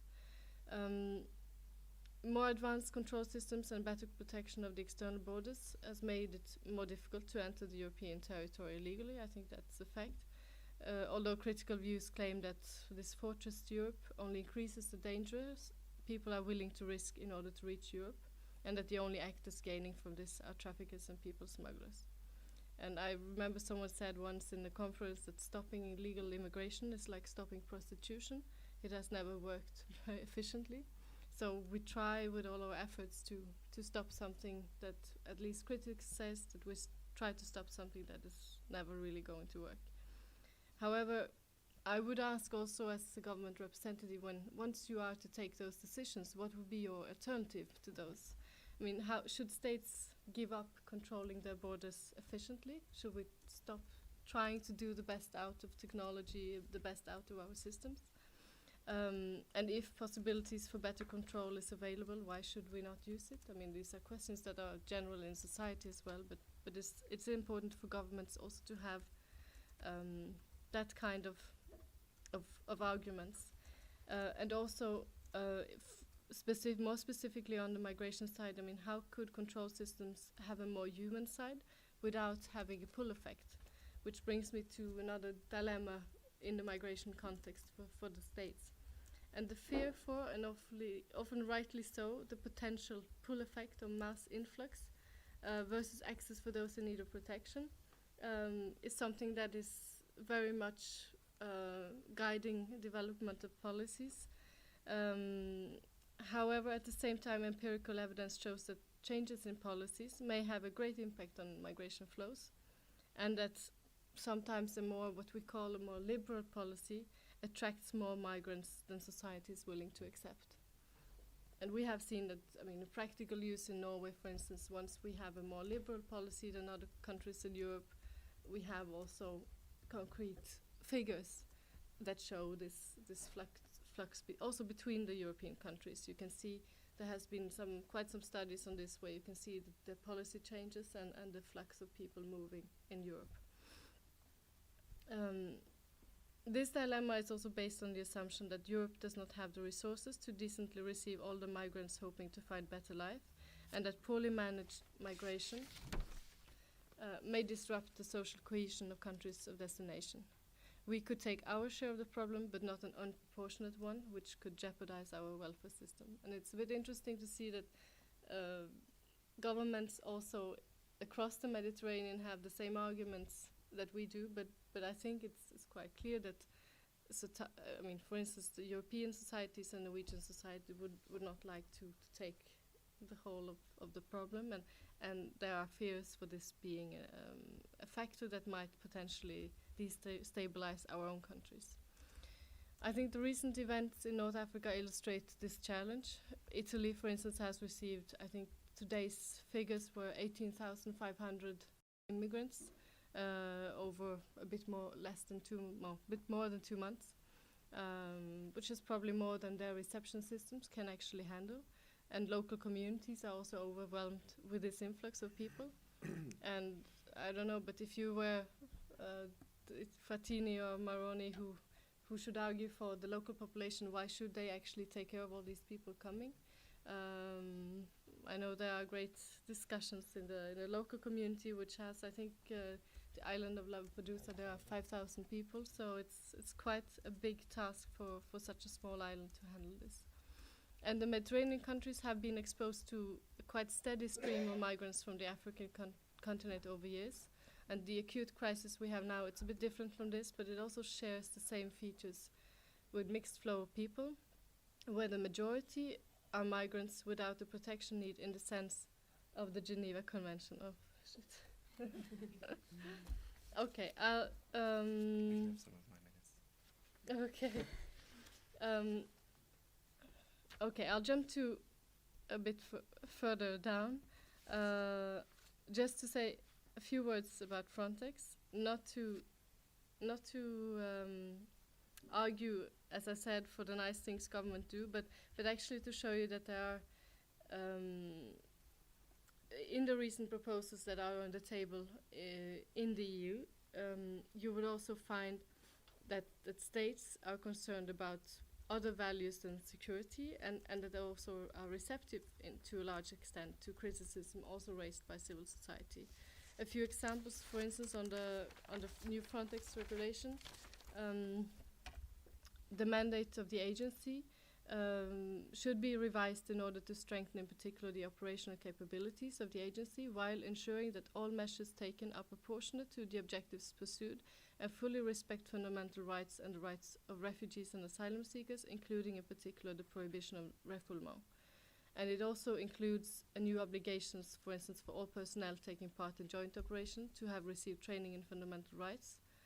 It introduces an incident reporting scheme to transmit information on breaches of EU law, including fundamental rights, and an obligation for member states to train border guards on fundamental rights, and also the adoption of a code of conduct to be applied during joint operations.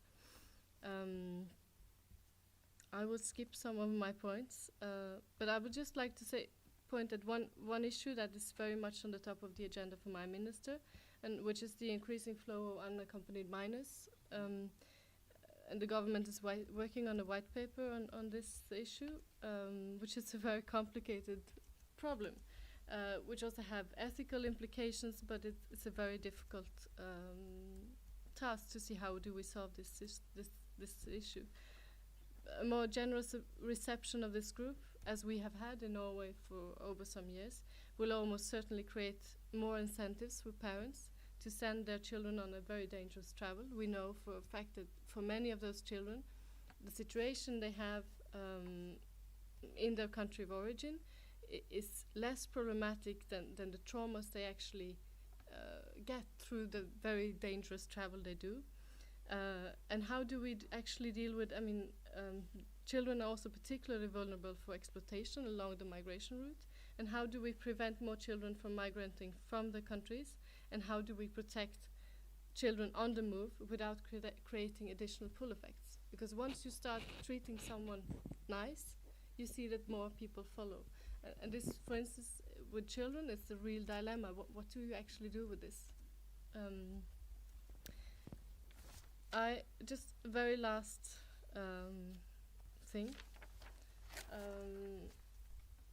Throughout the day, I've been just thinking about, as a concluding remark that to some of the other speakers, I think it's worth exploring further how governments actually communicate values to operating officers and service providers, because we might be quite concerned about these sorts when you do legislation, etc. But it's the dilemmas we work on at ministerial levels are not always well communicated to those actually performing the tasks at the border. And I would be interested, for instance, we have had Norwegian police officers participating in operations in the Mediterranean. Do they actually know, how we balance those values once we are in the discussions in development of legislation? How do they actually balance this on site?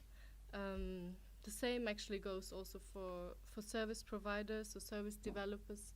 Once we as government ask them to develop a certain data system, how do we make sure that they, in their thinking, actually take those things into account? Because I think one of the issues with a new technology is that most of us think it's rather complicated to actually understand what is this about. So you don't have really the possibility to go in there and ask the very critical questions. I will stop there. Thank you very much. Thank you for bringing a very nuanced understanding of how governments view the challenge. And I'm sure there's a few points that you didn't get to express that we might be able to pick up on at the very end. Okay, then I'll give the floor to Jørgen Carling. Yes, thank you very much for inviting me to come here, and thank you also for inviting Siv. I think really having a government person complement our research perspective is very, very valuable in this setting. And thank you for the presentation of the deliverable. I want to focus mainly on the relationship between the different actors involved and the difference between control at the external border and beyond the external border. But before that, I'll just say a little bit about my standpoint in this. Pinar mentioned initially that I'm a researcher at PRIO, and I'm part of the migration research team that we've established and which has overlapping interest with the security program in sort of the themes that we're discussing right now. And we have done, or I've been involved in some research in Peter's program under a security heading on mainly on how European authorities balance the protection of migrants versus the protection of Europe. So, and we've just had an article published that I've, without attempting to steal INEX thunder, I've placed it in a file at the end of the INEX papers there, so you can have a copy. But other than that, we work mainly on, not on the institution level, but on the micro level of migrants agencies. And one of the projects we're involved in now is looking specifically at migration aspirations in Turkey, Morocco, Senegal, and Ukraine. So really seeing how Europe is imagined by people at the outside who consider migration as an option. And then we see our potential contribution as linking the big picture of policy and policy measures to the choices made by individual migrants on the ground. And that has led us to some interesting conclusions about human smuggling in particular. And my only slight disappointment in your presentation was that I felt that you, to a large extent, reproduced the official discourse on human smuggling, of sort of presenting human smugglers as inherently evil. And that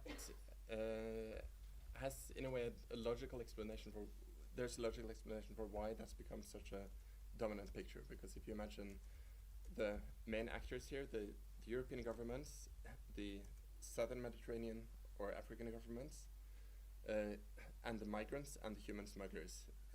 Looking at this from the European perspective, the migrants who are coming are a very mixed group.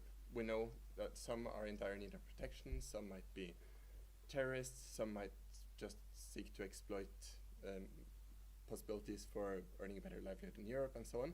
So it's difficult to generalize about the migrants that are approaching. Second, we have the governments to the south, and I think for the past decade at least, European authorities have had a very, very ambivalent relationship with those governments in migration cooperation. I think if we go further back, it was much more a question of just pointing fingers and saying that you're not doing enough to stop this. But then with a major shift towards collaboration across different spheres in European foreign policy and neighbourhood policy, came this complicated relationship of collaborating with somebody you don't really trust, and who also might not have the capacity to follow up on collaboration in the way that Europe would like. And I think the finger-pointing approach has proved itself not to be so fruitful. So European governments have gone to quite great lengths in trying to facilitate collaboration, and even putting other contentious issues aside, such as patrolling with Moroccan authorities off the coast of Western Sahara, which would have been unthinkable if it hadn't been for the urgency of the migration issue. But on the whole, the southern governments also a very difficult group to generalize about. So in this picture, the only sort of ideal enemy that's left is the human smuggler. So the governments in Europe can, in a way, say that these are the evildoers that we can go after. We can't wage a war on migrants. We can't wage a war on the southern governments, but we can on human smuggling. And that's in many ways also turned against migrants in ethically complicated ways when, for instance, even the Norwegian, or not even, but also the Norwegian government have justified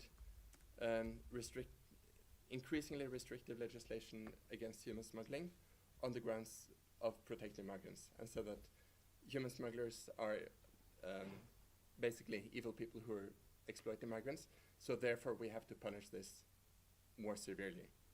And when we know that human smugglers play a crucial role in enabling migrants to apply for asylum, that becomes complicated.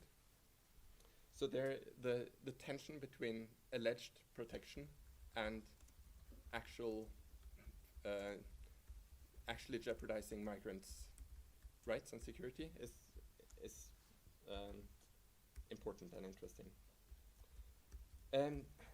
And on this issue of denying or facilitating access to the asylum mechanism comes also the enormous difference between control at the border and before the border. And that's also an unfortunate side effect of all the attention on Fortress Europe and the fortification of external borders, high-tech border security, that I think a lot of NGOs and researchers have this gut feeling that there's something inherently unethical about this fortification of the external borders.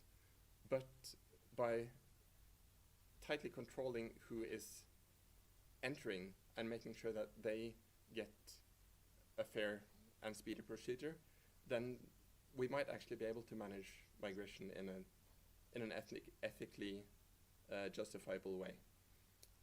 So I don't see the tension between tight control of the borders and ethical management of migration flows. But where it becomes challenging, of course, is when migrants are held back before reaching the border and therefore before having access to the asylum mechanism.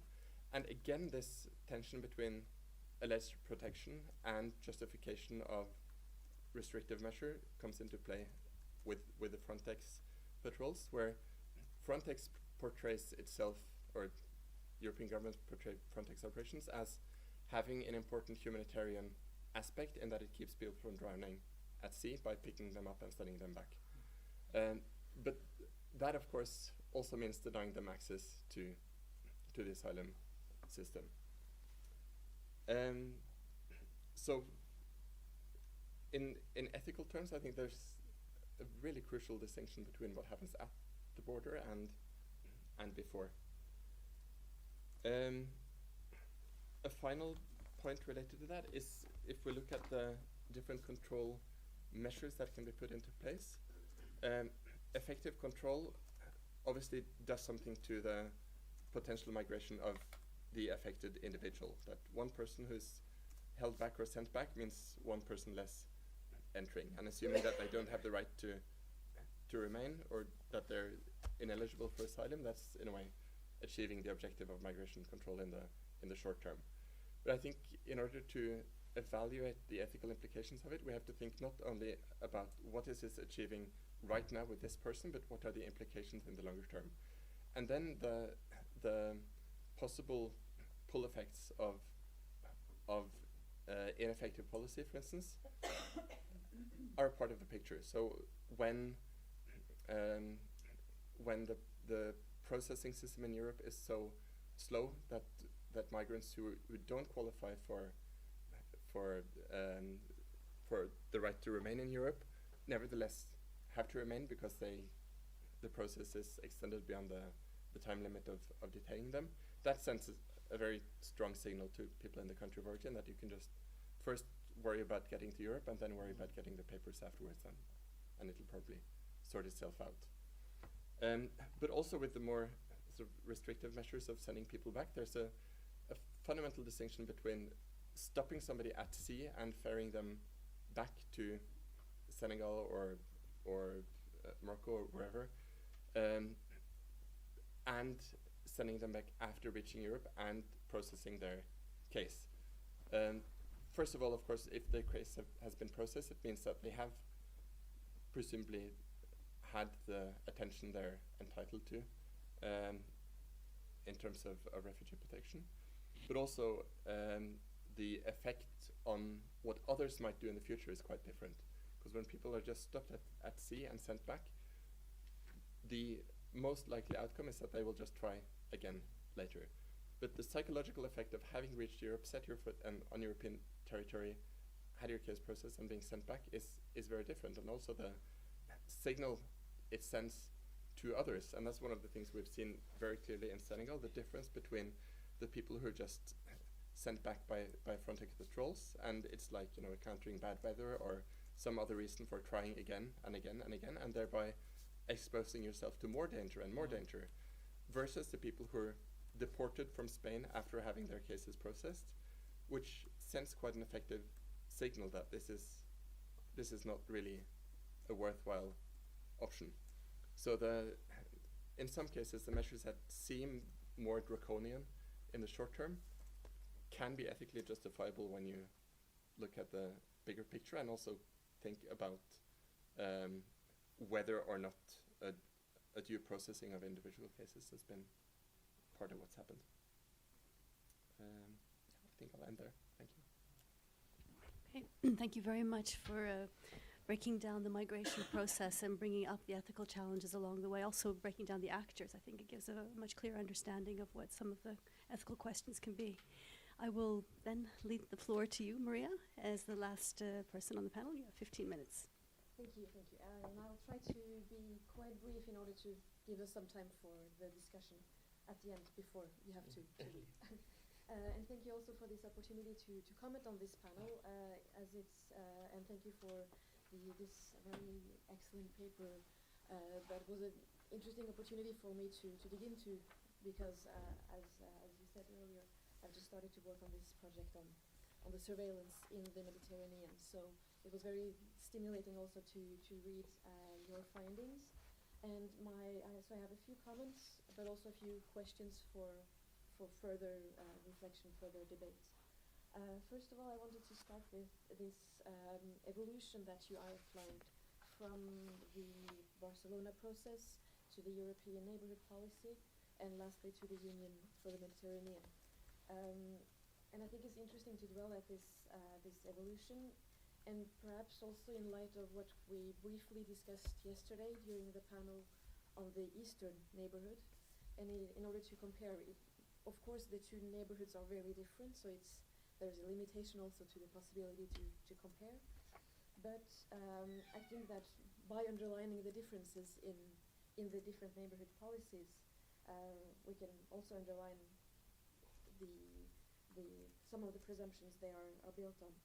And so as you outlined, we see an evolution from a more broad approach in the Barcelona process, where policy and security agenda is also linked with economic and social issues, to a much more narrow approach, and also an approach that is more based on bilateral agreements, at the expense of the EU policies and at the expense of also of transparency, as you underlined. From what I gather, you said that this was basically a result of perhaps the two big expectations created by the Barcelona process, and that this was sort of a response. Okay, we can't manage that, but we will do something less.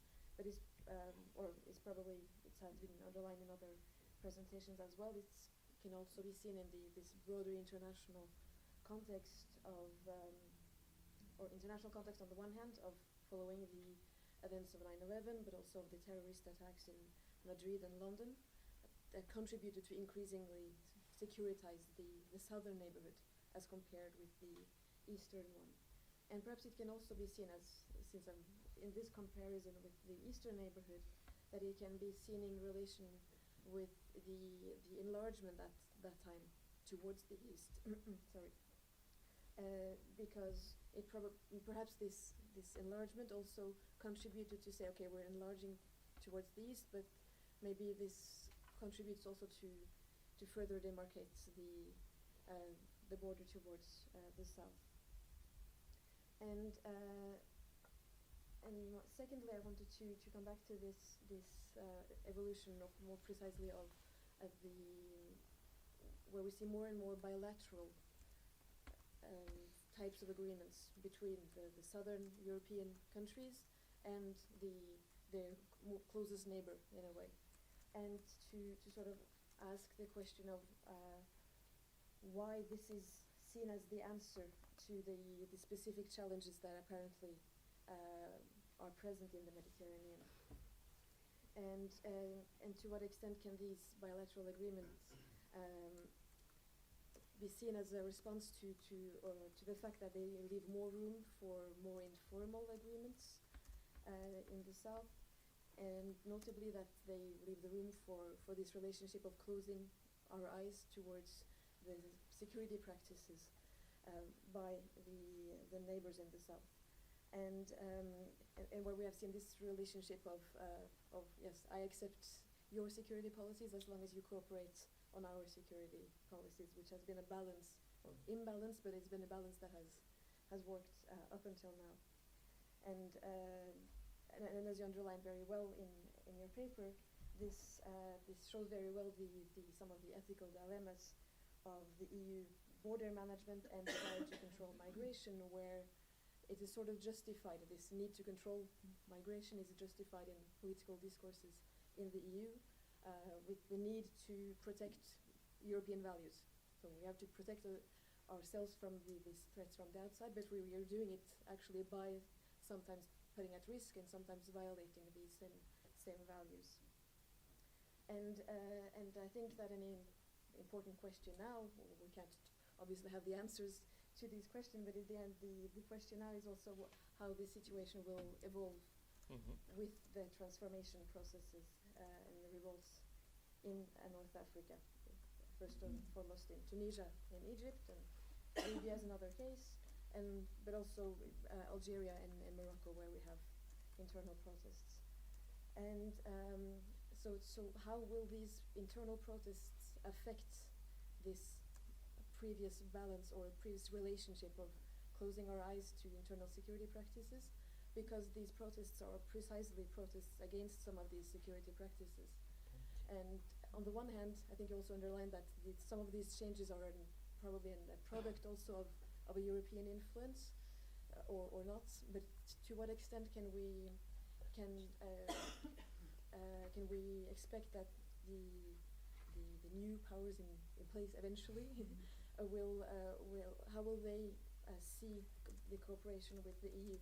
Is that something they will distance themselves from because it's associated with what their predecessors used to cooperate on, and to what extent can it be fostered on a new type of balance? And looking at time and my points. Yes, to finish with a third point is on this externalization of the border management and the securitization of this border management is a question that I've sort of asked myself as well, is to what extent does this way of building up Europe as a fortress Europe, to what extent does it contribute to fixate, if you can say so, the migration patterns? It's maybe a question you can comment on as well.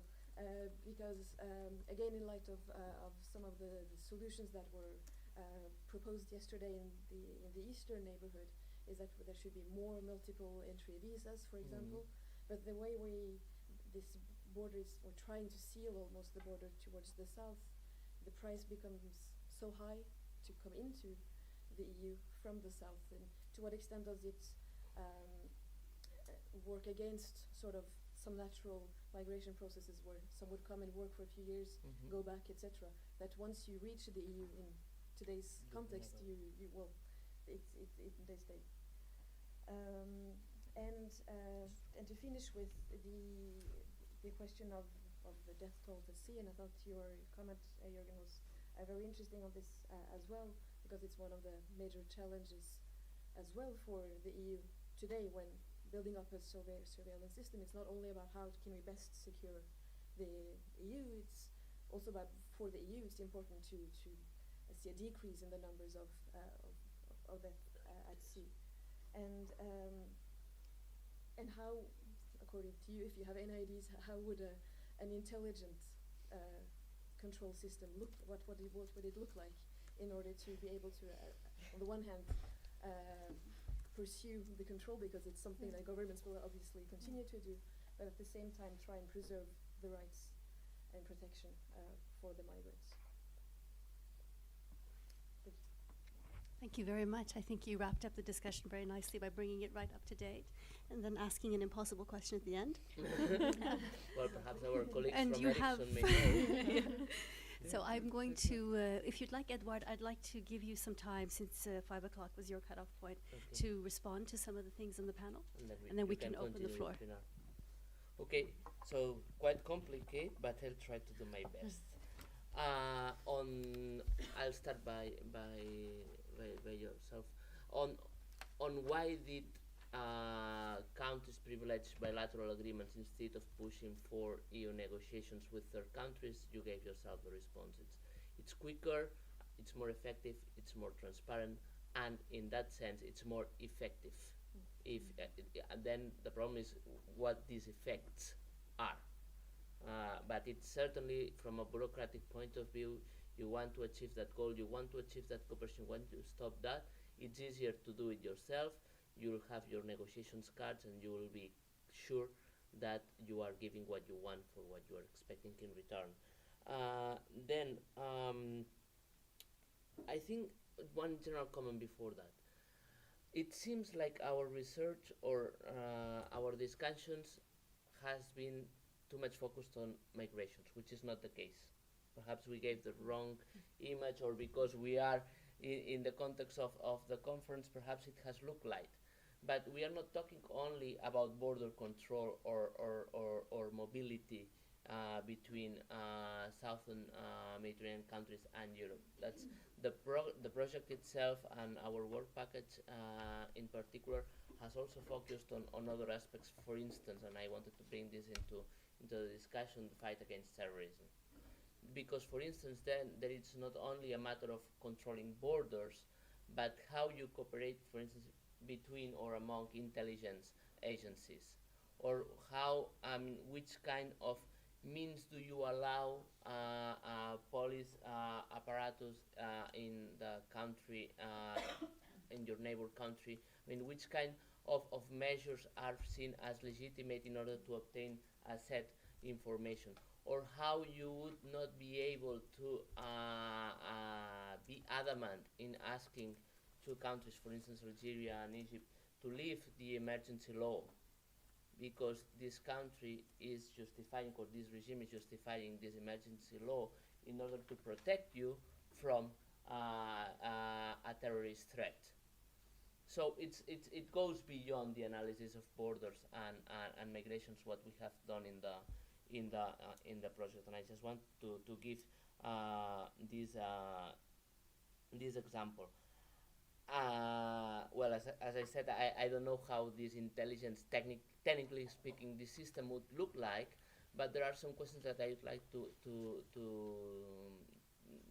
link with your comment on what would you do in my place if you were sitting in my bureau and I had some decision making or decision influence. Then I think that a wall will always be a wall. So you can paint it, you can, but it will be a wall. So in that sense, how to make these controls more effective or more friendly, to put it that way, that would be to give some entry points. Otherwise, a wall is a wall.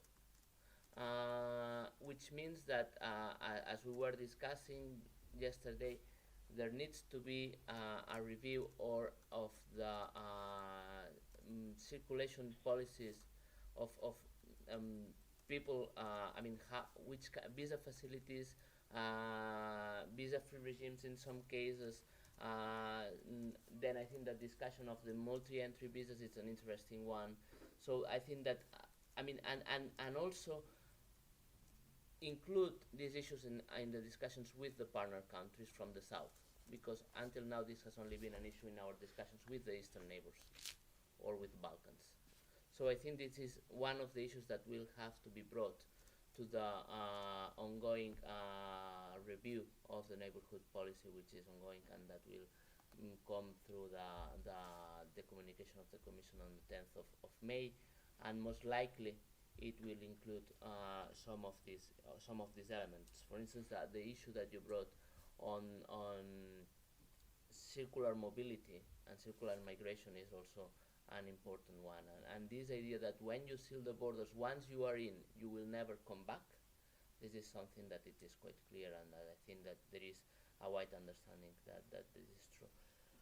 So on the issue of technology, I think that what I would do if I was in your desk office, I think there is a matter. Once you decide to export or to offer for free technologic means to a third country, you cannot say or you cannot pretend that you don't care what is going to be done with the means you provide. So I would say one of the things that we should make sure is to follow up on the use of the technological means that are being transferred in either the bilateral or the multilateral cooperation with the neighbors. Then on the issue of Lampedusa, to keep it brief, I think that here what we've seen, it's not true that Italy does not have the capacities to host to host these 18,000 people that are arriving to Lampedusa. Large majority of them are migrants, although a minority may be refugees, particularly those coming from Libya. What happened is that there has been a deliberate move on the part of the Italian government to keep them in Lampedusa, to create a crisis scene in Lampedusa in order to justify a tough policy in preventing migrations and also in bringing the issue on the political debate in Italy in a very particular moment. So also, and this can give us an idea also on what to do. I think that we need, and also on this issue of the pull effect, I think we should start avoiding competition among European member countries on who is tougher than the other. Because once, for instance, I remember as Spanish citizens, once the Spanish government decided to regularize migrants that were already working in Spain for I don't know how many years, there were several attacks on the part of other European governments saying that this will create an attraction effect and condemning the Spanish government for regulating the migrants that were on the Spanish soil. So I think that this should also be part of the European discussions. This shouldn't be at the European level, and also at the domestic politics. We should try to avoid as much as possible this kind of attacking or showing off how tough am I in fighting migrations, because it may give both, but it can create other problems. On the issue of the smugglers, it's an extremely good question, and I'm thinking, and I don't have yet the response. However, I think that somehow we should be able to, we would need to be able to differentiate between those persons that in a particular moment would help someone to cross the border, and this had happened in all conflicts ever. My grandparents, I mean, someone helped them to go from Spain to France when there was the Civil War. Of course, I mean there is always someone who helps you to cross a border, and this person should not be condemned if or persecuted. But if there is a network, a mafia-style network, that is making profit on the necessities or the expectations of someone else, and puts their lives at risk, and is in the position to abandon them on the sea, as has happened, I think that there it requires some kind of international cooperation to fight against these networks. So I don't know how, but my response would be somehow differentiate between these particular circumstances in which someone helps someone else to cross a border and assumes these risks, and a mafia type kind of network that makes profit, and lots of profit, using the lives of migrants. But I don't know how do you to judge the difference? Exactly. Well, but I think that, well, we have intelligence, so you would know if this is an individual or situation, or if there is a head of a criminal network behind. Maybe electronic surveillance. Yeah. Then on the question, I forgot that. On the question of what's going to happen, well, this is the fancy question these days, but I think we are in front of a window of opportunity, because some of the needs of transitional governments in these countries will be also how to get rid of some of the practices of the security apparatus that have been in place, because that's what puts them in danger. And then probably here we may find a common background or a common space in where there will be not conflictual but converging interests between the EU and our Mediterranean partners in terms of security cooperation. I'm thinking on security sector reform and mainly security sector reform. But we don't know yet what's going to happen. I mean, for the moment, as I said yesterday, we have governments countries which are already in a political transition, and the enemy of those who will be voted in elections will be the ancien regime and the counter-revolution. And we have other countries where we are seeing promises of reform, and others where we have repression. So it's impossible to give a categorical answer that could bring together all the Mediterranean countries, but it will have to be tailored to each of the particular circumstances of everyone. But I think that with those that are already in the transitional process, there is a common ground for cooperation, which will be much less conflictual than the one we have had until now. Will this mean any particular change in terms of border surveillance? I doubt. But most probably also would be, these governments will not stop cooperating with the EU in terms of border surveillance. But also probably, and this is a window of opportunity, perhaps they may be more open in cooperating on how border surveillance is being done, and whether this entails problems in terms of fundamental rights for their own citizens or the citizens of third countries, because most probably the moral or ethical discussion will be much more closer to their hearts and minds than what we have had until now. Thank you very much. Oh, and I have to leave. Thank you. Thank Have you 1 minute. To the panel for a great discussion that managed to have a very solid academic background and brought in policy implications. Shall I just cut, or should we take questions? We're running short of time, but there is one question here in the audience. Okay, I'll give it to that guy. Just very briefly to maybe to complement Edouard's comments. The first point, what can we do? Instead of only listening to our police officers and our immigration police officers, let's listen to our demographers and our economists. And the OECD published last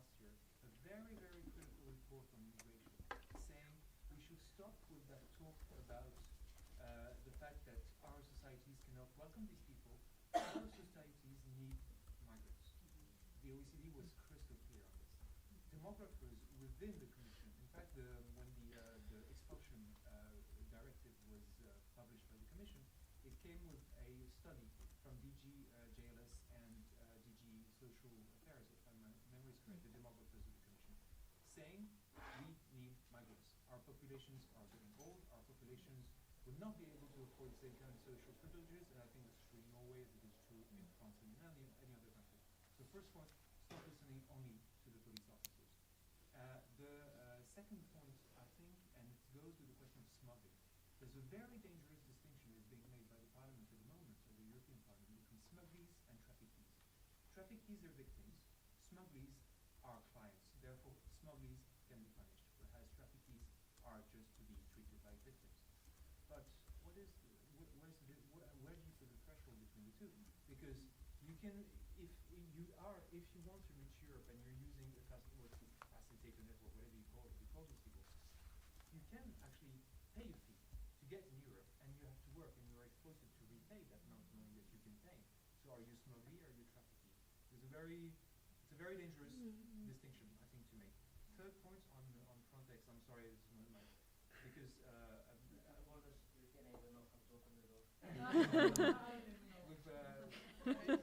we've been working for a few years now, including with Peter and Frio, on trying to get a number of things done with Frontex, and it's an extreme frustration what's going on at the moment. Because yes, Frontex will now have an advisory board concerned with human rights, but at the same time, the director of Frontex is managed by Mr. Buzuzzi to circumvent what Cecilia Malmström had prohibited it from doing, which was to have access to personal data. And this will result basically in having exactly the same practices. That is, there might be human rights violations, but since Frontex is operating away from EU territory and is operating at a speed and a pace that judges cannot match, for the moment sanctions fall about human rights violations, the people will already have been sent back, their information taken and put into the Frontex information system and Eurosur. I will not go into all. Oh, okay. Well, yeah. There is a problem here because when we started working on Frontex, the person who was a data expert who wrote the Frontex regulation, if my memory is correct, told us something. He said that agency will never have access to personal data because the member states do not want that agency to conduct border checks. Several years later, the position has changed completely. And this is something I think without any kind of democratic debate about it, and this is something I think is very problematic. Would you like to discuss this a little later? Maybe so. It depends on how much time we have. But no, but very briefly, because some of these things were things I wanted to touch upon, but I didn't have time. So, but just to, I mean, on Frontex, yes, you're probably right. I mean, but there are also other issues that have been, I mean, during this debate. I mean, I don't know how much this is known in public because some of these discussions are still going on, and I'm going on Friday to discuss the Frontex proposal. So now you have your chance to to put some. But it's but I think, for instance, what you mentioned now about member states doesn't want Frontex to take over border control. What we discussed, for instance, yesterday over dinner table is that, I mean, what is the alternative? Is it worse to have Frontex with European standards, with European regulations, with a certain amount of fundamental rights? You might criticize it, the way it's done, etc. But the situation as it is now, the reason why governments do not want to have Frontex perform border controls is that Frontex actually takes more care about fundamental rights than what some member states do. So, I mean, the situation now is that, for instance, Norwegian police officers, they would now participate in joint operations under Greek command. For me, it's, I mean, at least personal, it's better to have Frontex as with European standards, trying to make border controls a bit more transparent, a bit more, based on certain, regulations, standards, etc., than to have this more member state approach with very different practices.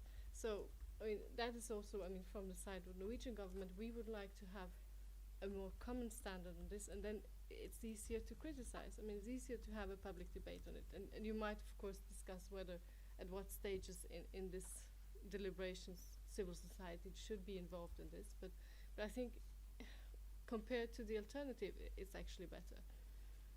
And the other thing I wanted to touch upon, but I didn't have time, was a bit the issue. I mean, the cooperation with these South Mediterranean countries, because I find it very interesting that we have tried over years, and what you said as well. I mean, first the pointing finger approach didn't really work out. Then we have tried. I mean, generally, both from the security side, security arguments, but also other arguments, to try to actually establish some kind of cooperation with those countries. And one interesting thing is that I think where we have found, I mean, we in general, Europe, have found common ground with these countries has been on security. That's where we have seen the most concrete projects developed. We have struggled, generally from Europe, to actually find concrete output from those cooperation processes. You have been involved in some of these at an early stage, but it has been really difficult to find common ground. And also talking about what you mentioned on more openness to have more, possibilities for legal migration has been definitely one of these issues that we would like to, at least had the intention to cooperate with those countries on.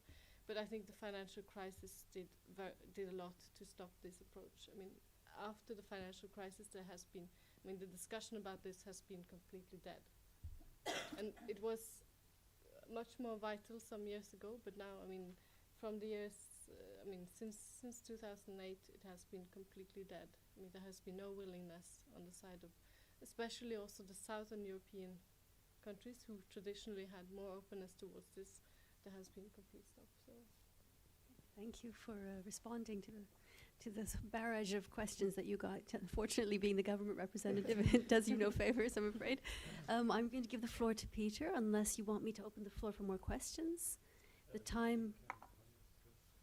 Yeah, you have to go as well.